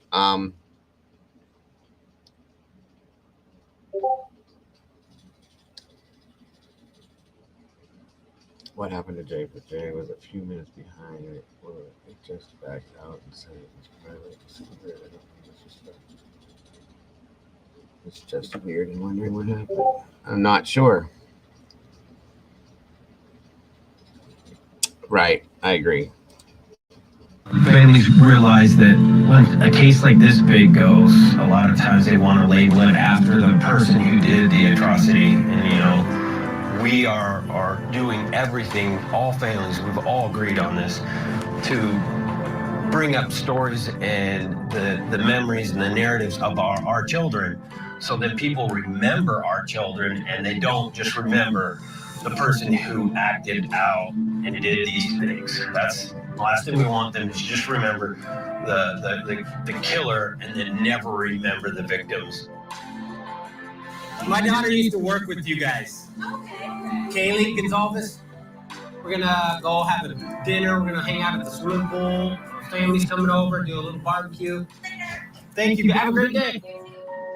We felt like we picked a really safe state and a safe community. We left the city in California where we'd be awoken in different times of the night with sirens and shootings and things. So, and then when this happened, I was like, who in Idaho would do this? Who would be capable of doing that in our community? And I remember talking to one of the officers. We've always tried to put some emphasis on saying we appreciate all the hard work, everything that they've done, and we know that we would not have justice without those men and those women. You know, we were just in the court, a few weeks ago, and we got a little bit of time to talk to Thompson, and Thompson was, he said, it could be 3 years before you guys have any answers, and I was just like, wow, that's hard to hear. So I want to just see the evidence, really. I just want them to come out and say, this is our case before, this is what they've got to prepare for. I mean, they have it, so let's just bring it out. I don't understand how that can be the truth. The truth? How can that be something that's going to contaminate a jury? Yeah, we're gonna start to pay it forward for. Oh, you're awesome. People have already started. All right, well, thank you. I'm glad they didn't have to wait. You guys have a great day. Great job. Thank you, guys. See you guys. We want to make them a part of this whole thing because it spreads the news, it spreads kindness. And, you know, when the most ugliest things happen to you, you either can become ugly or you can spread some kindness. And that's what we're going for. And that's what, you know, these girls would have wanted us to turn this into something that made us happy and stronger. And Vinny, one of those coffee stands, Renee's on Ramsey, where I was live before the weather became precarious. We had to move inside now, but they gave away over 100 coffees and meals today. And they said that people were so inspired that they started donating cash as well, where they're going to be able to pay Steve back for what he donated, plus a lot more for the families. So the Gonzalez family hopes that this tradition, of course, continues every year in honor of Kaylee's birthday. You know, it really struck a chord with me is when Steve was talking about moving to Idaho and why he moved there. Every time my family's moved, right, you have to pack everyone up and go somewhere when you're in our business. And you're moving to a new area, you know, you scout the area and you say, all right, where's the safest place? What's the safest street in the safest community? And I so much relate to what he did. And he did everything out of the city. And, cities are fine, but, he wanted to be someplace that was a little bit better, that he felt was safer, right? And to have that shattered as well is so heartbreaking. This is a dad who's trying to do everything, who did everything right. Where he was, jaw-dropping. Next. On the next episode of Accomplice to Murder. Renee and Brett met when they were in high school. Most of the time they were at each other's throats. She was having It's the law now. They needed to do it this way. All the bank accounts. A fictional show about a dystopian society where women are forced to reproduce for the ruling class. The series premiered on Hulu in 2017, but is based on the 1985 best-selling novel by Margaret Atwood. And in 2018, the author, Margaret Atwood, gave a lecture at Northampton Community College in Pennsylvania. And now a picture from that lecture has surfaced. And sitting there in the front row, the accused Idaho killer, holding what appears to be is a copy of The Handmaid's Tale. How about that, folks? We need to analyze this. Joining me now. What does that mean? In Los Angeles, California, senior reporter for DailyMail.com, Caitlin Becker is with us. Also in Los Angeles, need her tonight. Forensic. Here we go with this woman again. Okay, I see. These are the things that bother me, you guys. They're looking for anything they can find to damn him. Who cares? Who absolutely cares that he was there? It makes no balance nor difference in what's going on. None. He's a fan of it. So what?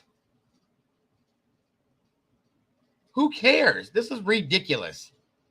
Yes, this is the cannibal woman. I can't stand her. Oh my God, I can't. This is stupidly sick. Psychiatrist, trial expert witness, columnist of Inside the Criminal Mind, Dr. Carol Lieberman. Great to see you both tonight.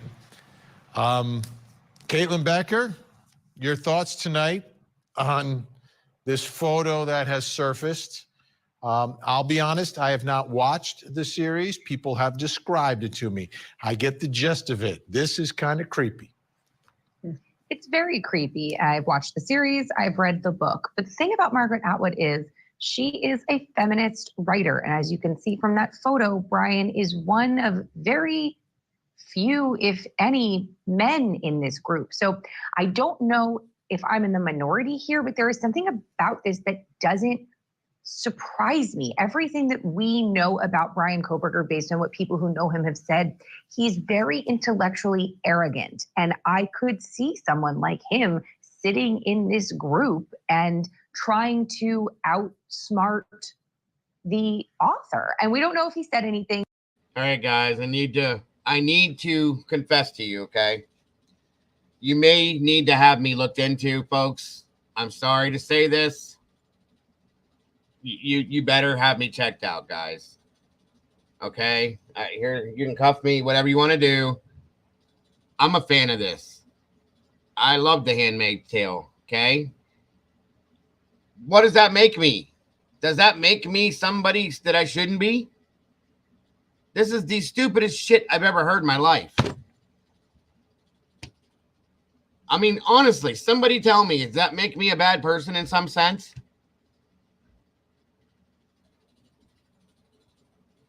It was an entertaining scenario. I watched the movie thing, the series, whatever. Does that make me a bad person? It was interesting. It was entertaining. This is flipping ridiculous. Anything they can find to try to make him look like a bad person. It's sickening. If he did it, he did it. If he didn't, he didn't. But all these other little things they're tacking on to him to try to force down everyone's throat to make him even more ugly to society. It's stupid, folks. It's stupid. It's beyond pathetic. But he's right there, front and center. He's creepy. It's creepy. You're creepy. But it doesn't surprise me. I think I am alone in that, though. Dr. Carol Lieberman, give us a little analysis here. What's going on? Well, I think that picture is really so telling. You know, he looks relatively innocent there compared to what we know about him now, allegedly. He's sitting in the first row center. I think he was a fan. You know, how much he appreciated that what she was writing about, you know, how women were subjugated and, you know, really it was a sort of a spoof or a sarcastic take on this. You know, she wasn't saying that this is a good idea to have in society, but she provided him with fodder for his fantasies. So I think he was a fan of hers and he wanted to get up close and personal with her. Caitlin, can you? She provided him with fodder for his fantasies. That's what this creature takes from that. You've got to be kidding me.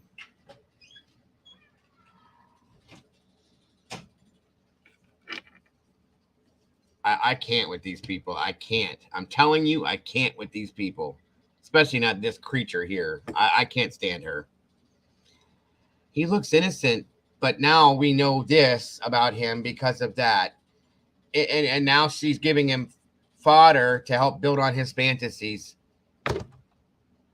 Yeah, this is the same one that, yeah, Jules, that thought he was a cannibal. Get out of here. Miss me with this bullshit. I'm sorry. Can you tell us a little bit more about the show and the book, since you're a fan? You know, I know very little about it. I may have to watch it now, though.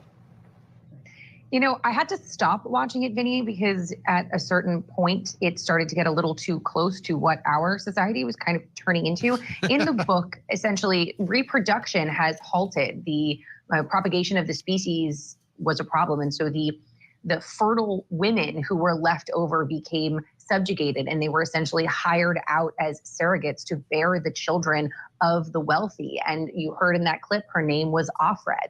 It's of Fred. You lose your name and you become of the man, the family that you are serving. So I don't know if Brian Koberg in this case was looking for his of Brian, but that's essentially how the subjugation of these women in the book works. And then there are also other women who are your Aunt Lydia's, who, that's the term for them, and they are the women who subjugate and force the women who are fertile into this grouping. It's a very sort of sick and twisted things. And you'll oftentimes at different political protests, you'll see women wearing the big habits, the big hoods, and the red dresses as a protest of whatever, you know, law or group they're protesting, saying that if you go forward with this, you're basically making us the women from The Handmaid's Tale. Gotcha. Great description. Dr. Carol Lieberman, now we don't know if it was the author, the subject matter, or just wanting to be in a room with women who maybe were avoiding him. Any which way, it was a little unusual though, right? Because there's not very many men in that room with him. Yes, but I don't really think he was there to pick up women, because that, you know, he could have been doing that. He was going to college there where this lecture was taking place, his junior college. And he had all kind of opportunities every day, really, to mingle with these women. That's why I think it was really primarily for this author to be in her presence and to listen to what she was going to be talking about. Even sitting there, you know, he has this kind of strange smirk on his face.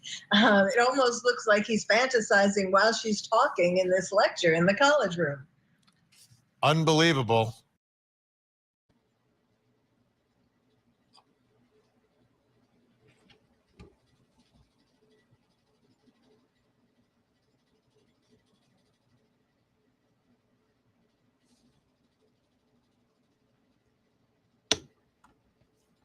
I'm done. Please, please, please.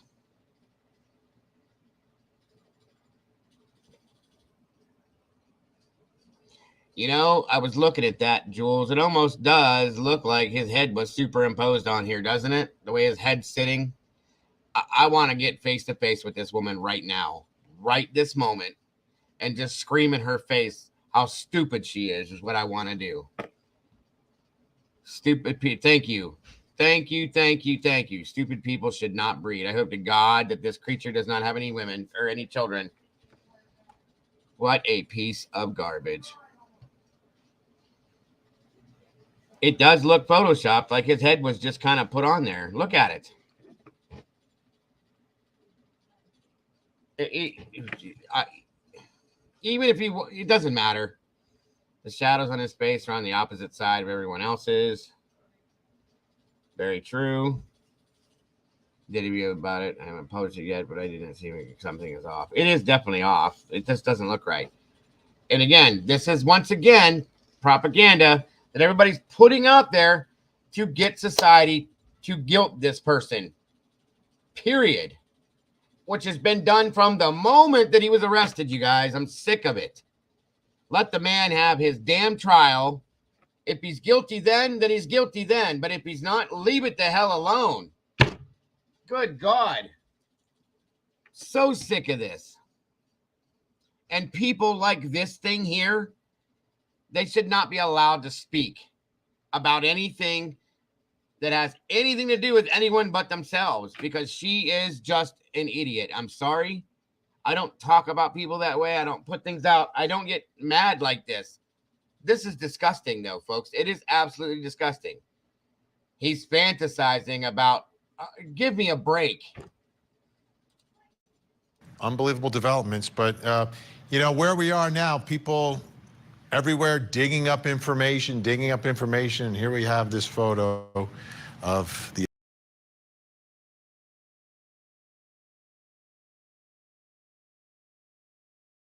I'm done with it. I'm done for today. I can't.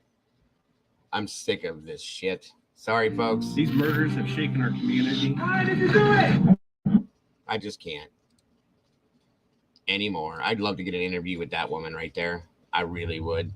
I promise you she would leave. Okay, guys, that's going to do it for today. Sorry that it was so drug out, and I apologize that it took so long to get to the court hearing. My apologies all the way around. Again, I'm not happy that I had to use that version of it. I couldn't find it for you guys. So, you know, J is for Justice. She had it live. I appreciate the fact that she did, and give props to her 1000% for that. That was her content, folks. So we do owe that to her. I do. I'm sick of that kind of stuff, guys. It just doesn't fit. So I want to thank you all for being here with me all day long. I appreciate you guys so very much. More than you guys know. Anybody that did donate to support the channel, thank you so very much for that. You guys are absolutely amazing, guys. I love you to death. I don't know if you'll see me tomorrow or not. I highly doubt it, because my wife has things planned for me and I got to figure some things out. I hope you guys, if I don't see you, I hope you guys have an absolutely amazingly wonderful weekend. Again, I love you guys absolutely to death. I hope you guys all on the way in the door. If you didn't, please on the way out, leave a little DNA on the like button for me, guys. I appreciate that. Share this out. Well, don't worry about that. But if you could leave some comments after the fact, I definitely appreciate that. Whether you liked it or you didn't like it, nothing but love for you guys. Thank you for all the support, kindness, all the kind words and everything. Moderators, you are absolutely amazing. Thank you so very much. All of you meatballs, if you have not gotten to Discord, try to check it out, because you will see me and the rest of us in there, guys that are in there. It's always a good time. Again, folks, don't forget to love yourselves and to love each other. Don't change anything about yourselves. You guys are amazing, and I'll see you all on the other side. Have a great one, folks. Bye-bye.